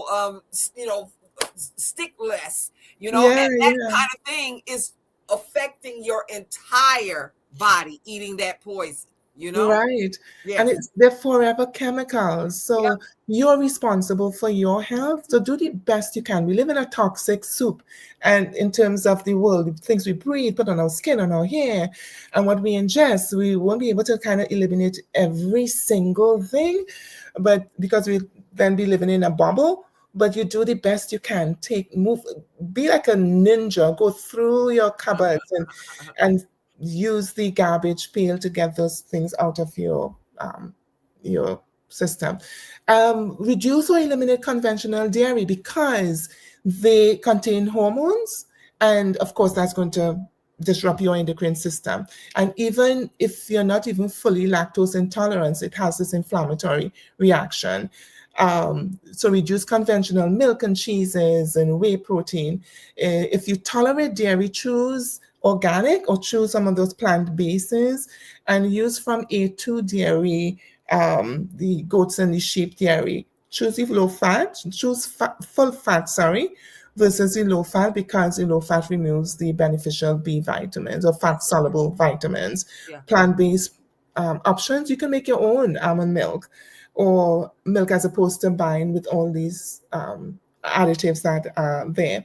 Your industrial oils, like we mentioned, in terms of if the oils are in plastic, but when you're buying it and it's clear plastic, or even if it is dark colored bottle plastic, stay away from that. The industrial oils, they are high in omega-6. Omega-6 is highly inflammatory. So you have this systemic inflammation. Your womb can't really respond and relax.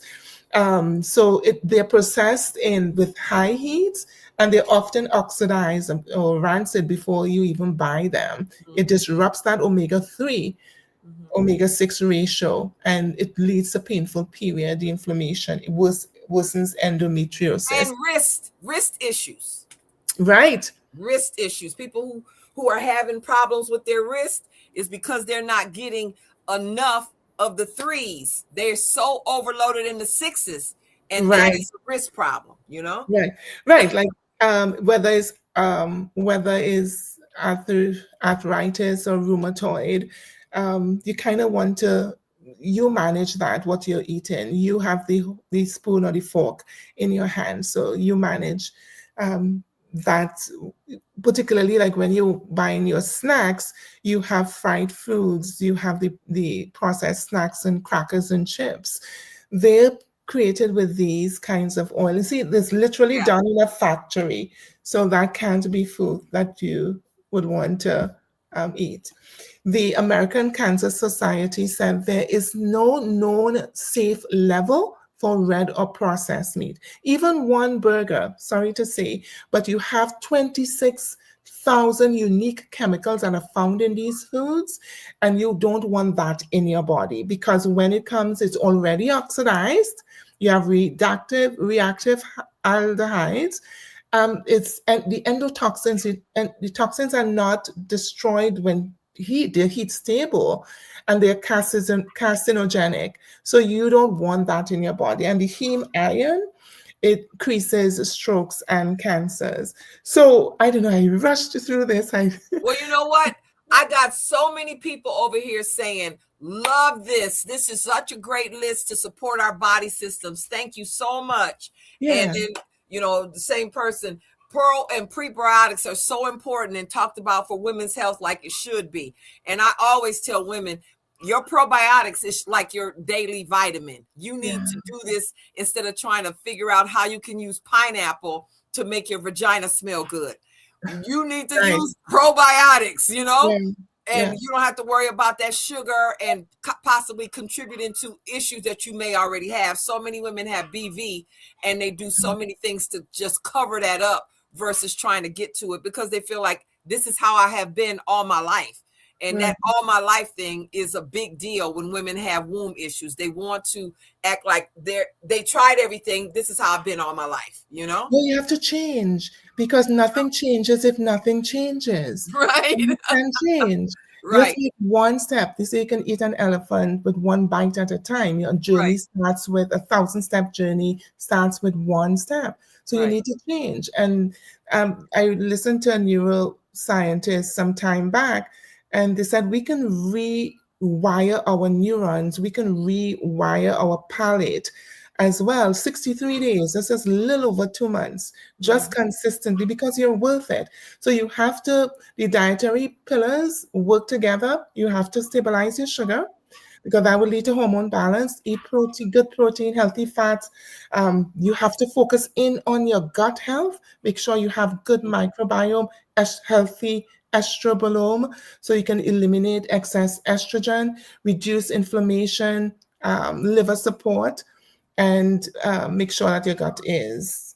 I wanted to do this, but I think somebody did it earlier, and I think I'm really over time. So treatment team.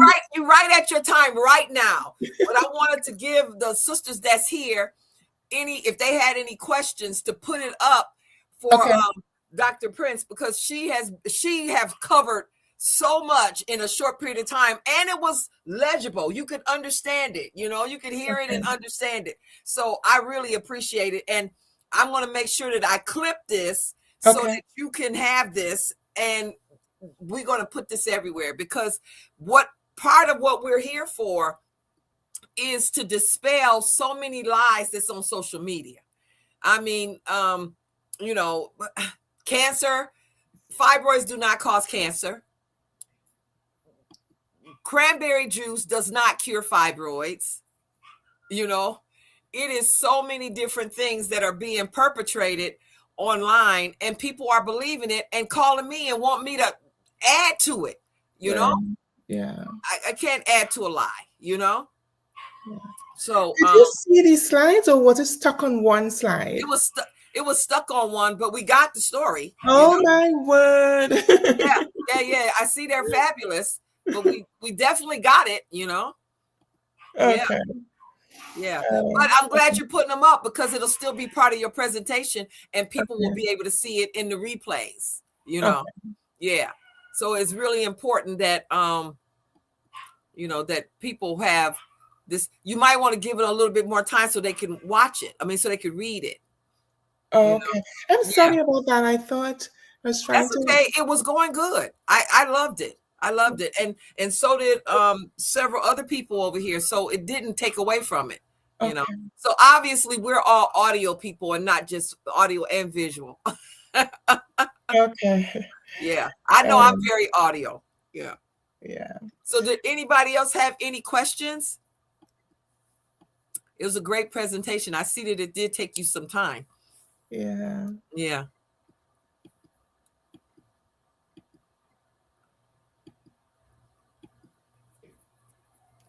All good stuff. And that's 85 billion. And that's what I talk to women about, is wherever you are, get the highest number of probiotics you can within your product, you know. Yeah. Now, And you want to make sure that it has those two particular, the bacteria, Lactobacillus helveticus and Bifidobacterium. So I did the research for you, so I know this particular product has it. Right, yeah. But anybody that's, you know, probiotics are expensive. And so hopefully anybody who's selling probiotics are putting the most important ones in there. But we already know people, the ethics are not always behind their money or their talk, you know? Yeah. So did anybody else have, Gina, you have a question for the doctor? Gina has been here all day. I really appreciate you, Gina. Yeah. So anybody else? Well, we have really, you know, a lot of the people are off. Like you told me you was watching on YouTube, you know? Yeah. So it was a pleasure. It really was a pleasure. And I know sometimes you have these hiccups with regards to time, managing different ones and different schedules. So that's perfectly understandable. Well, you know what? We're women, and our lives are always somebody else's problem too, or issues, you know. And so if your babysitter didn't come, so you can't talk, if you, you know, it's a lot of things that can happen. And you know, we are flexible though, you know, we can bend, we don't break. And so that's what happened. In fact, I'm fostering my son's little Frenchie, and I had him come get his own dog today, and he brought his own dog back to me right now because I want him to do the best he can on his classes, because that determines his pay level and a whole bunch of other stuff, you know. So it was a pleasure. It was a pleasure being here, and I'm glad I was able to you know what? Again, I want to tell everybody about the Wombniverse. Yes, we are starting the Wombniverse Wisdom Collective. And what that is a global professional organization dedicated and devoted to the ethical preservation and practice of womb healing traditions from around the world. And we are, you know, valuing depth over trend, wisdom over performance, and accountability in womb-centered work. Everybody here will be in there, and we will have a directory and, you know, discounts on herbs, on essential oils, on all kinds of things, because what we do is herstory. We are creating herstory on a regular basis, and that is a powerful thing, and we have to do it at the level that we really need it, you know? Yeah. And I love this list that you have here, because I am always telling people, yes, I'm your naturopath. Get the x-rays, get the blood tests, get all of this, and then let me see it, and we're going to work with that, you know? The same thing with the massage therapy, the exercise, the sister circles, you know? And then we have our womb massage, who is coming up in just a few minutes, you know? Okay, I'll keep listening, because it's really good input from the speakers, and I really enjoyed. I took some notes when I was listening to LA and Lima and Brigitte. Okay. Very interesting too. And we have a couple more great ones, you know. So I appreciate you being here. I appreciate that you always respond when I contact you, you know, in a positive way, you know, because this was something that we all needed. And I think this is going to outlive you. Yeah, true. Yeah, I mean, it's great information, and that's what we always got to be doing, is doing things to outlive ourselves, you know, because we got the nieces and the grands and all of these others. We need to make sure that information is not always behind a paywall. And that's why I think that we have such bad health, is because we always are afraid of the paywall, you know. Right. And so we don't go in to get the help until it's late, and it's a lot of more work, you know. And we got to stop doing that. Dr. Eshe, I bless you. You have energy for a day. I really bless you in regard to making sure you create a space for women to get the information so that they can manage their health and see results, practical results in, you know, ways that are meaningful to them. So I bless you. impressed that you have enough. You're going for another hour or two. Yes.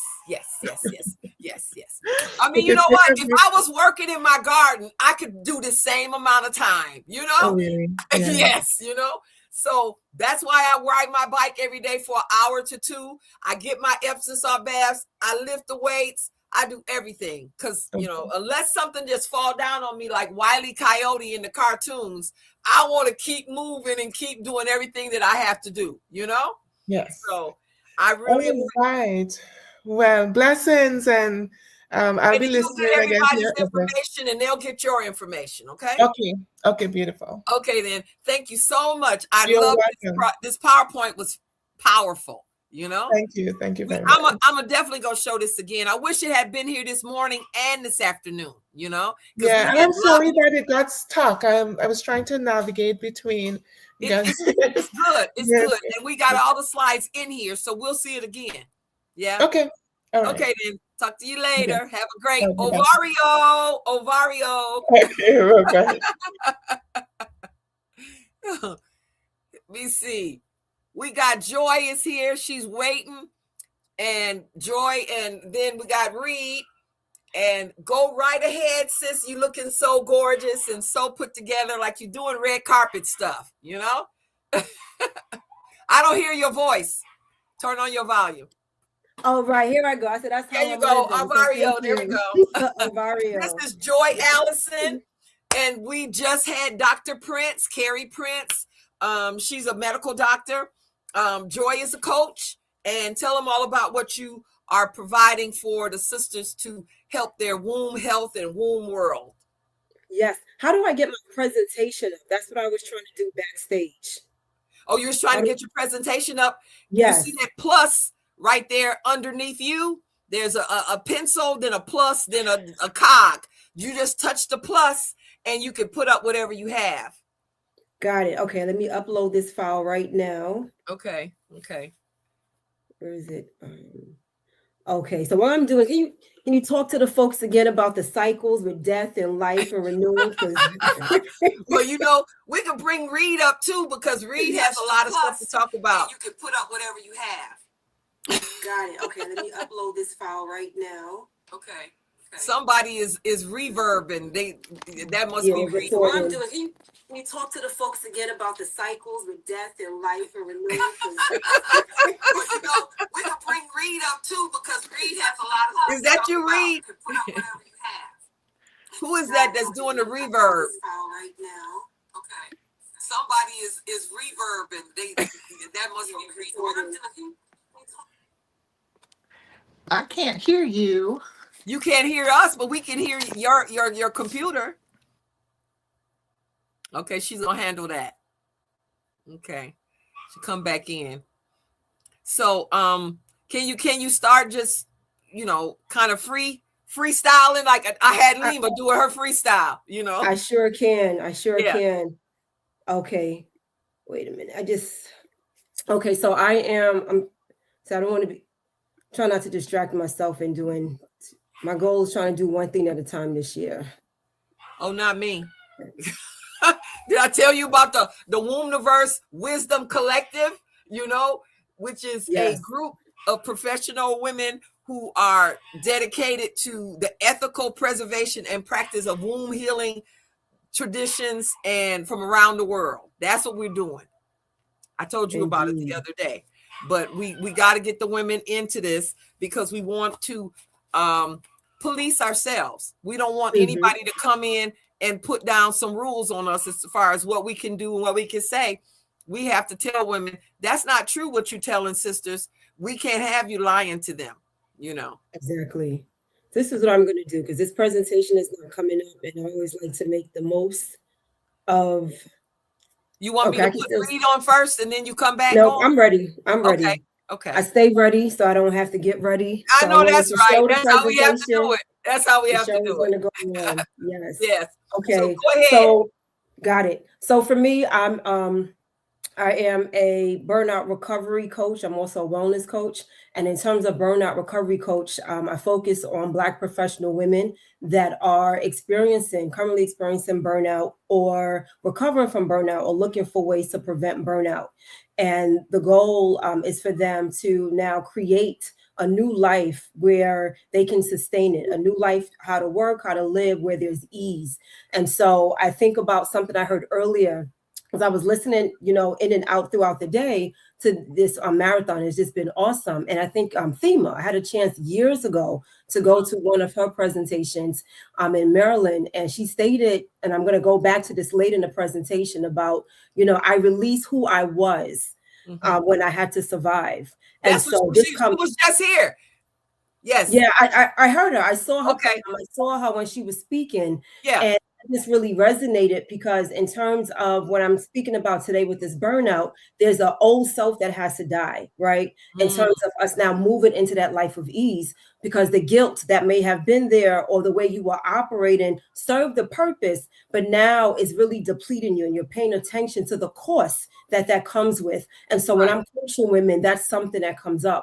And now when it relates to, as I mentioned, I'm also a wellness coach. And as a wellness coach, I work with anyone who's interested in focusing on sustainable habits and overall well-being to make some meaningful shifts as well. So a little bit about myself. I was in higher education for about 23 years, and I was capable, committed, very much committed and dedicated. And I was in leadership, various leadership roles. I would take my work home. I would work on the weekend.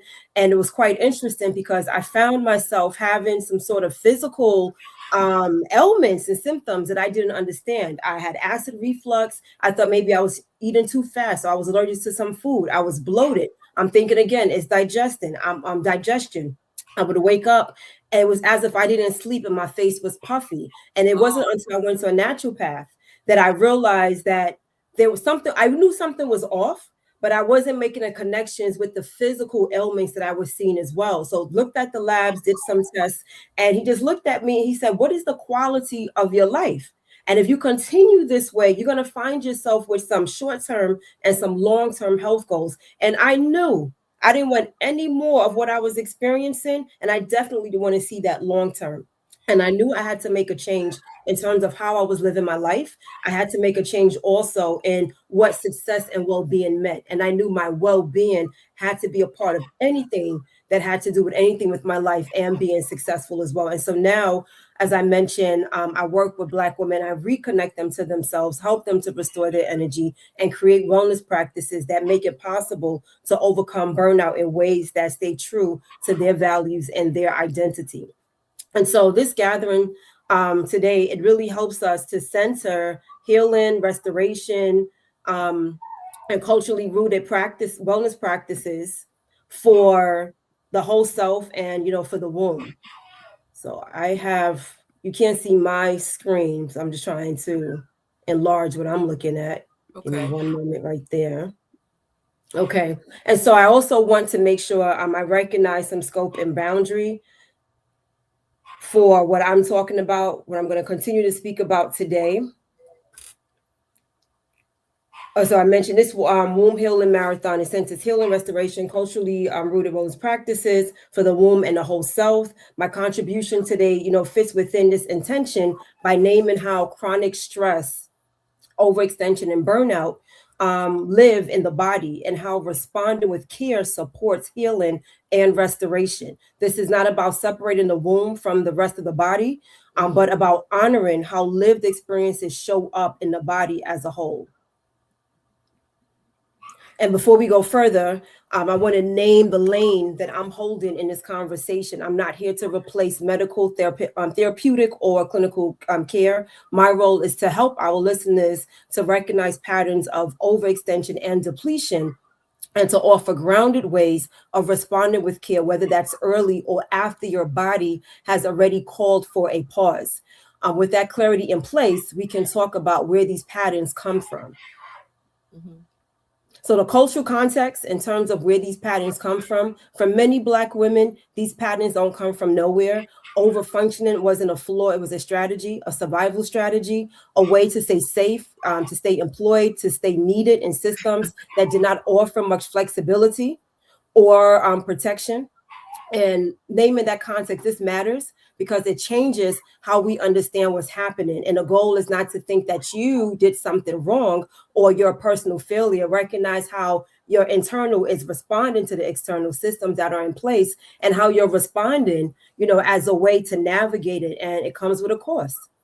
And we, start to realize that, and we pay attention to how our bodies and how we're thinking and how we're feeling and moving and loving and so forth in these environments. And so this cultural context, we also now have a permission to evolve. What once helped you to survive may not be what sustains you now. And that goes back to what I mentioned earlier in terms of that survival piece. I love that affirmation, that exercise. She said, I release who I was when I was surviving. Right. Because when we're still, I think about what you were saying earlier with the cycle, that when we're in that death cycle, how we get stuck. So who you were to survive is not necessarily the person who you are now to thrive. Who you were to survive with the information that you had, what you understood, it worked. But now in evolving and moving into that birth cycle, right, that survival you doesn't hold, she doesn't have that power or that strength or the capacity or even ready to. Yeah, I was gonna say that. You know what? That's it. The capacity. She's not necessary. Exactly. Yeah. And so I think about when I was doing one of my master classes, one of the attendees, she said her therapist and a coach had mentioned to her, the way you operate during war is not how you operate during peace. Yeah. That's so powerful. Yeah. And so just now when the doctor was talking, I said, everything that you're saying reminds me of somebody like a refugee, war and a refugee, all of these things that she was talking about, which I see clearly as things that women are carrying. And that's why they have fibroids. That is like a warlike state. And they are a refugee from a warlike state. I saw that so clearly, but it was because she said it. And I could just see all of the pieces coming together. Definitely. Thank you for sharing that piece. And again, I want to make sure somebody want to put it in the chat. What once helped you survive may not be what sustains you now. And that doesn't mean you were wrong. It means you're allowed to evolve. And that evolution, as we're talking about now, begins with noticing why this conversation matters. And this conversation matters because many women don't stop when they're tired. We keep going. And we keep going. We brag about it. Right. And award each other for it. And we also get awards for it. Right. What I think. Go ahead. I just said right. Right. And we get awarded. I remember an award that I received for it was a very important, like professional. And one of the things that was stated about me was she burns the midnight oil. Joy will go above and beyond. And there's a time and place for going above and beyond. I totally understand that. But in 2026, there's just some places I'm not going. And sometimes above and beyond is going to be part of that list. Yeah. When it comes to overspending. Burning the candle at both ends. That too, exactly. And so you get rewarded for that. And if there's a monetary reward or just even that verbal award or that paper holder that you get, sometimes it just causes you to do more, right? Because that's the culture. Everybody's doing that. But the body is saying, I need you to calm down. I need you to rest. And it's like, no, I can't rest now. I got all these things that's on my list. And then I can't rest until everything is checked off. And then the body says, you have to stop. Yeah. And there's no reward for that, so that just really got me, really thinking in terms of like when we just keep going and we don't stop. And endurance, how that's praised. And especially when you're capable and when you're dependable. And the cost of that endurance doesn't always show up dramatically. It can show up quietly. It shows up in the energy. It shows up in your body. It shows up in your emotional life. And one of the main places it shows up, as we know, is in that body. And stress lives in the body. And stress doesn't just live in the mind. It can show up as a constant tension. It can show up as shallow breathing. It can show up as, you know, a clenched jaw.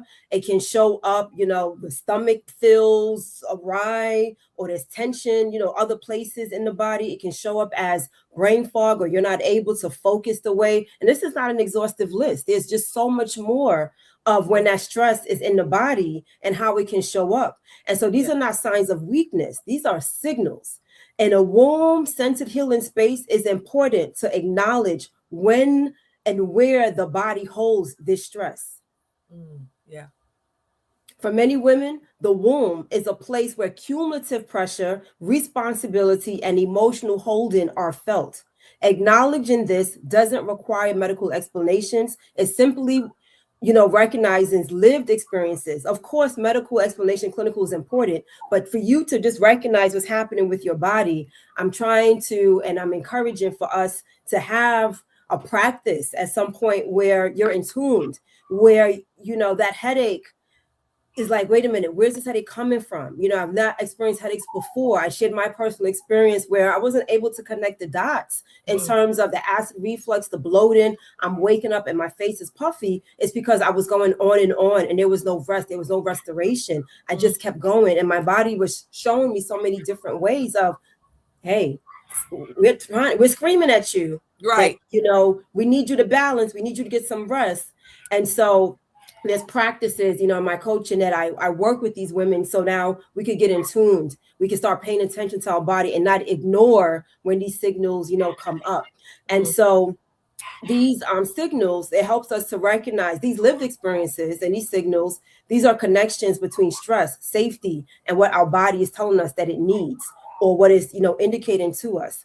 And so I always like to provide, there needs to be a working language because not everybody says burnout. When I was experiencing it, I didn't know the term burnout. Right. I've heard there was so many terms of being, I felt I was worn down. That's how I felt internally. Yeah. It didn't show on the outside. Yeah. So I want to provide a language bank because someone may not be aware of burnout. Burnout may not be a language. And so some women describe their experiences as feeling overextended, worn down, depleted, running on empty. Others say they're functioning, but they're tired underneath. And these words often appear long before the burnout does. So you have the vocabulary, which helps us to make that connection, you know, of what we're experiencing. And so when we name this burnout gently, some women will eventually, they call it burnout. And long before that word appears, the experience is already there. And if this feels familiar to those who are listening, it doesn't mean that you're late. It means that you're paying attention. So I want us to pause for a moment and I have a reflection question that I want to ask you. Take a moment to notice where you feel tension when you are under pressure. You don't need to analyze it. You don't need to fix it. Just notice it. So again, take a moment to notice, where do you feel tension in your body when you are under pressure? And I'm going to ask, and what happens when this tension comes up or this pressure is taking place and we ignore it? There are other things that are being ignored as well. They could be a persistent fatigue that doesn't lift when you get rest. So you need to recover just to function. Life starts to feel heavier than it should. And these are early signs that the body offers. Sometimes the body has to be more direct. I remember for me, it was back pain. That's how it put me down. I had to stop. Yeah. There was just so much that was just going on. Yeah. And so I'm going to invite everyone to pause again. Ask yourself, what feels most overextended in my life right now? And I'll ask the question again. What feels most overextended in my life right now? Where am I pushing through out of habit, even though I feel strained or tired? You don't need to fix anything in this moment. The awareness alone can help you make one small adjustment that makes the rest of this season more manageable. So the question again, what feels most overextended in my life right now? Where am I pushing through out of habit, even though I feel strained or tired? When your body says enough, When for some women, the pause doesn't come gently. It comes as deep exhaustion, brain fog, and we talked about this earlier, emotional shutdown, or an inability to keep going the way you used to. And this isn't failure. This is your body protecting itself. Mm-hmm. And if you are already there, I want to say this clearly. You're not behind. You didn't miss the signs on purpose. The body is responding to load, not weakness. And what helps here is different than what helps earlier. So where we're going now is in terms of recovery. Recovery requires a different response. Recovery is not the same as prevention. What helps before burnout is not always what helps during recovery. So remember, we talked in terms of what helped you to survive may not be what sustains you. What happens during the time of war, right, is not going to be helpful in a time of peace. Yes. So recovery often means pushing less instead of trying harder, stabilizing before optimizing, and seeking support instead of trying to, be hard on yourself or think that I'm the problem, I did something wrong. And earlier theme that's been happening throughout this marathon is support and community, and being in community with people who do care about you, people who get you, who want to assist you, not trying to remind you you're Superwoman. And I heard you earlier, Dr. H, you said you burned a cape. Right. I retired that cape. It's gone. You retired, yes. Yep. I think of this one sister. She's a scientist. She's a psychologist, Dr. Raquel Martin. And I was part of one of her cohorts, and it was Burn the Cape.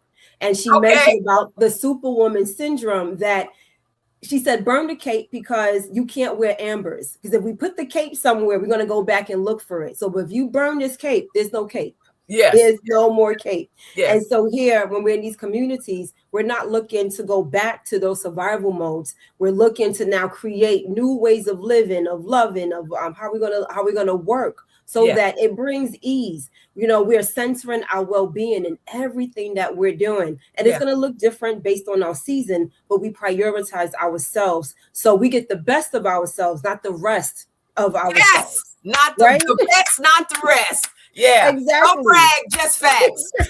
Right. And that then brings me to how we reframe and talk about ease and joy. Ease isn't the absence of responsibility. It's the absence of constant bracing. And then joy doesn't have to be earned after exhaustion. I don't know about you, Dr. Aisha, but once upon a time, it was a reward for me to rest. It was a reward that after I did the 100 things and 24 hours, somehow I gave myself 28 hours. Then I could rest. I'm worn down. I'm tired. One eye won't close. The other eye is open. Now I can have some fun. Well, you know what? That's how people get into the sugar rebound. Because you know what? In my life, I would do that. If I'm out in my garden, like I just said, I could be out there this whole time. But guess what? At the end of it, I'm going to have a pop. Because that's a childhood thing that I would do, is garden, and be outside. And then the treat would be you could get a pop. Now, some people call them sodas. I think in Baltimore, y'all might call it pop too. Yeah, I'm in New York. We say soda.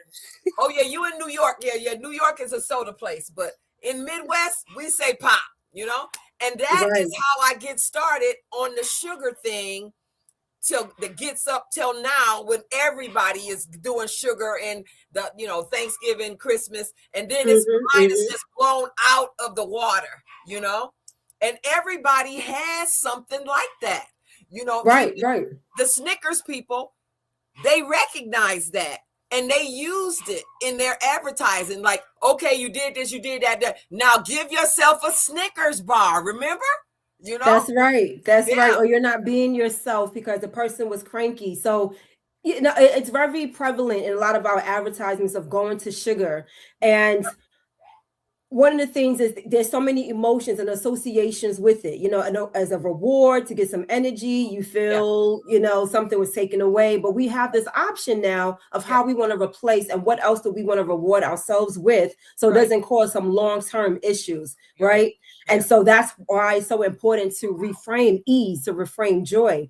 And so again, with joy, it doesn't have to be earned after the exhaustion.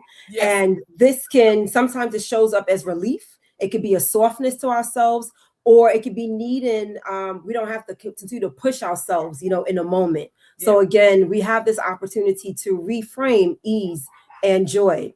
And I want to leave folks with a third reflection. Okay. What would responding with care look like for you right now?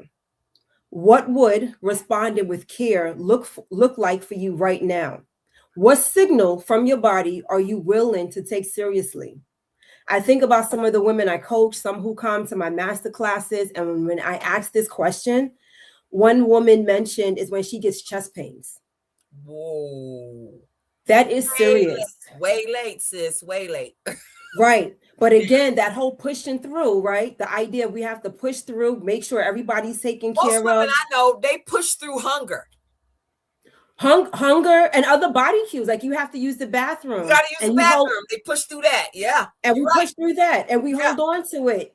You know, I know of course, I don't name names in any of this, but I know of some women that have some, you know, gastrointestinal issues because of not eliminating this, the embarrassment, or I can't do that in this place. Get some potpourri or some spray and put that in the bathroom, or find some other locations to eliminate. Because whatever you put it in your body, the body also is going to take what it needs, and things, you know, need to go. And so you're right. Just pushing through and ignoring. So now you got the chest pains, you got to urinate, you got to defecate, and you hold on to that, and it's being absorbed back into the bloodstream. And then you got these other illnesses and things that come along with that. And so we got to start paying attention and prioritizing. That's part of my wellness, to go to the bathroom. That's part of my wellness, that if there's a pain or something that comes up, let me pay attention to this before it's too late. Or now, if that has been somebody's, you know, case, hopefully you're learning from it. I heard somebody else mentioning in one of the presentations that when these things do happen, now you have an opportunity to say, okay, this is how I'm going to move forward with it. So I'm just trying to touch, you know, on whoever could be here, that before the pause, you know, how you're operating, you don't have to continue to operate that way. When the body says enough is enough, you still have ways of how you want to move forward, you know, in these seasons. So again, the question that we're answering is, what would responding with care look like for you right now? What signal from your body are you willing to take seriously? And what I want to share with the audience is, this is the work you know, that's one at of the the other center. things that people are willing to ignore: sleepiness. That is like super common. People will let themselves be bobbing, you know, they drive dangerously because they tired, they sleepy. Those are some of the things that people ignore. Basic functions, you know? Right. And it's already to the point that in many jobs, when you mentioned, I thought about truck drivers, people who drive, people on the road, doctors, where it has to be part of their onboarding. It has to be part of their handbook. There's a certain amount of hours. I'm thinking now for those who drive, that you can drive, and then you have to take a certain break. And it is expected for you to rest before you get back on the road, because that sleepiness can be dangerous. Can be very dangerous. That sleepiness, how are you actually functioning? How are you paying attention? Are you being that attentive? You know, when you're fresh and you're ready to go and you have that energy, and then when it starts to wander, this happen. You know what happens is, most of us think that we're sitting in the bed doing computing things, and the next thing you know, you got a long line of one letter. If you lucky. I have seen people delete their whole website because they were sitting there thinking that they was doing something, and they went to sleep on it and deleted their whole website, you know? Oh my goodness. I have found myself opening websites to shop, and didn't realize that I purchased something until I see an alert. I'm like, who did this? Oh, that was me. I did this. Why did I do that? And I'm like, delete, cancel. What do I need a kangaroo for? I didn't purchase a kangaroo, but it would just be a purchase that I did not need. Right. But you're right, that sleepiness. And Where I want to share also, I want to invite folks, to work with me. I know how important this work is, for all of us, and everything that I've shared. Like, this is a center of what I do with Black women professionals who are navigating burnout, recovering from burnout, and looking for ways to prevent it, or looking for ways to prevent it before it deepens. Yeah. So what I want to share is that if this presentation resonates with anyone and you're unsure of where to start, that's exactly why I offer a complimentary Overcome Burnout Discovery Call. During this call, we get clear on your wellness goals. We pinpoint exactly what you need support with and determine whether I can help you move from where you are to where you want to be. Wow. To your discovery call, visit me at my website, onemustardseedroad.com. So that's onemustardseedroad.com, onemustardseedroad.com. So not the number, you're going to spell out one, so OME. Yeah. And I just want to lastly just say that you don't have to wait until you can't anymore. You're listening earlier, listening now to your body means that you're paying attention to what your body is signaling to you, recognizing where your energy is, the capacity that you currently have and how that can be expanded. So what you are noticing in your body, in your energy, in your capacity, that matters. And how you respond can change what comes next. Yay, Joy. So fabulous. Such a great presentation. Smooth, wonderful, timely, great information, good examples. Absolutely love that. Love it. And I know a lot of women are getting great healing from this because, when you are a person who does everything, I call it the good girl syndrome.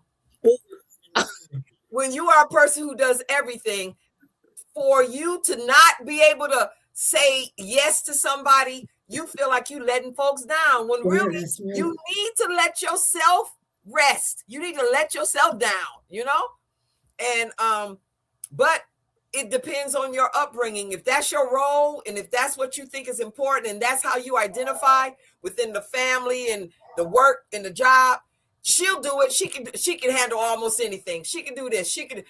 That is on your way to coming to see you about that potential burnout. No, you're absolutely right. And we get taught that. And that's why it's so important to name what it is that, in terms of some of our upbringing, but then just culturally for Black women to be the one, right? To do everything, to take care of folks. Take care of grown people. I had a woman once, she was like 18, 19 from the Caribbean, and she was her auntie told her to look out for her cousin. I said, well, how old is your cousin? 36. You 19. How you looking out for him? But see, that's a Caribbean thing, She was supposed to look out for a man who was almost old enough to be her daddy, and that was expected. I said, girl, ignore him. Don't even answer if he call you. Oh, that is so layered. There's just so much, on that, because then it's the incompetence that's being taught to the man, right? Yes. Then what she has to take on for herself. Weaponized incompetence. And then that other piece in terms of, you talked about disappointing people. There's this saying I remember I'm hearing a long time ago. Maybe it was you had this one class, put your big girl panties on. And no matter how flat you make yourself, you're still not going to be flat enough for the person that wants to walk over you. Right. So people will need to get disappointed, They need and then when you show up differently, it's like, well, who is this? And you got it's constant. You got to continue, to just operate in that newness. You got to operate in that new birth of who you are. Yes. And let that old you continue to stay dead. Right. That's right. Gina, you got anything? There's more people here than Gina, but I know Gina. And I have to say, I'm happy that I brought her name up. Gina, every time I create something new, Gina buys it. It's always so reinforcing, I love her so much. She buys stuff for her nieces and grown women who are in their early 20s who don't know what to do, but she shows them what to do. And as you're saying right here with this whole thing, you're showing women, and Gina has a high stress job. I hope she calls you, But you know, that's the thing, is that we didn't have an open and easy access to all of us who have these skills. And that's what this Womb Healing Marathon is about, is making women who have the skills available to you so you can use this as part of your healing, you know? That's right. It's part That's of your right. healing, you know? And It is. And being consistent with it, being consistent with these practices, because the old you wants to come back up, you know, out of familiarity because it was easy. But you think of the cost, there was nothing easy with Right. those former ways. Yeah. So that's Right. wonderful. Hi, Gina. Yeah. she's my buddy. But yeah, so I am just really happy about the way you set this up. I could see how it can help people. I personally have started for some years now. I put my phone down face down at like 6:30, 7 o'clock. If you call me, I don't know it until 2 o'clock in the morning. Now, if you want me to get back to you, I will, you know, 2 o'clock. Yes, you will. Yes, you will. I'll text you back at 2:30 in the morning because I'm getting my rest and I'm taking a break from the whole thing, you know? Mm-hmm. And that makes you feel like you are really achieving things. You do it, then you take a break. You do it, then you take a break. That's how you really get something out of it. That's right. And I remember, I mean, we go way back, Dr. Aisha. Yes, we do. You know, and what's coming up for me now is that you had this class where I envisioned my life, and that was in 2014. Yes. And as I think about that, I was not thinking about, you know, just rest or my well-being. It was, I got to achieve this. I got to get this. I got to get this. Now, granted, I got all those things done that I, you know, had set out to put in that class. But as I move forward and where I'm at now, there isn't anything that I want to achieve where I'm not thinking about how am I showing up, you know, and that's so important, you know, for all of us when we think about how we're living life. Like, am I good? Am I okay? Am I doing things out of obligation? Am I having fun? You know, am I, you know, picking up a new hobby? Am I doing things out of, you know, because someone expects me to do this? And nothing changes until something changes. And I heard, you know, the doctor before me saying that, and that piece is so important. So I just always want to give you your roses whenever I can, because that class was just so instrumental to where I'm at right now. But what I add is my well-being. You know, joy has to be prioritized in anything I'm doing. And people get disappointed, then so be it, you know. Yeah. I'm not going to get myself stressed out because you want to see me stressed out. But you know what I tell women all the time is that when you buying, you know, all of your herbal programs from me and doing the classes and everything, the other people who are not here, they're not contributing to your paying this price. I mean, physically dashing out the money. So you sometimes gotta, like, you know what? I had to tell one woman, no sex during this time that you're doing this healing.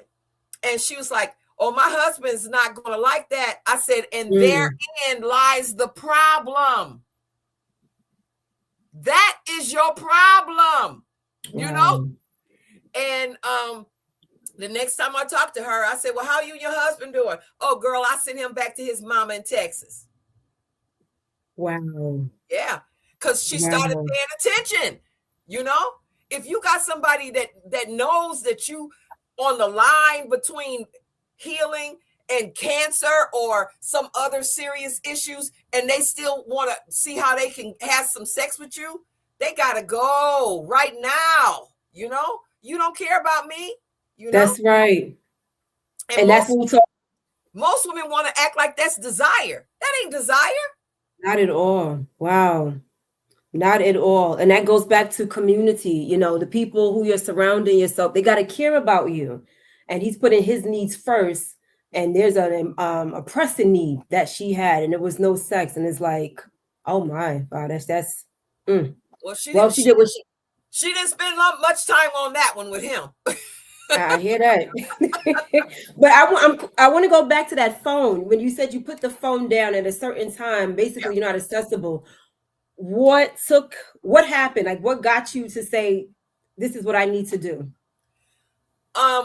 An African sister called me from the UK at midnight, and the phone was up and I saw her name and it was ringing, and then she called. You know how people do that 2-3 calls in a row, and Right. it was a long number that you could tell was a European number, and Mhm. I answered it, and it was very hard to understand, to communicate, but I could tell she was in dire need, and that would have been a call that was best handled where I could have spent an hour with her through a consult, or she could have texted me and I could have understood exactly. But I know most of the time, if I get somebody calling me crying, they being chased with the scalpel.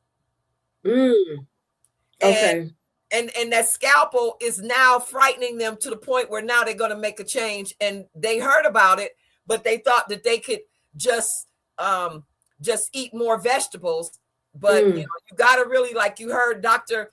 Prince saying, you got to handle all that cortisol, that fight or flight. Right. All of that is all involved in your body, and it doesn't, you don't get rid of it day to day if you don't have a practice. So that's right. It's up to here, and then tomorrow you just start right there and go up even higher because you ain't doing nothing about it, And that includes getting rid of some of the products, relaxing, taking your baths, exercising, sweating, all of these things, Oh, you're right. A whole new practice. And there's also boundary setting, when you mentioned that phone at that time. So now you are also training people of how to work with you and setting those expectations of when you're available as well. And then that routine. And that's the type of work that I'm doing also, with women that I coach.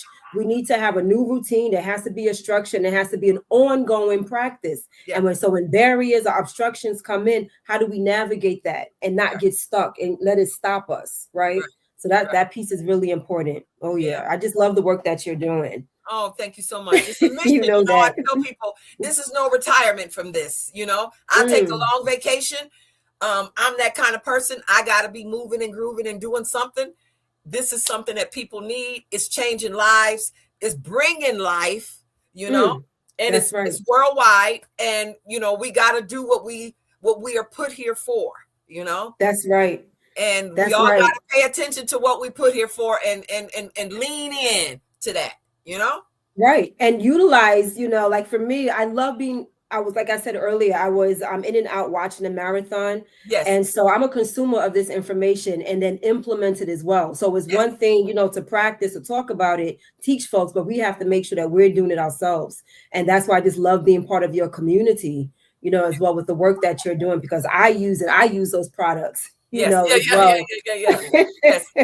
Yes. Well, I love you being here. I'm going to call on you relevant often. Strong woman in motion. Oh, you remember? I got all of those names. Remember? Yeah, that was a name from a call me class. Sometimes and want to ask me questions, and they don't realize I know who you are. I know where you live. I know what questions we talked about last time. So it's nothing that I got to go look up. I got it. And and that's part of why this work is important to me too, because it is a legacy of things, and I could see the changes and transitions in people over time. And that kind of thing is very rewarding. That's, I think, the most rewarding part. You saw the boy mama, she was on here. You saw her, she got the 4 boys. They told her she couldn't have none. That's rewarding, but it's also rewarding to see how she's evolved as a woman and as a mother and in her power, because they did not stop her. That's right. Yeah. And you too. Yeah. And you No, too. that's yes. Your power is like bing, bing, bing, bing, Oh, bing. thank you. I mean, it's incredible. And I love it. I love it. Well, you gave everybody your stuff, and I'm going to, all these people who registered, I'm going to send them a list of all of us who have been on today, and then give y'all their information. And so y'all will be able to, let them know about your upcoming classes. You do have a list of things coming up? I do. I have some that's going to be in person. I have some things that will be virtual, and in person will be in different states. Okay. So they'll see that on my website. Okay. And then I got everybody locked in for this Wombniverse Wisdom Collective. And we're going to put all of your information there too, so that they can go to your website, Wonderful. Yes, so All right. Well, wonderful. thank you I love again, you Dr. so O'Shea. much. I'm so happy Love that you we're too. here, and we're gonna bring Reed up, and I'll be talking to you soon, because you and I, though, we can't talk for 2 minutes. We got to talk for an hour. What is this? See you, Dr. O'Shea. Okay, talk to you later, sis. Okay, bye-bye. Well, there is Reed. Hello, can you hear me? Yes, we can. Yay! Yes, we can. Oh, And goodness. So glad to this be has here. been a really exciting day. A Yeah. lot of great information. Love it. And Reed is the womb massage. I mean, a lot of women are like, every time they say, put your hand on your heart, put your hand on your womb, push in, do this. Reed got this whole thing down. She know how to do this. She got the classes, she got everything. So Reed, tell them what you're doing and how you're doing it. Absolutely. Absolutely. First of all, I want to thank you, Yeah. everyone here who's taken the time to listen, and in the future, in the stratosphere of the internet. Thank you. Thank you. Thank you. I've been doing work today, doing what I do best with clients. So I haven't had a chance to listen to everybody, but I really look forward to going back and listening to all the wisdom. Thank you, and for inviting me into the conversation. And Dr. O'Shea, you are just a beacon of wisdom and hope and excitement and fierce love, and to no matter where you fall on the skin color rainbow, but particularly Black and brown women in the community here in Atlanta. I'm just so excited to serve and be alongside you in the conversation. Oh, girl, So thank you so much. I appreciate you paying attention and putting that information out there. I've had so many referrals from you, and those women were ready when they got you. Yeah. Awesome. Yes. Awesome. So tell them how you work, sis, and if you have anything coming up and your yeah, website and all of that. definitely. Well, for those of you who don't know me, I am a holistic care practitioner and body worker for over 25 years here in Atlanta. I am a never-ending student of traditional medicine from cultures all around the world. My focus is women's wellness and healing, particularly as it relates to fertility health and birth education and body prep for birth recovery, and just general pain and stress management as it pertains to reproductive and digestive health. But also overall wellness. I have a degree and background in cultural anthropology, and that was my first introduction to medical anthropology, which really brought me a deep appreciation of cross-cultural healing wisdom. I've invested many hours and many dollars in my hands-on study with holistic wellness experts all over the world, and I hope to continue to do so. Okay. I'm a trained massage therapist. I have gone down the road as a birth educator. At one point in time, I really wanted to be a midwife, but God bless those women. I need my sleep. I can't do it.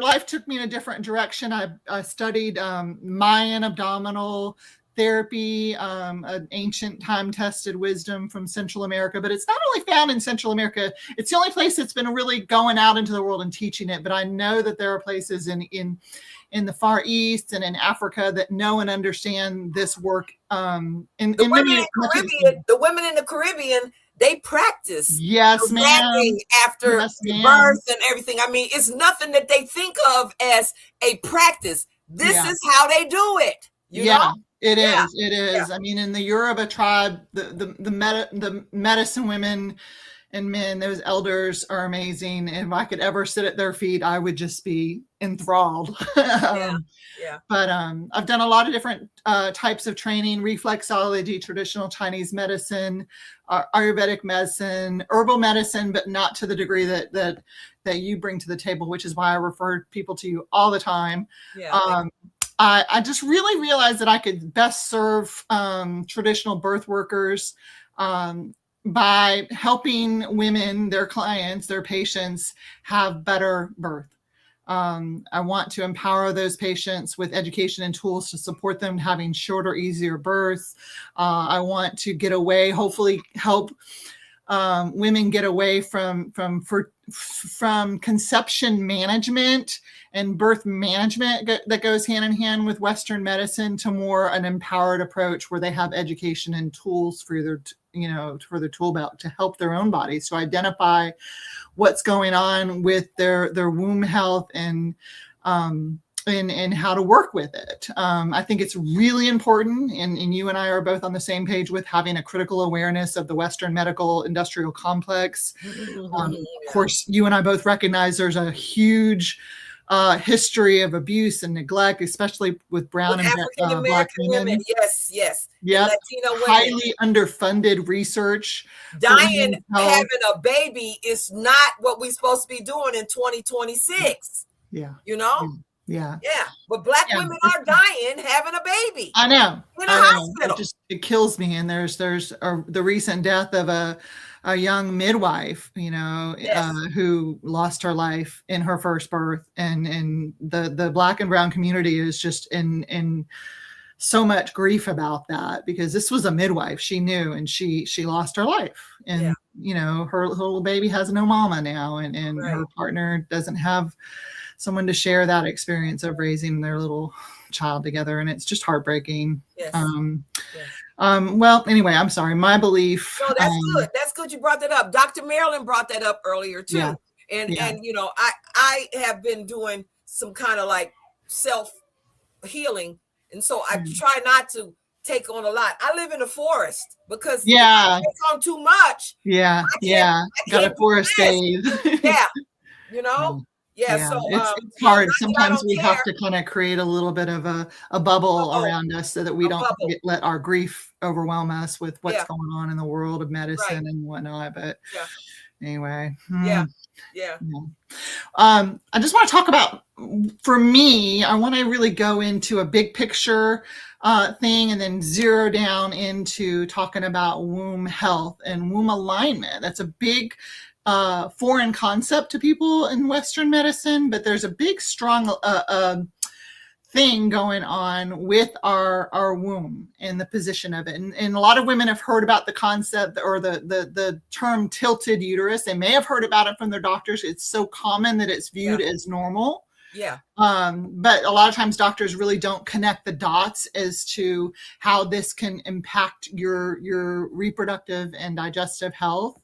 And so I want to talk about that. I want to get into that and help you understand a little bit more about that.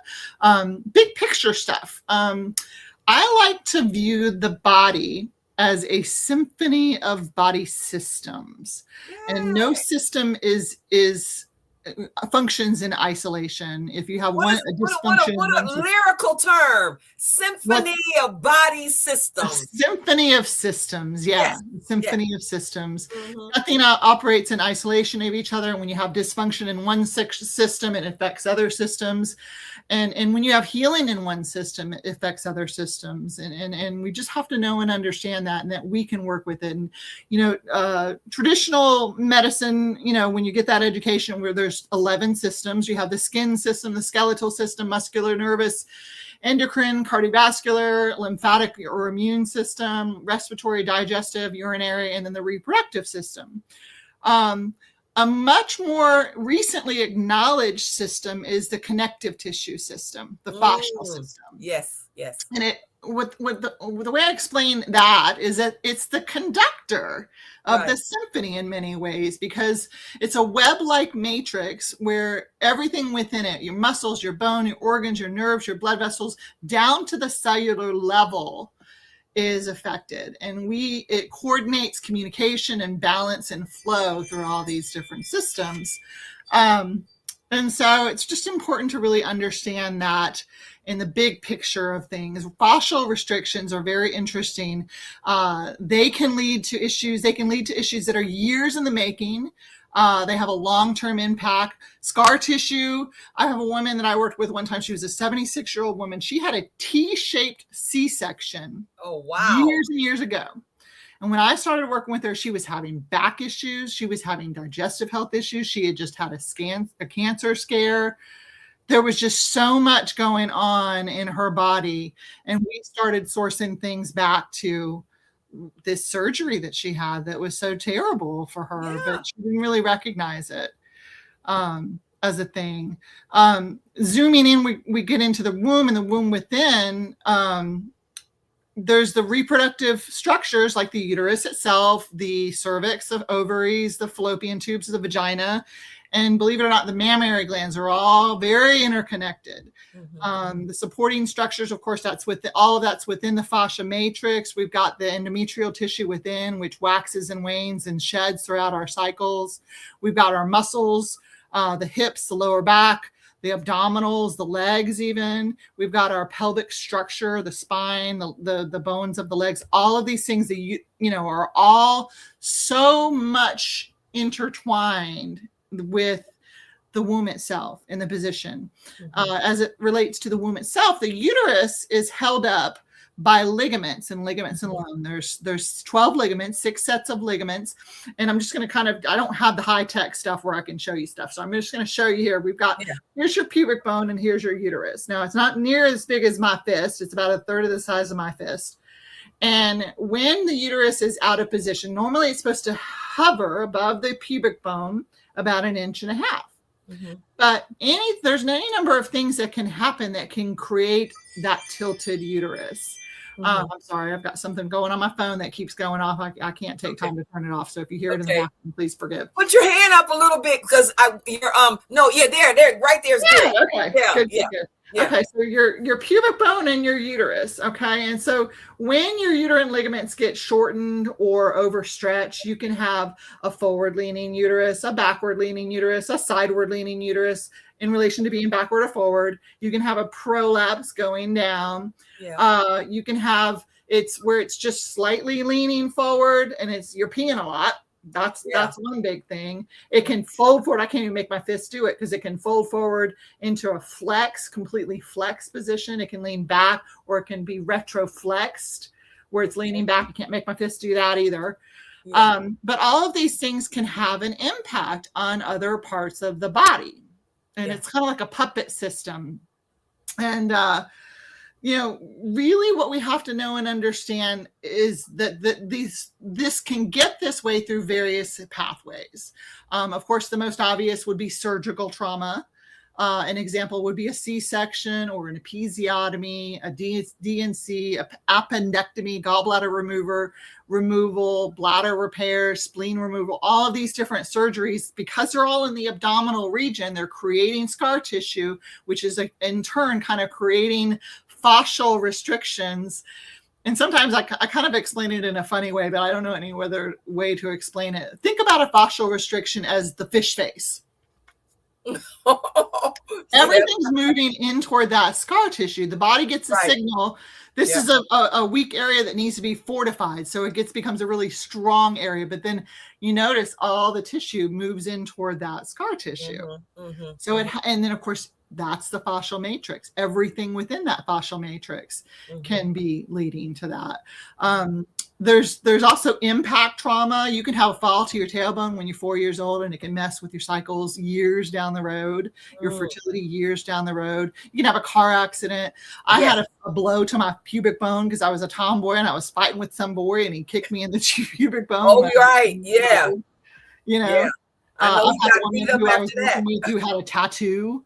And it was all the way over on her right side above her pubic bone. Well, her uterus was all the way on the left side. It ran away from that tenderness from that. I've had women who were long distance runners running on concrete. Oh, right. Boom, boom, day in, day out. That's gonna hurt those ligaments.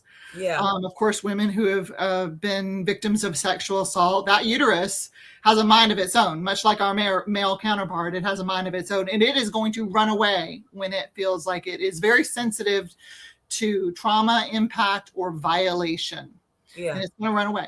It's going to run away. And so that happens. It's very common. Birth trauma, if you have a prolonged or obstructed labor, rapid or precipitative labor where there's too much Pitocin being used, if you have forceps or a vacuum extraction. Of course, we already talked about C-section. All of these different things with birth can impact. And of course, there's inadequate postpartum care. I hate to say it. Doctors and midwives are really good in the postpartum care, to protect us from hemorrhage. We want to make sure we don't die. Right. But they don't do anything to help support the uterus as it's convoluting down to its normal size. So it's just Right. flopping around, and then it lands where it lands. And there are things, places like Haiti and other places in Africa and whatnot, they know and understand, and they do a lot of good work to help support the uterus as it's convoluting down.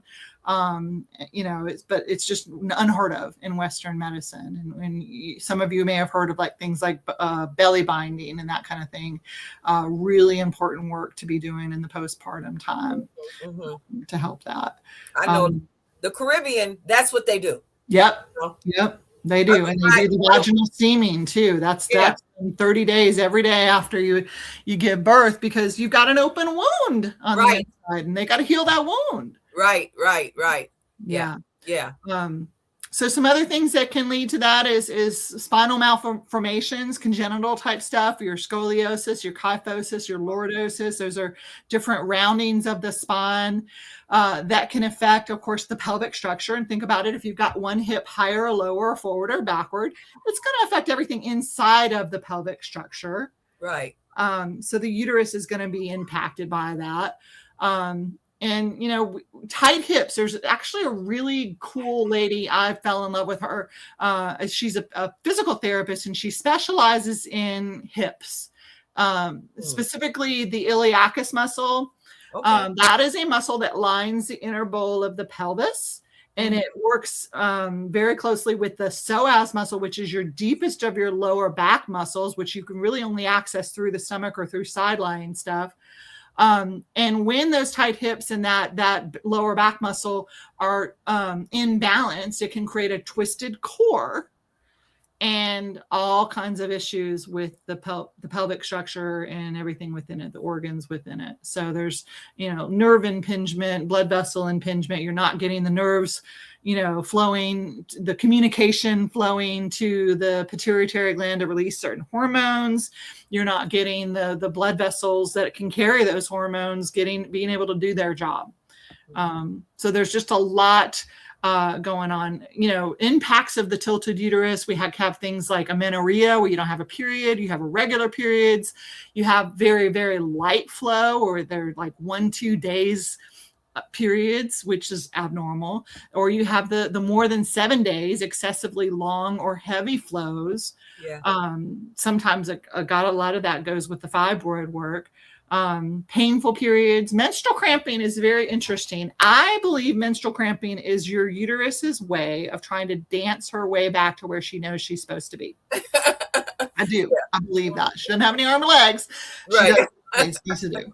It's a sign of imbalance. And I've had some women I've worked with, they've never had menstrual cramps, and we start working together. And in the first cycle, they have terrible cramps. They're like, oh my God, what is going on? And I always tell people, look, I can't tell what your particular body reset's going to be but I'm going to be there along the way to help you interpret the data. And for her, it was one of those things where it's like your uterus has been so locked up for so long, it couldn't jump in and help out. It couldn't. And we started softening up things and opening up things, and all of a sudden she could help that uterus could jump in and help out. And within a cycle or two more after that, cramps gone, nothing. Wow. Yeah. But other people, cramps is just a part of their experience every single month. God bless those women. I mean, it's just. Awesome. I've had women have to go to the hospital and be on a morphine drip. Yeah. It's awful. It's awful. And then of course, ovulation cramping, mid-cycle bleeding after intercourse, clotting, as far as fertility issues, miscarriage, unexplained infertility, ovarian dysfunction. I have some different theories, but again, no medical research is going to follow up with it. But one, I think endometriosis is an interesting thing. It is linked to estrogen dominance, according to Western medicine. I think, and I can't find anything to support this, but it just kind of makes sense to me. When you've got a tilted uterus, you've got it folded in such a way that old menstrual blood will sort of pool and coagulate and get really toxic. Lots of toxic stuff inside. My sister always teaches us we don't want to put our baby in a dirty crib. So right. Cleanse, detox. Right. But when it's folded in such a way that where this stuff, this toxic gunk can't come out with each period. It's got to have a way to get out. If it builds up and builds up and builds up, it's got to have a way to get out. If it doesn't have the pathway to go out vaginally, what other avenue? Yeah. Through the fallopian tubes. Yep. I believe it breaks up into micro bits of endometrial tissue and shoots out through the fallopian tubes. Nothing is going to support that. It just makes sense in my brain. Yeah. Any hole it can go out is trying to go out. Yeah. And same thing with PCOS. My belief around PCOS is, think about it. You've got every other month, you've got an ovary that's trying to expel an egg. And if you've got a tilted uterus laying on top of this little tiny little ovary, the fluid propulsion, that's how eggs get expelled, is through fluid propulsion. Well, the fluid builds up, but the egg never gets expelled. And over time, sometimes months and years, that it'll build up into cysts. And that, ovaries. And they can burst and they can be horrible. You can lose your ovary. It's not fun. And then the hormone imbalancing. My teacher, by the way, if you've never come across a woman named Rosita Arvigo, find her. She is amazing. She's in her 80s. Retired. Yes. She's retired. Awesome. Yes. I know you better. Yeah. Oh yeah. I'm good friends with Rosita. She love her. She's down there and take over her business. Yeah. I was not moving to Sao Paulo or wherever. She's amazing though. I love her. She is such a wise woman, elder. And she's still kicking. She's in her 80s now. She lives down there and she doesn't travel to do her trainings anymore, but people travel to her. Okay. And I have yet to go to Belize. I would love to go to Belize and sit at her feet, but I'm very blessed that I got to study with her when she was still teaching, hands-on with a lot of people. She's got all of her minions that teach now, but I got to be right there with her and sit at her feet and listen to her tell stories. She's amazing. Anyway, so getting back to, we talked about the fertility impact, menopausal impact, all the hot flashes and mood swings and insomnia and brain fog and weight gain and low libido, all of these can be as a result of restriction and malpositioning of the womb going into, and I've had many women I've worked with, a lot of those symptoms start to get mitigated.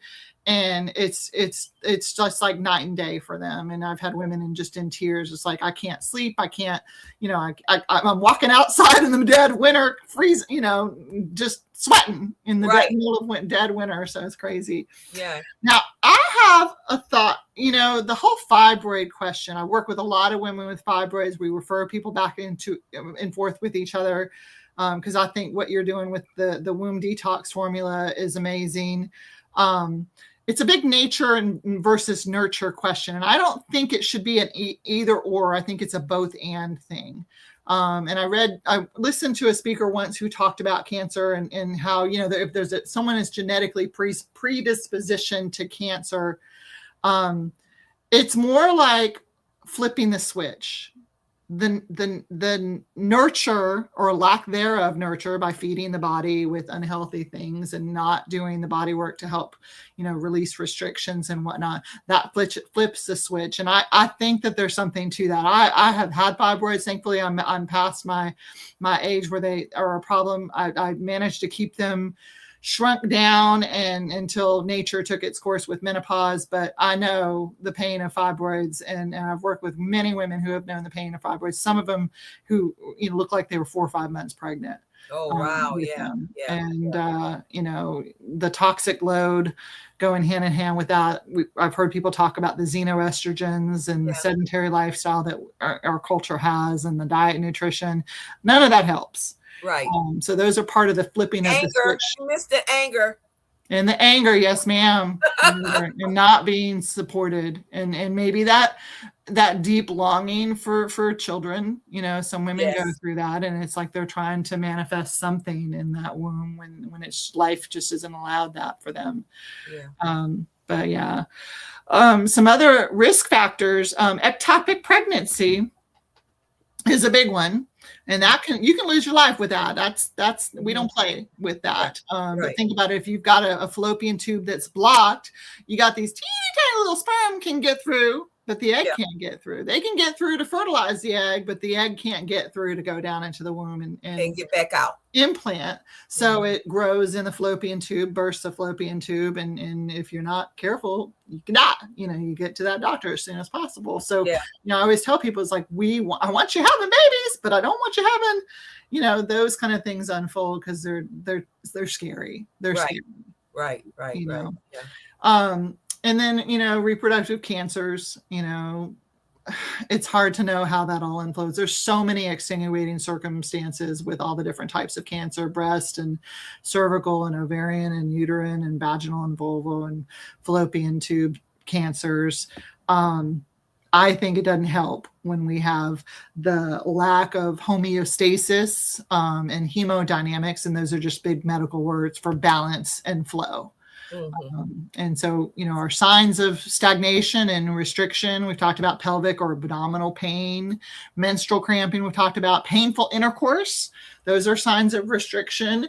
Density or hardness of tissue, or numbness or coldness. Chinese medicine, they call the fibroid the cold womb. Look in and pay attention to your menstrual blood. You got to, every single month, if it's dark, if it's clotty, if it's mucousy. Those are all signs of stagnancy.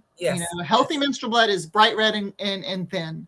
So if you've got a lot, of those other things, then we got to do some work. Right. Yeah. Tumors are an interesting thing. When I was doing my study of myofascial release work, there was something that was mentioned, that tumors are actually a sign of restriction. I think tumors are the body's way to save us in some ways when we have too much toxins. They're a way of encapsulating toxins. I think so too. And it's a protective mechanism. And so when we do the work to shrink down those tumors, of course, we want to do all the work to help mitigate that excess toxins flowing into our bodies. You want to do your magnesium and your nutrients and whatnot to help mitigate some of that stuff. Other signs of stagnation or restriction: frequent urination. Think about it. You got a big old uterus laying on top of bladder because you're not peeing. Peeing, or you're peeing a lot. Because you can't really fully let go. Constipation or lower back pain, especially around your period. Those are signs of usually a retroverted or a retroflexed uterus. So paying attention to those. And of course, any kind of hormone imbalance, PMS, whatnot, those all can go hand in hand with that. So as far as assessment goes, we've got two different approaches. We've got the Western medical approach and the traditional healing approach. As we all know, Western is high tech, low touch, and traditional medicine, and even low conversation. Yeah. I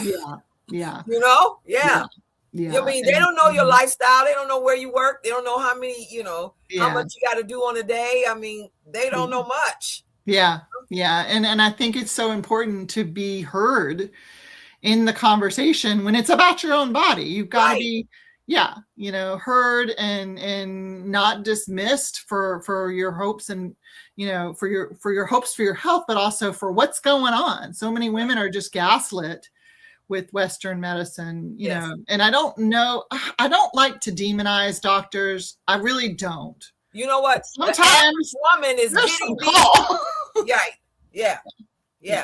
The average woman is getting these people, though. Because I've had women tell me that they were 35 or 30-ish before 35, and the question is, do you want to have any children? If you say yes, then they don't offer you. Black women telling you this, they don't offer you the hysterectomy. But if you say no, they after you with that hysterectomy, C-section and hysterectomy, the biggest surgeries that women experience are C-section and hysterectomy. And one doctor told this woman, "Oh, you're an old maid. You're too old. You don't have to." She's only 34. You haven't had any children now. You're an old maid. You need to just go ahead and get the hysterectomy. And I can't tell you how many women call me crying from the parking lot. So, that's abuse. That's medical abuse. It's abuse. It's horrible. And guess what? A lot of women with fibroids have already had that a kind of abuse a long time, and they accept it, because I have to say, go back in there, tell them people you want all your records while they got them on the table, and you don't have to pay, because you're firing him. Let him know he's fired. Yeah. Or she's Thank fired. you. They work for you. And if they're not working well, for you. And see, that's the only way to get their juice back after crying in the parking lot, you know, is to do something like that, you know? Yeah. And we got to have, you know, women like you just lifting us up when we're in that low place where we don't feel our own power. We don't know. And, you know, it's hard talking Western medicine, you know, talking medicine with anybody. It's almost like talking politics or religion for some folks, you know, you just have to know where you can go with that. Well, this is a safe space. Yeah. We'll have a safe space. We are here to tell the truth. The truth is what helps you heal. If you don't tell yourself the truth, you cannot heal, you know? Yeah, absolutely. Absolutely. Will you have anybody, any questions or any upcoming things? Because we want to. I want to, you know, talking about Western medicine, you know, the traditional healing approach, we all know what the Western medicine stuff is, the ultrasound, the pelvic exams and all of that. Accidental findings usually during, you know, your pap smears or APB helps you. The traditional medicine stuff is all about hands-on evaluation and teaching you how to do that. Yeah. And I think it's really important to empower women, to help them understand their bodies, and then to empower them with tools that they can bring home and teach their daughters.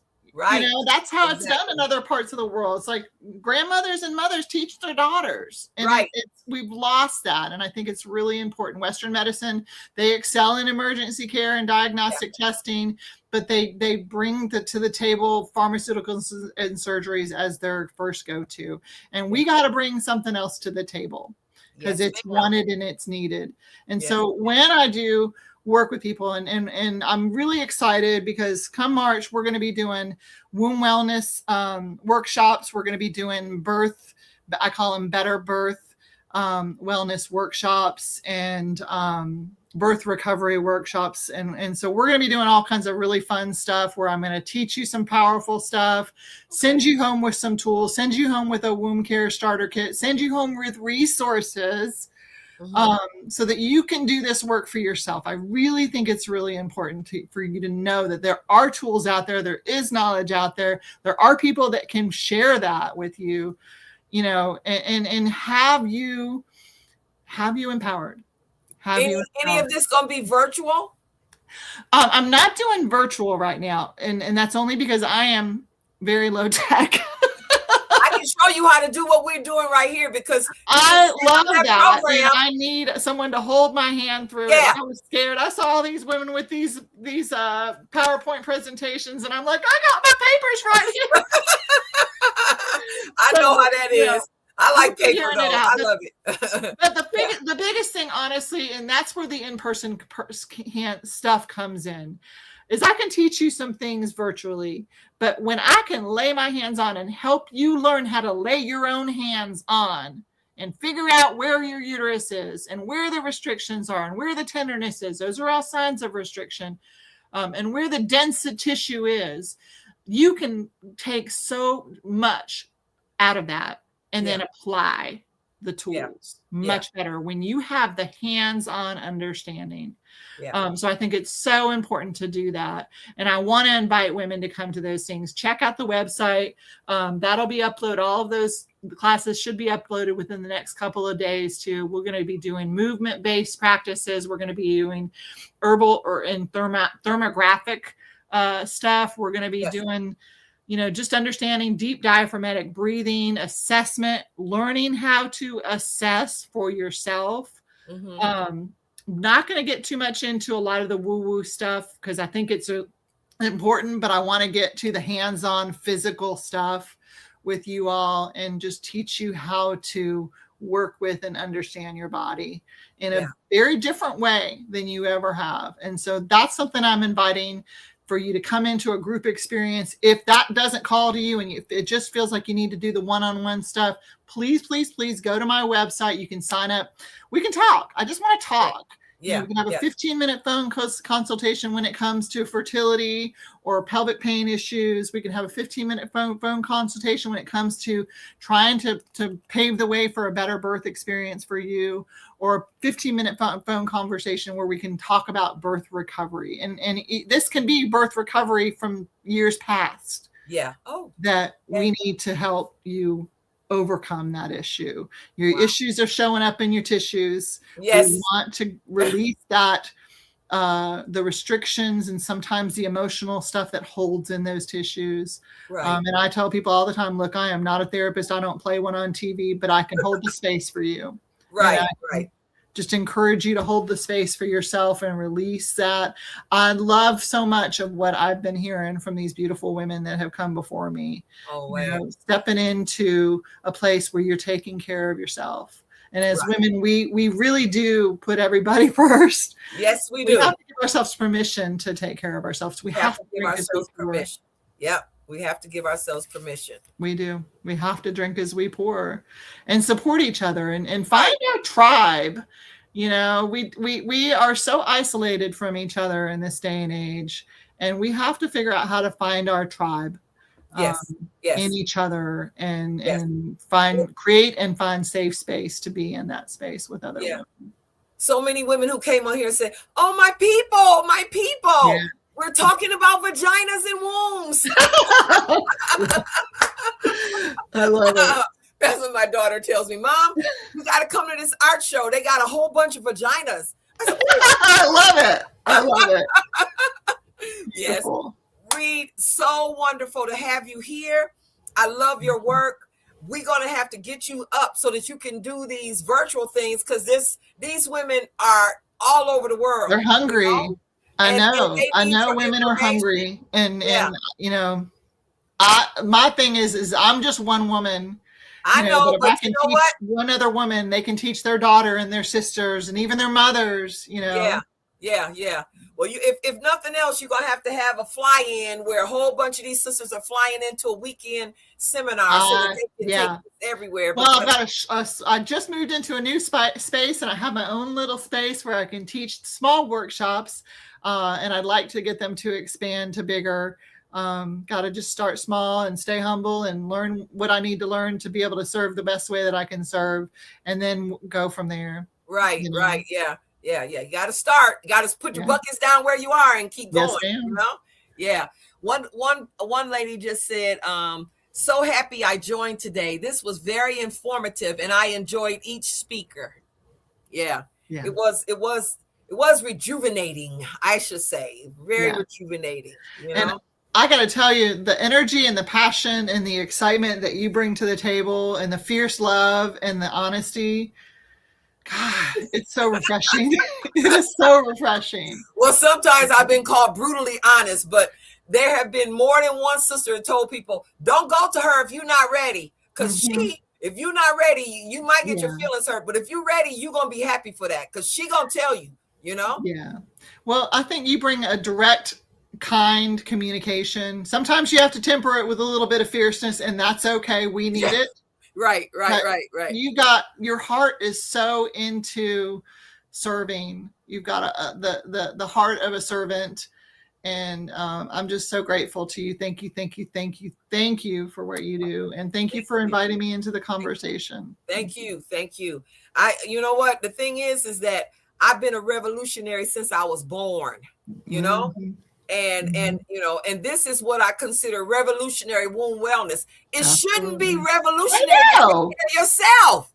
You know, you just got to hand over your ear, hand over your eyes to one person, hand over your womb to another person, hand over your hair.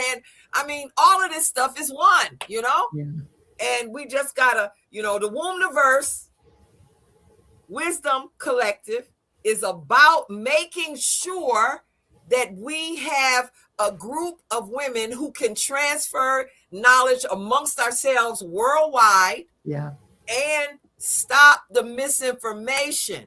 When you went earlier and said about the cancer, there are women on social media, they have started a group, and the group is to tell women how fibroids can turn to cancer.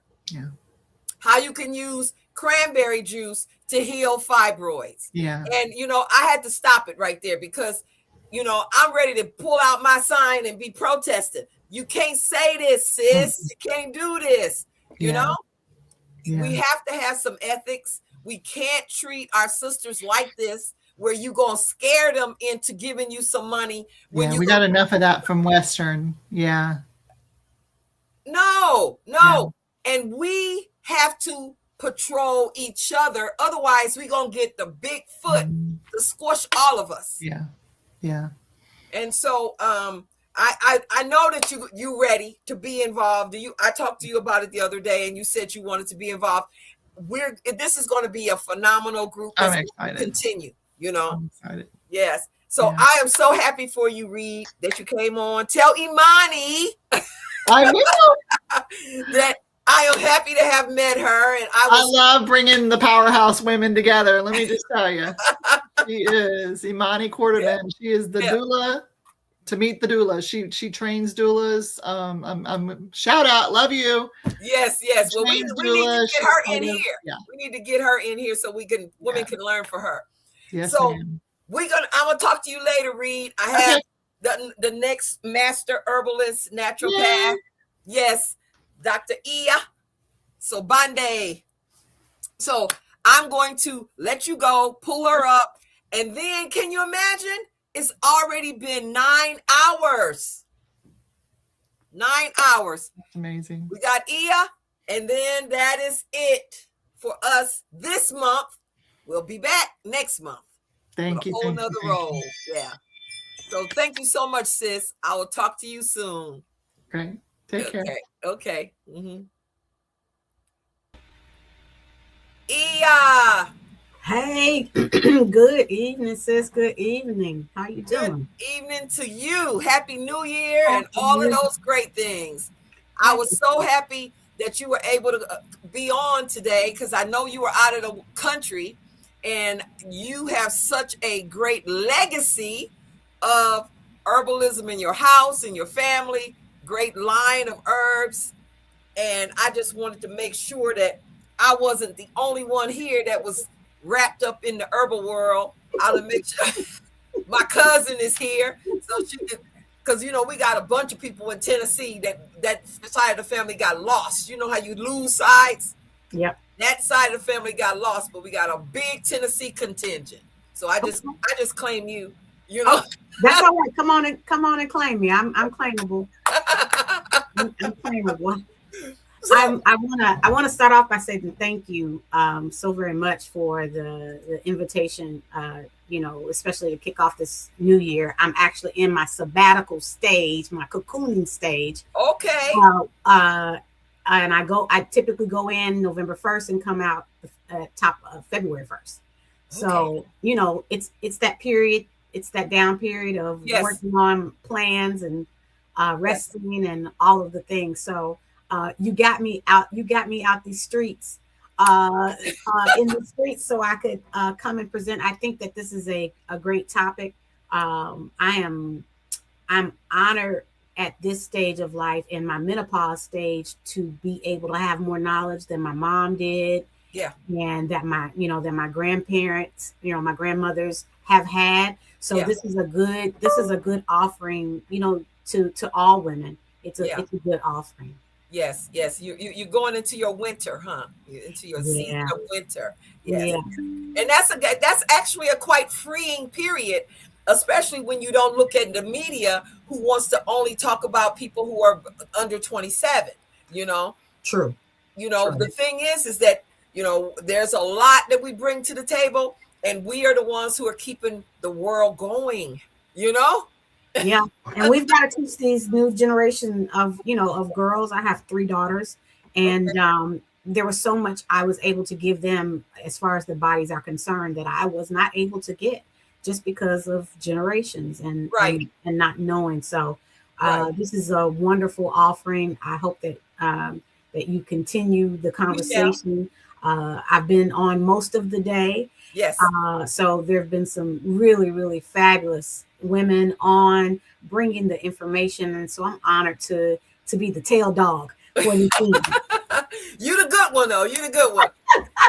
Go ahead on and tell us what your philosophy, how you work, your upcoming events, your website. I see you got your school up there. I mean, this is one of these sisters you want to listen to, y'all. Oh, girl. Yes. Well, again, thank you, everyone. My name is Ia Angelique Sobande Greer. I am a generational herbalist, 5th generational herbalist. I am a certified holistic nutritionist and a wellness strategist and a community builder. Let me not forget about community builder. Yes. So what I want to bring to you on this last lecture for the evening are my experiences through the lens of herbalism and holistic nutrition. And this is called 3 Pathways to Holistic Womb Healing. And it's only come out of my own personal issues and struggles and going back to the drawing board, not taking no for answer, figuring things out and advocating. So to everyone listening, to everyone who will tune back into the replay, listen to your body and advocate for yourself in the best way possible. Not taking no, I mean, for an answer is number one. That's number one, Yeah. If they can't do it, there's somebody who can. You're right. It's important. Mm-hmm. And as women of color, we really need to advocate for ourselves because we are the throwaway people, when it comes to medicine. So before we talk about this healing of the womb, what I'd like to agree on is that most of us were taught, to see the womb as a problem to manage, this site of pain. I can remember hearing, you don't want to get your period and not knowing what that really meant. But what I will say as almost 60 is that built in a fear into my cells. And so while I was told how my period would come, I was never told how my body would respond or what mentally I could do for myself or nourishment wise either. Right. So I think a lot of us have had that experience as women. And so I'd like to widen that lens to these 3 particular pathways that are inherent in all of us as we are womb carriers and water carriers. Mm-hmm. These 3 pathways are super important. The first one is just simply the womb as a biological system. So, we all know how we get here, sperm and an egg and this big atomic explosion inside. And 10 months later, we're here. But this biological system of our wombs, it goes deeper than that. And I think that the biological system not only plays one of the most important parts in these 3 pathways, but I think if we can understand it just a little bit more, as all of the other women before me today in this last 8 hours, 9 hours have said, if we can tune in and tap in to our own body systems, the listening, the getting still, I think we can understand our biological system. I once told a sister many, many years ago that I could actually feel myself ovulate. Yes, I could too. Yeah. And she was floored. She was like, "What do you mean?" I said, "When I'm really tapped in, I can feel myself ovulate. One month is the left side. The next month is the right side. Yeah. The next month, because it switches off." Right. Well, I could actually feel that. And I could actually feel when I couldn't feel it. And I knew I messed up, either it was a pregnancy going on or I was stressed out. I was eating wrong. I couldn't feel it. I couldn't feel it. So this biological system as a pathway of understanding our womb is really, really important. The second pathway is this seeing your womb as this neurological and hormonal communicator. right? That's big. We'll get to that. And then the third way, or the third pathway I've developed, is that the womb. This is my favorite. The womb as this ancestral spiritual vessel of memory and creation, and that doesn't often get talked about. As far as our womb being a vessel for memories.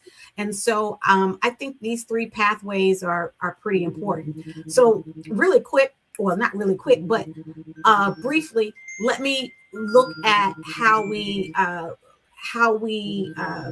think about the way our bodies are supposed to respond on the biological pathway. So I just gave you that example where I said, you know, when I was having menstrual cycles, I could physically feel myself ovulate 1 month on the left side, the next month on the right side.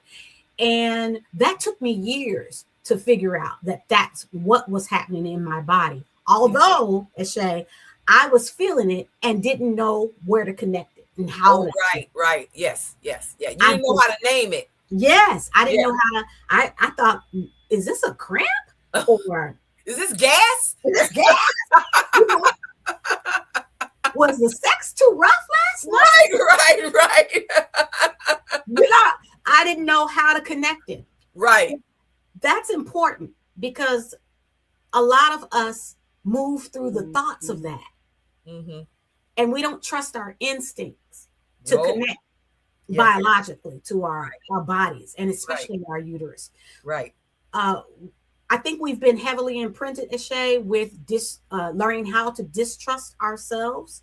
Yeah. And so that plays out in every aspect of our lives. So if you've lived in survival mode, like you're skipping meals and you're pushing through exhaustion, some of the things that all the women have said today, if you're holding everything together, well, guess who's holding it? Your womb's holding it for you. Right. And she feels it. She feels it when she gets tight. I laughed and screamed when the sister said, you know, when you get your bubble guts and you got immediately, you got a boo-boo. I was like, yes. That was me. Yeah.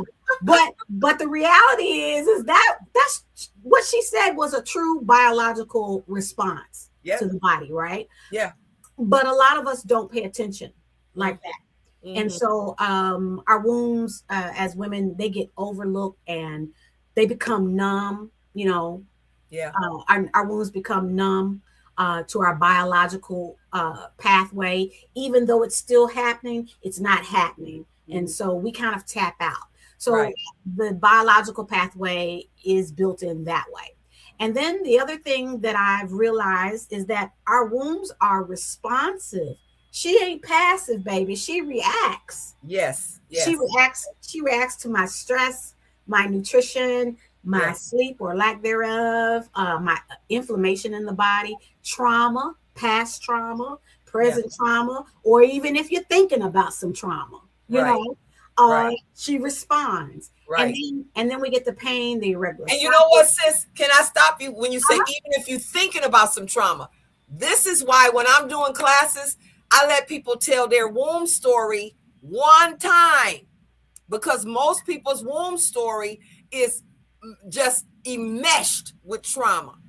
Your body hears that over and over, and it keeps living that. You cannot tell your traumatic stories and not think that you're not still living in trauma. Can't keep telling those stories. I like that. And I like that telling it one time. That's some good elder. That's when you know you're in the elder wisdom.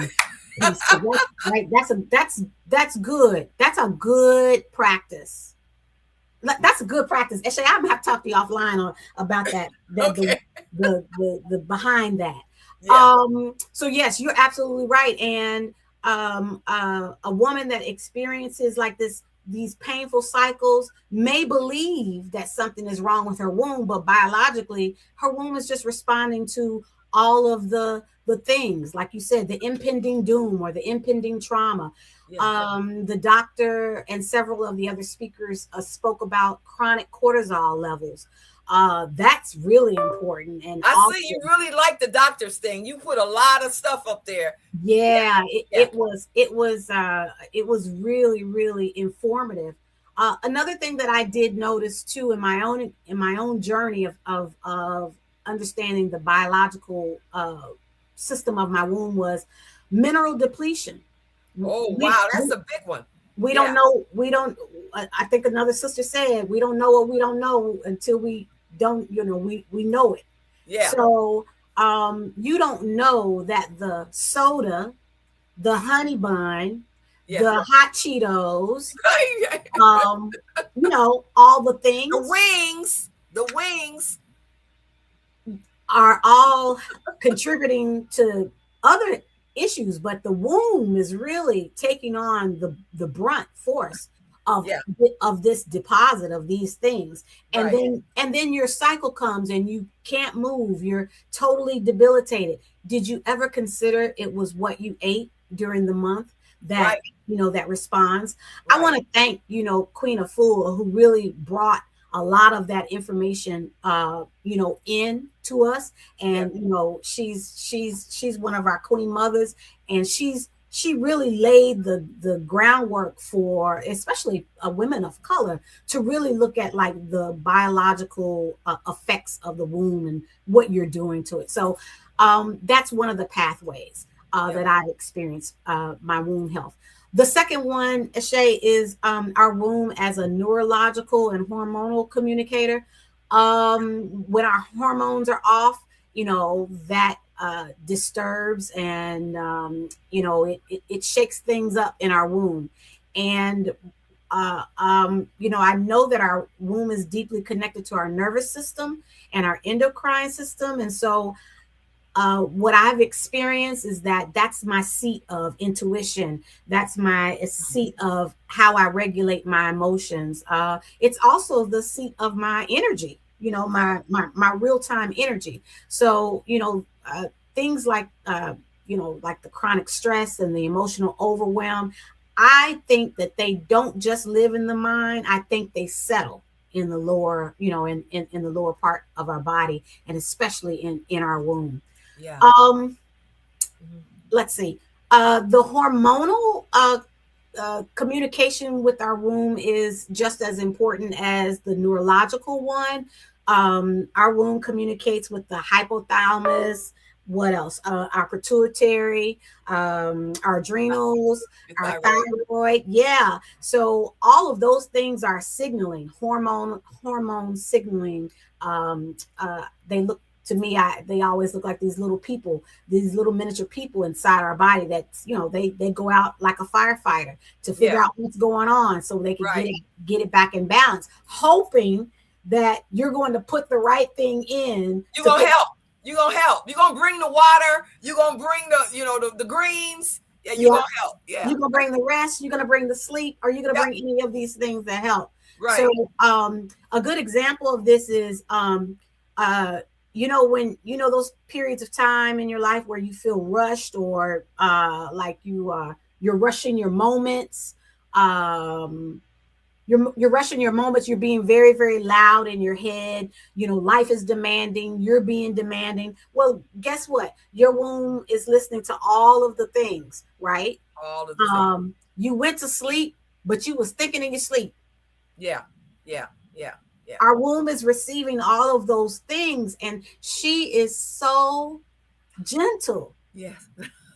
She's so gentle and so very beautiful, right? Yeah. So she's my diamond. She's my diamond. Yeah. And the amount of shit that I've laid on her and in her, she shouldn't responding at all. Huh? Yes. So this hormonal neurological communication system that we have going on between our head, our heart, and our womb is real. And a lot of times it just goes from here. It bypasses our heart, it's our womb, and then our womb soaks up, all of the residual. Yeah. And then this last pathway, which is, I consider it to be my real journey, is how I have worked with my womb as this ancestral, spiritual vessel of memory and creation. For me, these experiences kind of, well, not kind of, they hold eons of my lineage, right? I was once the egg of my great, you know, grandmother. Yeah. The first woman. I was once an egg of the first mother. Yeah. So in the physical part of that, that's the scientific part. But in the ancestral memory of that, we also carry the legacy in our wombs that come through in the cells of those eggs. And when we begin to process and look at the traumas of our womb, we want to also dial it back from the physical aspect and begin to look at the things that are deeply embedded within our generation, right? Think about what is the story you know about your mother to be true when she was carrying you. Let me repeat that. Mm-hmm. What is the story that you know to be true about your mother when she was carrying you? If most of us were to get the full story and the truthful, the honest story. Yeah. Our feelings will be hurt. Because what? Mama was stressed out, right? Mama she was 19. She was 14. Yep. Mm-hmm. It could have been a pregnancy that was wanted or unwanted. It could have been a pregnancy of force or choice. Yeah. You know, all the things. All the things. So we carry the memory in ourselves of what our mothers went through, right? Which is why we need to give ourselves a lot of grace and ease, thus allowing us to give our mothers grace and ease, because we don't know what the journey was for them. But so, you know how in our group we'll say, don't do that, you're gonna mark the baby. It is basic knowledge amongst us that if something is too much, it's going to mark the pregnancy. We know this, you know? Yeah. I haven't heard that saying in a long time. But our ancestors knew, right? And they didn't have AI and they didn't have science and they didn't have, but they knew what they knew, especially the mothers. Yes. They knew what they knew, the aunties, the big mamas, they knew what they knew. Yes. And so if we can begin to dial it back a little, to look at these inherited patterns, we can recognize their influence and then embark on a journey, to really, really heal our wounds. I'd like for those who will play this back and those who are watching, I want you to think about, like, if you were to go down this rabbit hole, of the journey of your legacy, your maternal legacy, you would be filled with aha moments, deep gratitude, remorse, sadness, joy, all of these uncharted feelings that your body probably has been going through, things that you can't answer. I don't know why that's happening. Well, a lot of it is ancestral. And so, I want you to look at your body as a whole unit and not just part and parcel. And we have to stop separating our uterus from our legacy. Another. I one, always like to tell women that when your grandmother got pregnant with your mother, all of the eggs that your mother was going to ever have was in her body at that time. True. So that's what she was just saying when she said your grandmother, reflected on you as an egg. Right. And that's where you get the spiritual memories and all of this, because, she didn't stop living when she got pregnant, and all of the other things, the marking and the lack of food or whatever it was, all of that is on you, That's true. Yeah. Now, when we talk about the spiritual, so we looked at those first two pathways. So now we're looking at the ancestral, and we're going to layer that with the spiritual aspects of the womb. So So when you begin to, or when you live in a state of kind of ignoring, like this inner knowing that you have, intuition. When you stay in unhealthy places or spaces or with people, relationships, you're overworking, you're silencing your truth. What else? Throw some things in there. You manifest all this womb tension, right? Yes. That starts in our head, or what my tradition teaches as the Ori. It starts in your head. And so what is your inner consciousness saying to you about your womb? Like, what is your relationship? And are you having a direct spiritual relationship, with our womb? And if you're not, how can you start to get in alignment so that you're able to do that, from a perspective that really, really heals you? Are you speaking your ashe, or your life force? Are you speaking that into your womb? Are you telling yourself in the mirror, "Ooh, girl, I could lose 80 pounds," and the way my nose? Are you telling yourself those things? Or are you in the mirror saying, "You know what? I could lose 80 pounds, but I still look good. I'm fine. Right. Like, what are you saying? What ashe? What is your ashe? What is your prayer? What is your life force energy doing for your womb spiritually? Because it's a relationship. Your womb is the primary container for your prayers and your ashe. When your prayers and your ashe are blocked, you are stagnant creativity. You are stagnated. Your creativity, you've got all these ideas, you can't get them out, or you're the person who's got all the ideas and you're trying to do all the things because, it works the same way. Right. But when you feel a little bit better, you notice I didn't say feel totally good. I said when you begin to feel a little bit better about yourself daily as a woman, that returns vitality to your mind. That returns, this great vitality to your heart, and it definitely, sends good vitality to your womb. I think these ancestral imprints, Eshe, are essential to our emotional intelligence, the way our body responds, and how we respond in nature. Because nature is always it always sets the standard of how we can work, to be in balance. If you look in nature does exactly what it's supposed to do all the time, unless man is fooling around with it, right? And which is where we at, right? So if we can go back, if we can dial it back just one generation, for most of us, just one generation, some of us 2 generations, maybe 3. But if you're African American, or you're indigenous to this land, you could typically dial it back one generation to find one healer in your family, right? Yeah. And I don't mean the healer, they didn't have to call themselves a herbalist, a hoodoo woman. Your aunt was a healer because she had a garden. Yeah.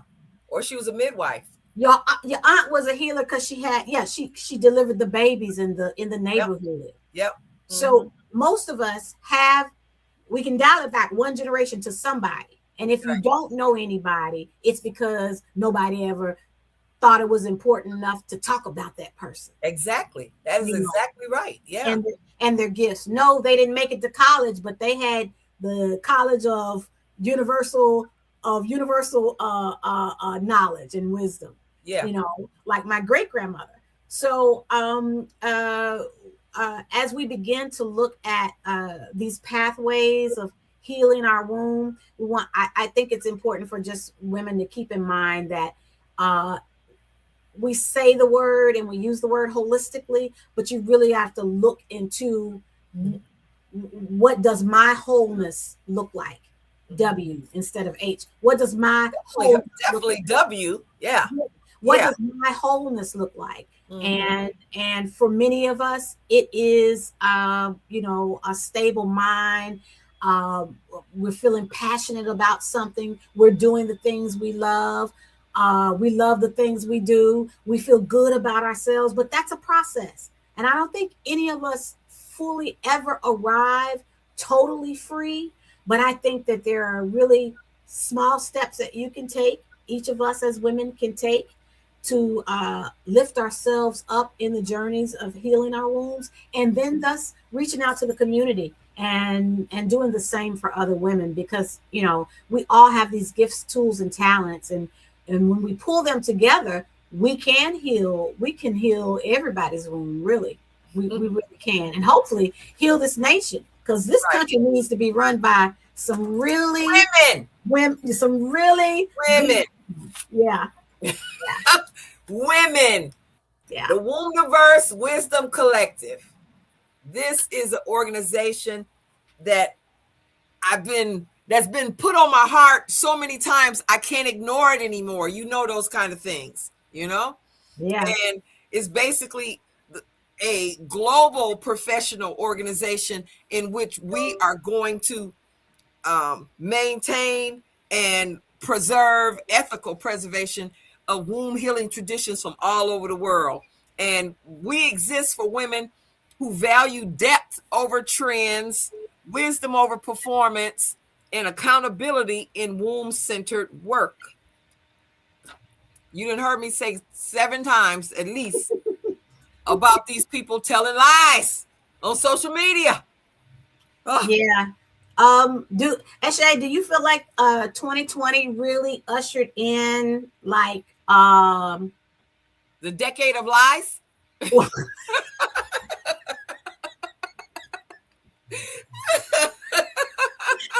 Girl.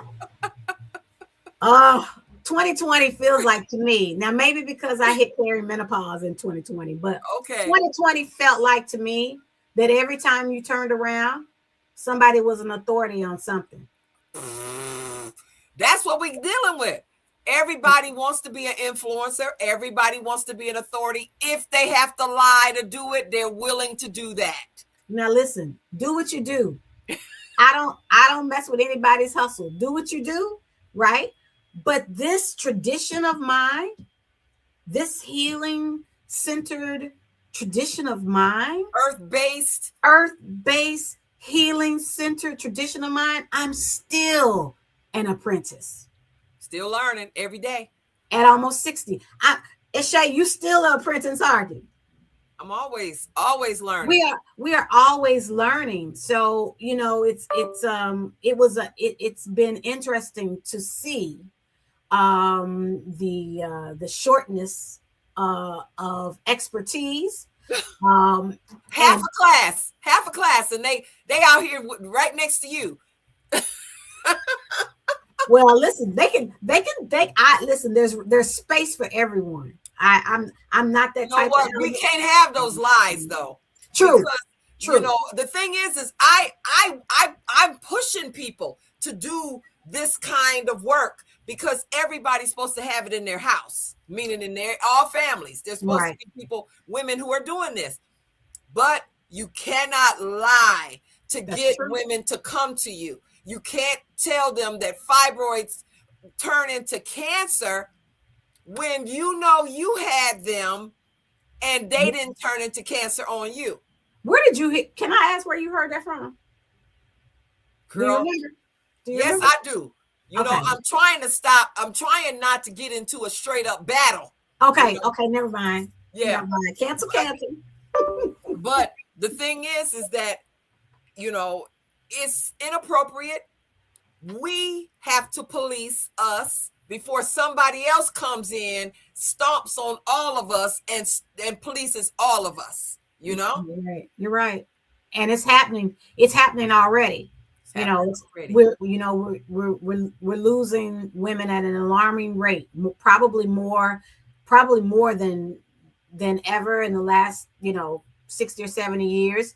And it's going to be more because we all know why, Yeah. But the thing is, though, is that those of us who know have a responsibility to those who don't know. And that's what I said to you. This whole thing is because women don't know what they don't know. True. That's true.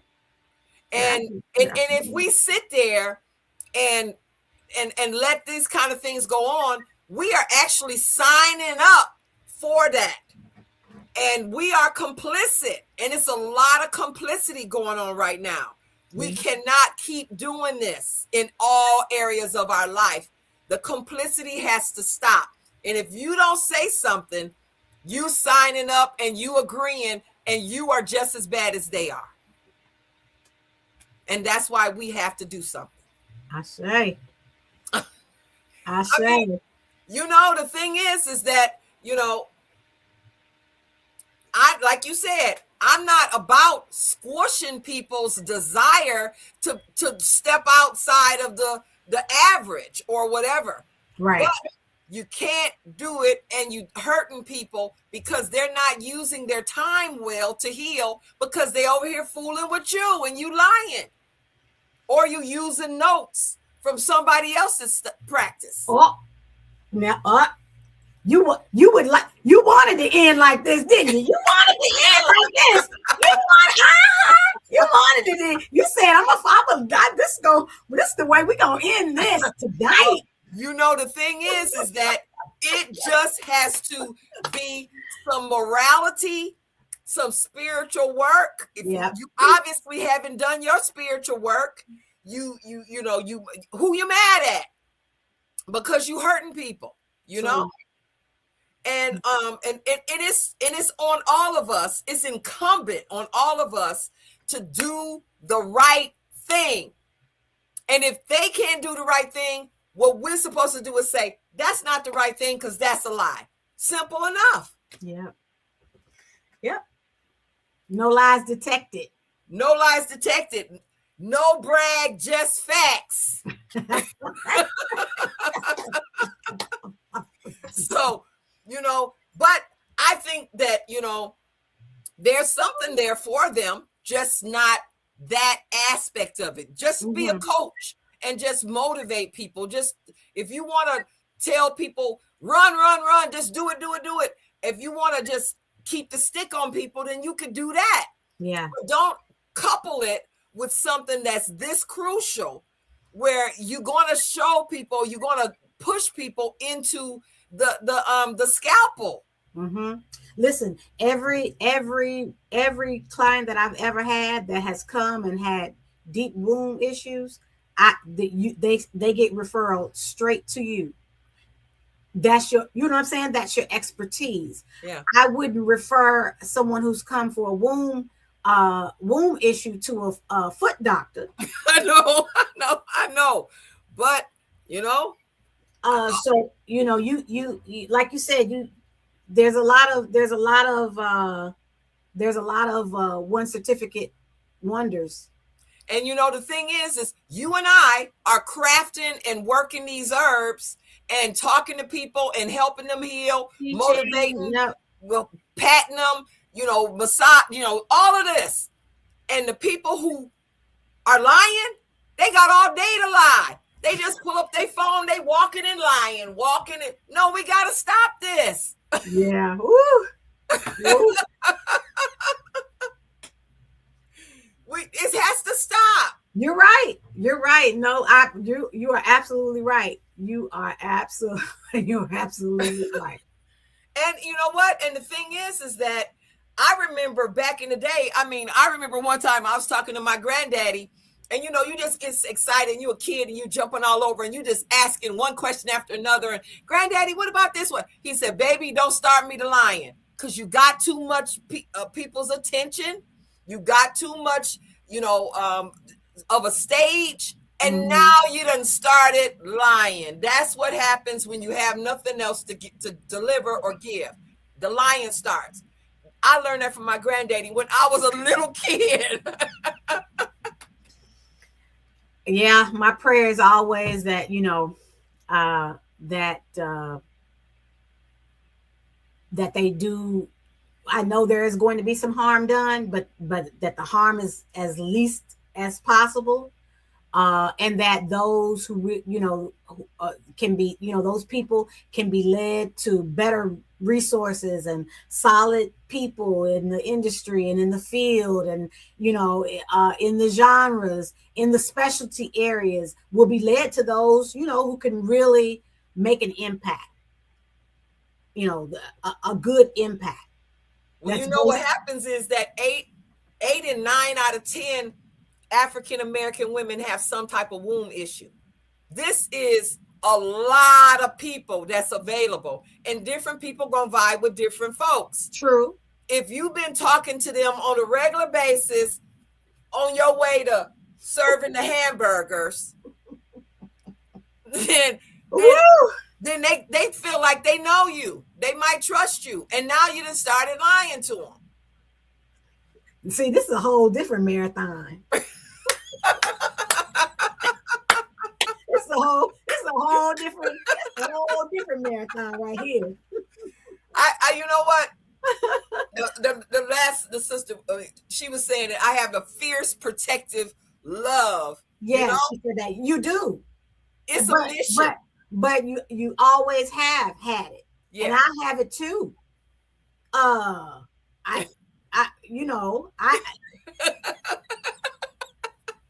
Listen, you can't get anywhere by being young and foolish, right? No. You can. Right. It could look like it, but not really. Right. So there's an elder ahead of me who has the wisdom, the knowledge, the staying power. They got there through some different modalities. And in order for me to be even able to soak up a inkling of that, I too have to have some staying power, some that. I can't be fly by night and not be serious about the work I'm doing. Right. You can't be, Eshe, my gosh, I've heard people say, well, I haven't even heard of her. What? You ain't heard of her? You ain't heard? He specializes in wombs. I can remember at least 15 years ago sending a referral to you, and they pulled up, it was when I don't know if you still have it on the website. You used to have a picture of a fibroid and a penny or a dime. A quarter. Yes. Yep. Yeah. This sister, she said, she called me back.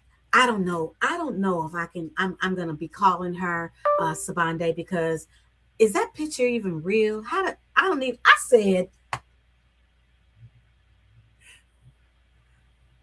oh, well, you choosing your path, sis. I tell you that there was a woman, she told me this story. She said she got off the bus crying in Baltimore. And when she got off the bus, another sister that she knew said, sis, why are you crying? And it was a white girl there too. And she says, girl, I just came from the doctor and he told me that I need to have a hysterectomy and I don't want a hysterectomy. The white girl says, well, you need to call that womb sister down there in Atlanta, because she been helping people have babies and they've been birthing those fibroids. So you ain't got to cry. All you got to do is call her. Wow. On the bus stop in Baltimore. That's what I'm saying. So you see how people, we got two whole different reactions. Yeah. Right. And so it's that type of exchange. It's that type of, well, not exchange. It's that type of mindset that will keep a lot of people sick. Yes. It's going to keep a lot of people sick. I say we stay in the pocket of what we do.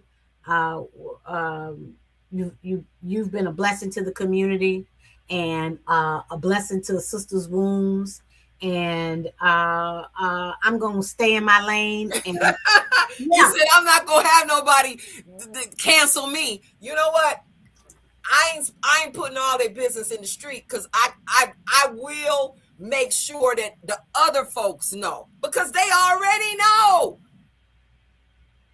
Why would I ask them don't do something that they know they shouldn't be doing? They know that this is wrong. Mm-hmm. They know that that's not true. They know that they had surgery to remove the fibroids, and I am okay with that, especially if you done got to me late. We might need to have a clean slate, and then you ain't gonna have to worry about them growing back, because another sister was just on here and we all know they grow back, and it's not they grow back, they left the little fibroids in there, and those grow because it's room now. And you keep doing the same thing you've been doing. You stayed with the same crazy. You stayed in the same crazy job. You hate where you live. You hate your mama. You hate all of these things, and you still going. Well, you gotta have a plan. Right. You just gave them some things. I give them things, you know, when they come to my courses and classes. But the thing is you cannot remain who you are today and not have what you had a year ago. It's okay to not like the fact that change is a challenge. But that is why. Say it again. We'll say it again. Eshe, say it. What you say? Change is a challenge, right? But we can do it. That's why I put up as my motto for this year in 2026, I can do hard things. Yeah, I like that. Because there's going to be a lot of hard stuff going on, you know? It was hard for me to take the little chick house out of my garage. And the chickens, they done grew up outside in the yard now. And the chick house was still in the garage. We have different things that we just don't want to do. Right. You know? So, but we have to tell ourselves, I can do hard things and go to it, you know? This is one of those things. Do you know how long I had this idea about, you know, it wasn't this name. I created the name on Thursday because this is all I did on Thursday. I know that I am a channel for universal energy. If I ask the creator for something and sit, I am going to get it. You know, we all know this, but most of the time we chanting up wrong stuff. Right. So, you know, so we have to chant up the stuff that we truly want, you know? And I wanted a name that was going to work for generations. The Wombniverse Wisdom Collective. Yeah, I like in that. there. You already in there. Oh, all right. Well, I see. You know what? I love talking to you. We got to do more things. You just right there in Tennessee. I'm just right here in Atlanta. We got to do more things together. I know you were on your sabbatical, and I pulled you off because I told you they don't know what they don't know, sis. Please. That's true. You know? That's true. What I need to say. Thank you again for pulling me on. This was a great idea, and I can't imagine not doing this work and not being surrounded by other sisters who are steadfast in the work. So thank you, Eshe, for all that you have been doing as an herbalist, as an African-American trailblazer in the field of holistic health and women's wellness. You know, I'm giving you your flowers now. I appreciate it. Yeah. Help me after this, right? I'm giving you your flowers now. Thank you. Thank you so much. You're so welcome. I can't help myself, you know, and that's that intuition you were talking about earlier. You got to listen, and I train. Listen to that. You could call it your God voice. You can call it the little voice. You could call it whatever. But that voice is what protects you, what guides you, and what puts you in the place where you need to be, so that the things that you want, you recognize them when you have your goals detailed, written out. You see it when it shows up. Right. You know? Right. Yeah. And you know, our resident director and producer in California, I guess she used the California time, so she's here now. Oh, you know, I put everything EST, but she came on West Coast time, and I guess it's about 4:30 there now. That's early for her. Yeah, it's her time now. Mm-hmm. So she popped in, and I appreciate it because she has multiple things that she does. Also, Ia, you've been great. We're doing this monthly with something. Okay. You know? So in March, we're going to do the Women's History Month. So I'm planning that now, so we have the time to get it together, and I want you to be there. All right, March. That way we'll have something more for you to talk about, and you have a little bit more time. Okay, we'll do. Okay. Will Thank do. you so very much. Thank you. There's our actress. Hey, girl, I was doing the farmers market. I was doing the farmers market before this time, so this was Not the the time I acting could come today, on. Yeah, Huh? No acting today. Farmers market selling vegan goodies. vegan goodies. That's All right, good. good night, That's y'all. good. That's good. Well, we want to have you. We want to have you go ahead. She did a film, Okay. The F Word. Yes. And she's into the womb wellness, and she and I have been introduced through a woman who actually did the fibroid birthing. The fibroid that you talked about next to the quarter Was my friends. That's her friend, Wow. and she was the one who introduced us, and we just took up with each other and have not broken any space at all in all these years. Well, what's the likelihood? What's the probability that I would have brought that picture up in that scenario? I know. Yeah. Especially with her sitting right there backstage listening to the whole story. She knew it. That's you know? crazy. Yeah, I was like, you should let me talk to that person because that was a real picture. It was my friend's picture. My friend knew that I was working on a documentary on fibroids, and she said, "Oh my gosh!" Well, I went to this herbalist, Aisha, the herb sister, and she helped me pass a fibroid. I was like, "Girl, that's impossible." I said, I interviewed Dr. Stanley West, the author of The Hysterectomy Hoax. I was in the operating room with my crew, filming him as he did a myomectomy, and I saw how the fibroid was in there. I was like, that's not possible. And then she showed me a picture. I was like, yeah, let me go down to Atlanta and meet the sister. All right. All right. Yeah. I mean, anything the body builds, the body can, disseminate. It's not one direction only, but that's how we have become, thinking that it can only go in, but we can't get it out, And Ian, myself, we can make stuff that you would only think about in a chem lab and it'll work, And most of my formulas are my great grandmother's formulas, so I haven't changed them. So they're old formulas, traditional.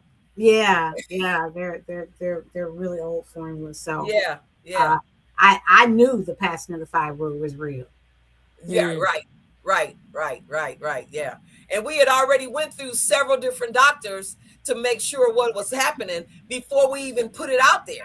I mean, we're not that kind where we don't, do our background and do our checks and get our information and our ducks in a row, as my daddy say, The ducks are always in a row over here. Yeah.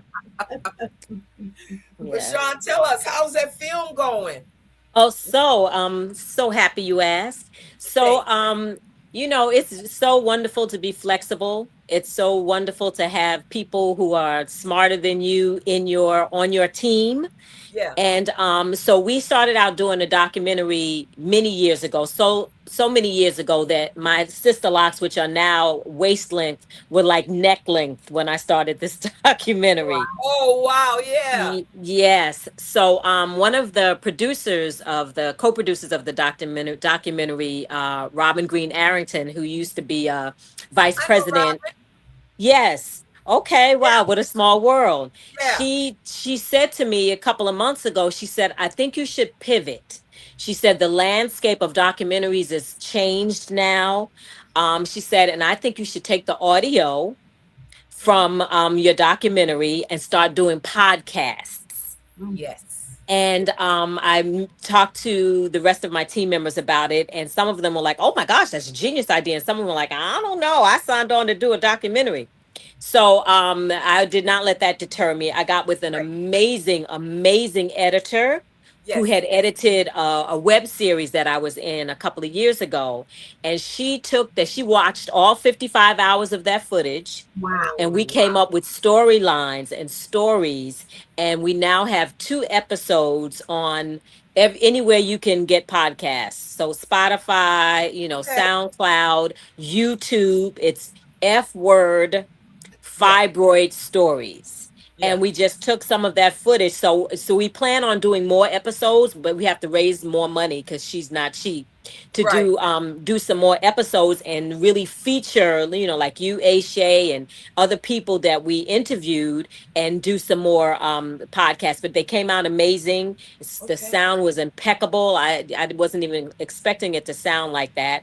And we put it out there, and it's called F Word Fibroid Stories. YouTube, Spotify, SoundCloud, everywhere that you can you get your podcast. And so we just did the little pivot, and it's amazing. And so recently, what we did also was interviewed just a couple of more people just to get some like current stuff. So that and it'll be shorter than the episodes we have now. The episodes that are on now are like 20 minutes, 15 minutes. There's a pilot episode and then a first episode. And Rhonda Ross is featured in the not the pilot episode. The pilot episode is me telling my story. And then the next episode is Rhonda Ross and Robin Green Arrington are featured in the second episode. And Rhonda Ross, for those who don't know, is Diana Ross's oldest daughter, the one that she had with Berry Gordy. Right. And she's also a co-producer of the doc. And so we just, you pivot, you do what you need to do. Well, you know what? Anything that was going on pre-pandemic has to be pivoted now. That's a different world. We're in another world now. Absolutely. And I just feel so blessed that it turned out. Exactly. Yeah. Exactly. So, in the future, it would be great to still do, like a hour-long documentary for maybe like a woman-centered network or something like that. But we didn't want to wait another minute. We said, we have this footage, let's do something with it. And we did something with it. Oh, wow. Congratulations. Yes. Thank you. That's right. Thank you. Congratulations. Yeah. Thank you. Yeah, that's a dream. Congratulations. Yes, absolutely. Yeah, I learned a lot from her being here with her film crew and filming, because one of the things I recognize, number one, whenever you're doing an event, you put a sign out on the street to say anybody that crossed this line and come in here is given automatic permission for film, camera, quotes, every single thing. Because we had a sister that came late, and we were all in the middle of everything we were doing. Not only did she come late, but she came right up the stairs and came and sat in the very middle of everything that was going on, right in front of the camera practically. Wow. And then she proceeded to keep interrupting me to ask questions. And then at the end, when we went to her with the forms that she was supposed to sign, she says, "No, I have my work shirt on and I don't want to be on camera." And she took over the film. But they were creative. They made her voice turn into Charlie Brown's teacher. And wow, wow, wow, wow, wow, wow, wow. And we had so much footage. We interviewed you by yourself. We interviewed women who had flown in from all over the world. You had like little sections that focused on different things. We had those interviews. So we have a lot of footage. But I'll never forget the thing that stands out to me, and I always share this with people when I'm telling them about you, is I asked you, I was like, why are your herbs working? What you doing? How come your stuff is? And you were like, you got the formulations from the ancestors. I was like, yeah. Some of them I did dream. Some of them, yeah. And dreams kept coming, and I kept adding, and Yeah, that's a sign of the true master. Yeah, exactly. Exactly. That's a sign of women just tapping in and listening, and surrendering. To the voice, to the real voice in their head. Yes, absolutely. Yeah. To the positive one. We got those other ones. Yeah. We got some great ones. We got the other ones. Right, we got the other ones. It's all right. But you got to know how to, girl, be quiet now. I'm trying to. Right. To sift through them. Yeah. Right. Yeah. But you know what? That's why it's also important how our mothers react to us. Because when I was like 9 years old, my big mama died. She appeared at the bottom of my bed. And she told me, she says, and I was kind of surprised. And then she says, "Well, tell your mama everything gonna be all right." I go downstairs to the kitchen. My mama is crying as she's cooking, which I don't want that food. But you know, I said, Mama, why are you crying? And she just kept crying and doing whatever. And I said, Big Mama just was up in my room at the end of the bed, and she told me to tell you everything gonna be all right. My mama stopped, dropped everything, eyes got big, and turned around and looked at me and said, what? And Big Mama says it's gonna be all right. She just hugged me, she stopped crying, and she did a nice brunch, breakfast, whatever it was she was making, because she knew that I didn't know. Right. She knew. That's why she was crying, but I didn't know. So for my Big Mama to come at the bottom of my bed and tell me that, she knew that I had that connection. And she did not tell me that I was evil, that was the devil, that was any of the bad stuff that people tell kids when they have a connection. Right. With something that's different. Right. And say none of that. So I just kept that connection open. That's and so kept good. connecting with it. But you know how that connection gets closed? When you start seeking attention and love from men who don't like the power. That's how it starts getting closed down. You know what I'm talking, Ia. You know what I'm talking, you know? And then when you decide they don't know nothing, and then it builds back up when you start listening to the voice again. But if you stop listening, the voice goes down, down, down till it goes away. And so you have to really nurture it, you know? Yeah. And I know some people gonna think I'm crazy, but I'm not. It's just like Ia said, it's the kind of trust that you put into that energy and the spirit of the wisdom of the universe. Yeah. Blair Underwood wrote a book about it. I think it's called We Were Here Before, or something like that, but just look up Blair Underwood books, and it shares experiences of young children remembering past lives like that and saying profound things like that to their parents. It's an older book. It's like, I don't know, 15 years old. That book is. I think it was called We Were Here Before or something like that. But it's Blair I Underwood. would be interested in that, because I did that. I mean, if a 9-year-old says that, what else you gonna do? You know? Yeah. So what is your vegan auntie mama? What is it? Mama Auntie's Vegan Goodies. We I know finally got all of them good mamas in there. Is that a brand? Is that a brand?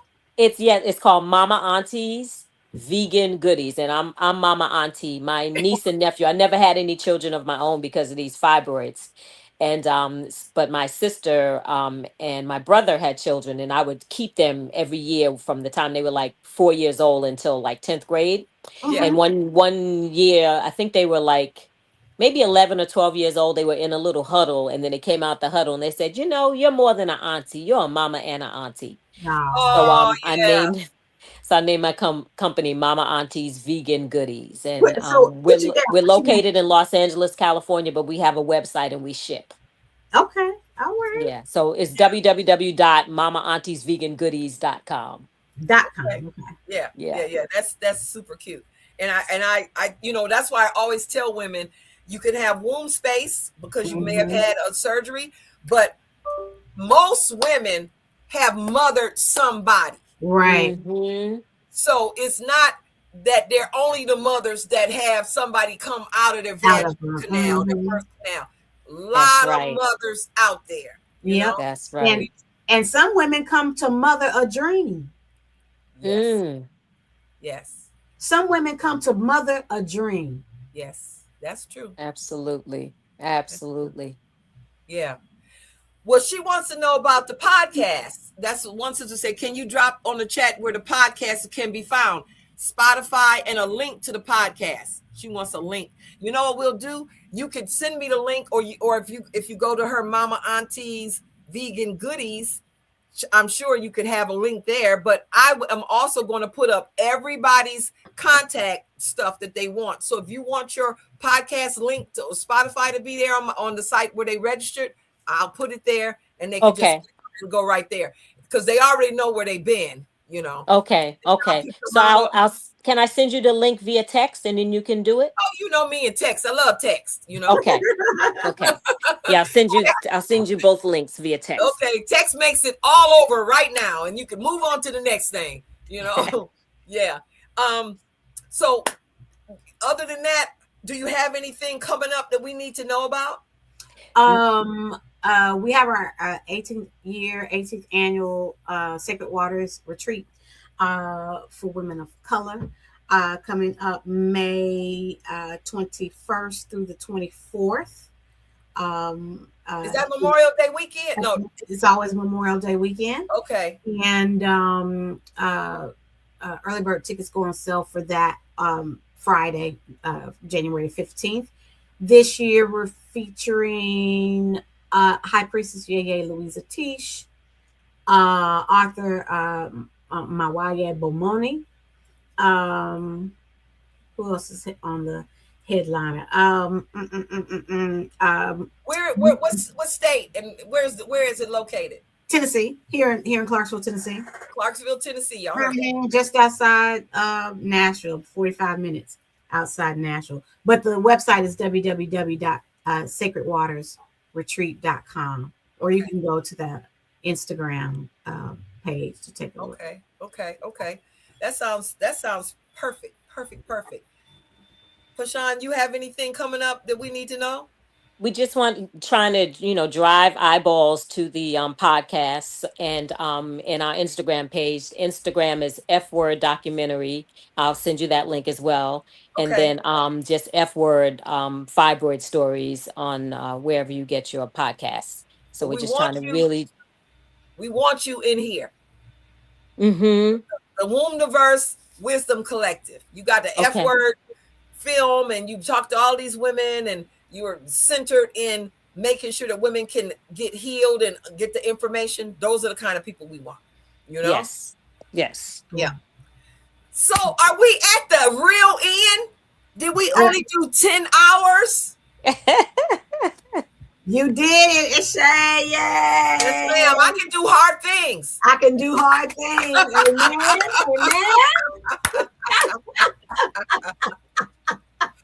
I can do hard things. And this wasn't even hard, It could have been, a whole lot harder. But well, that's because I understood how to duck out and go to the bathroom. So I got that now. But we are so in love with our circle of women who are willing to do this for you complimentary because they love y'all. And y'all have to show them the reciprocal love. Go to their websites, go see what they have, go to take their classes, do all of those things because they was willing to invest in you, and you have to be willing to invest in them. Mm-hmm. And that's one of the things, a lot of times we don't get is that when you pull these kinds of things together, it's pulling 50 people's schedules, because it's not just the people we looking at, it's their kids, they partners, their clinical schedule. All of that is going on at the same time for them to be here. You heard Pashan say she's running in from the farmers market. Right. I mean, we all got a million things that we do, and we keep doing them, and we add more stuff on. And I appreciate it because I know we do not know what we do not know. And so, and I'm going to read some of the stuff the sisters are putting here. The one that asked about the podcast, we got that. Then we got so glad to have presented and learned from the other presenters. This was powerful. This is how I enjoy spending my day. That was Joy. Then we have another one, congratulations. And another one, here's the YouTube link. Another one, thank you for holding sacred space, Noel. Another one, G. Wilson. Here's the Mama Auntie's link as well. She done already put your Mama's Auntie stuff here, And it appears links don't show in the chat. That's okay. We'll still show up. I mean, so I appreciate all of y'all participating, paying attention. Some of these sisters have been here for the entire day. Thank you. The entire day. So I'm going to indulge in my mineral bath with the Epsom salt that I've been doing every single day for 7 years. What? Yes, ma'am. I started it pre-pandemic, and when the pandemic came, I needed it, Okay. you know, and then my skin was just so gorgeous and beautiful. And, you know, it was that before you started taking them baths, baby. But you know what? I'm 68 and I'm happy about it, you know? I know. Listen. Yeah, I'm happy about it, you know? Like fine wine. Well, the thing is that, you know, when you say, I want to look like that, you should have saw Dr. Marilyn on here. That's who you want to look. I mean, she's out here doing her belly dancing, still got a curve in her waist and the whole nine. I mean, it's about how you take care of yourself. True. You know? And you said you was 60. I'm like, 60 where? Where you 60 at? The glasses 60? No, I still got 3 years, but I'm almost okay. Yeah, I'm going to say, because you definitely are a good looking 60. But that's how you're going to look when you're 60, you know? So what I want is for sisters to recognize, and they come up to me and say, whatever you're taking is what I want to take. you know, whatever you're doing is what I want to do, you know? But we want to make sure that we are, you know, not having so many barriers to the basic functions of life, you know? We want to make sure that we are giving people the tools to do this, you know, the things that our grandmothers did, our great grandmothers did, you know, and the thing is that, you know, many of these younger women, their grandmother is my age. Their great grandmother might be my age, or my age, or your age. Yeah. You know, that's true. So it's a different crew.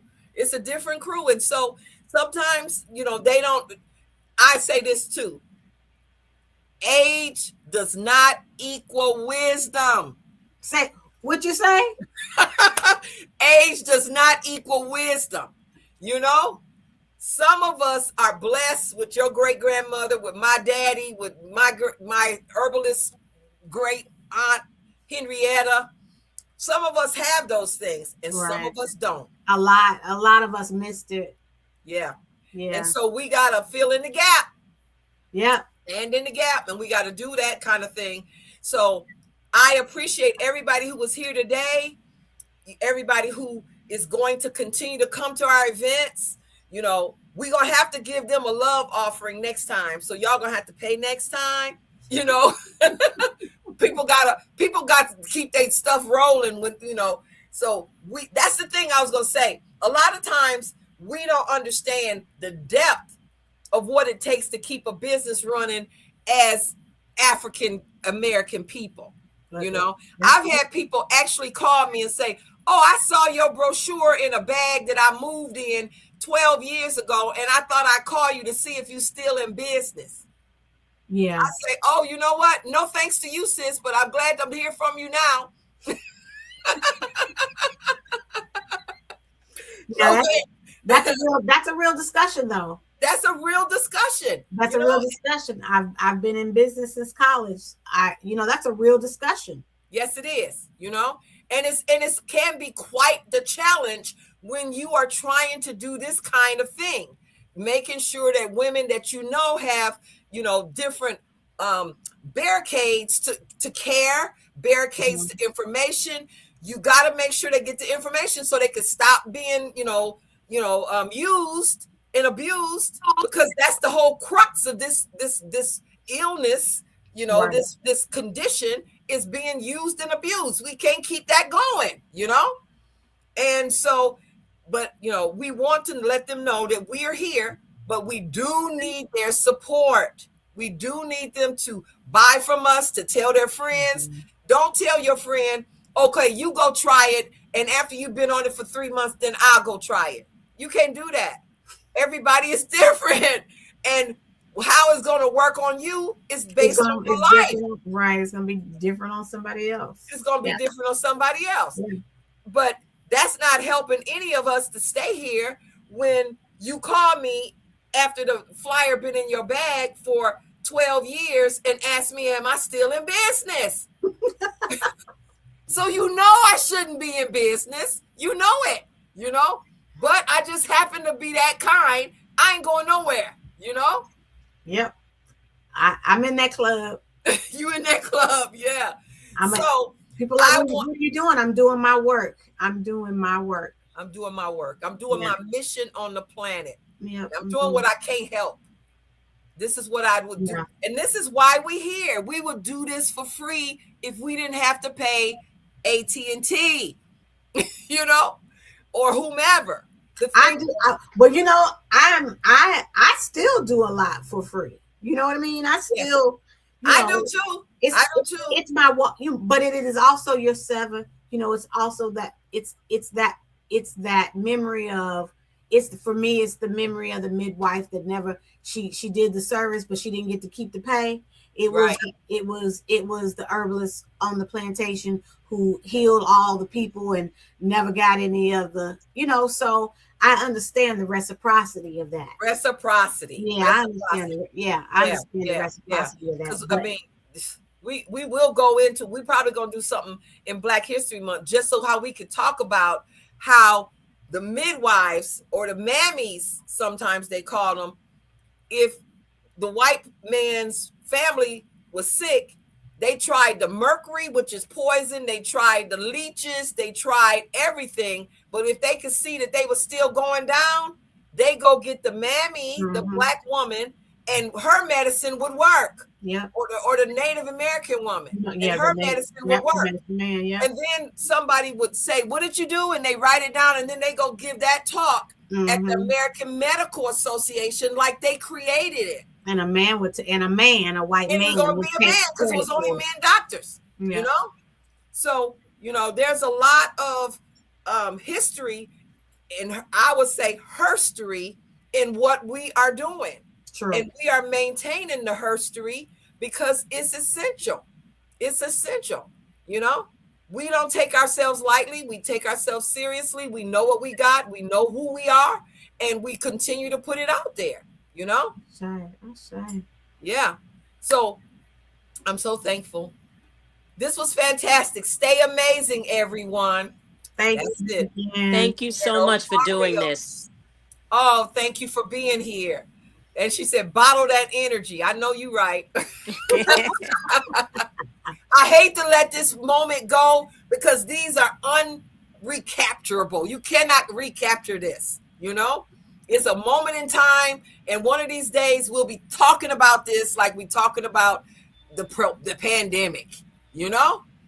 So I really, really love all of us putting our energy in here and doing this kind of thing. It's just heartwarming. It's everything for me and all of us, you know? So thank you. Love y'all. Love y'all. And now I guess we have to do what I used to do when we were a kid. When you done talked all day at school, you walked home together, you talked all day, and then you got on the phone while you was washing dishes with the cord going across the room, and you talked while you was washing dishes. Then somebody screams, "Get off the phone! You've been seeing them. You saw them all day," and you say, "Okay, and you hang up because you can't get away from each other." So I guess that's what we're gonna have to do is 5-4 Ovario 5 4 3 2 1. Goodbye, everybody. Love. Love. Yep.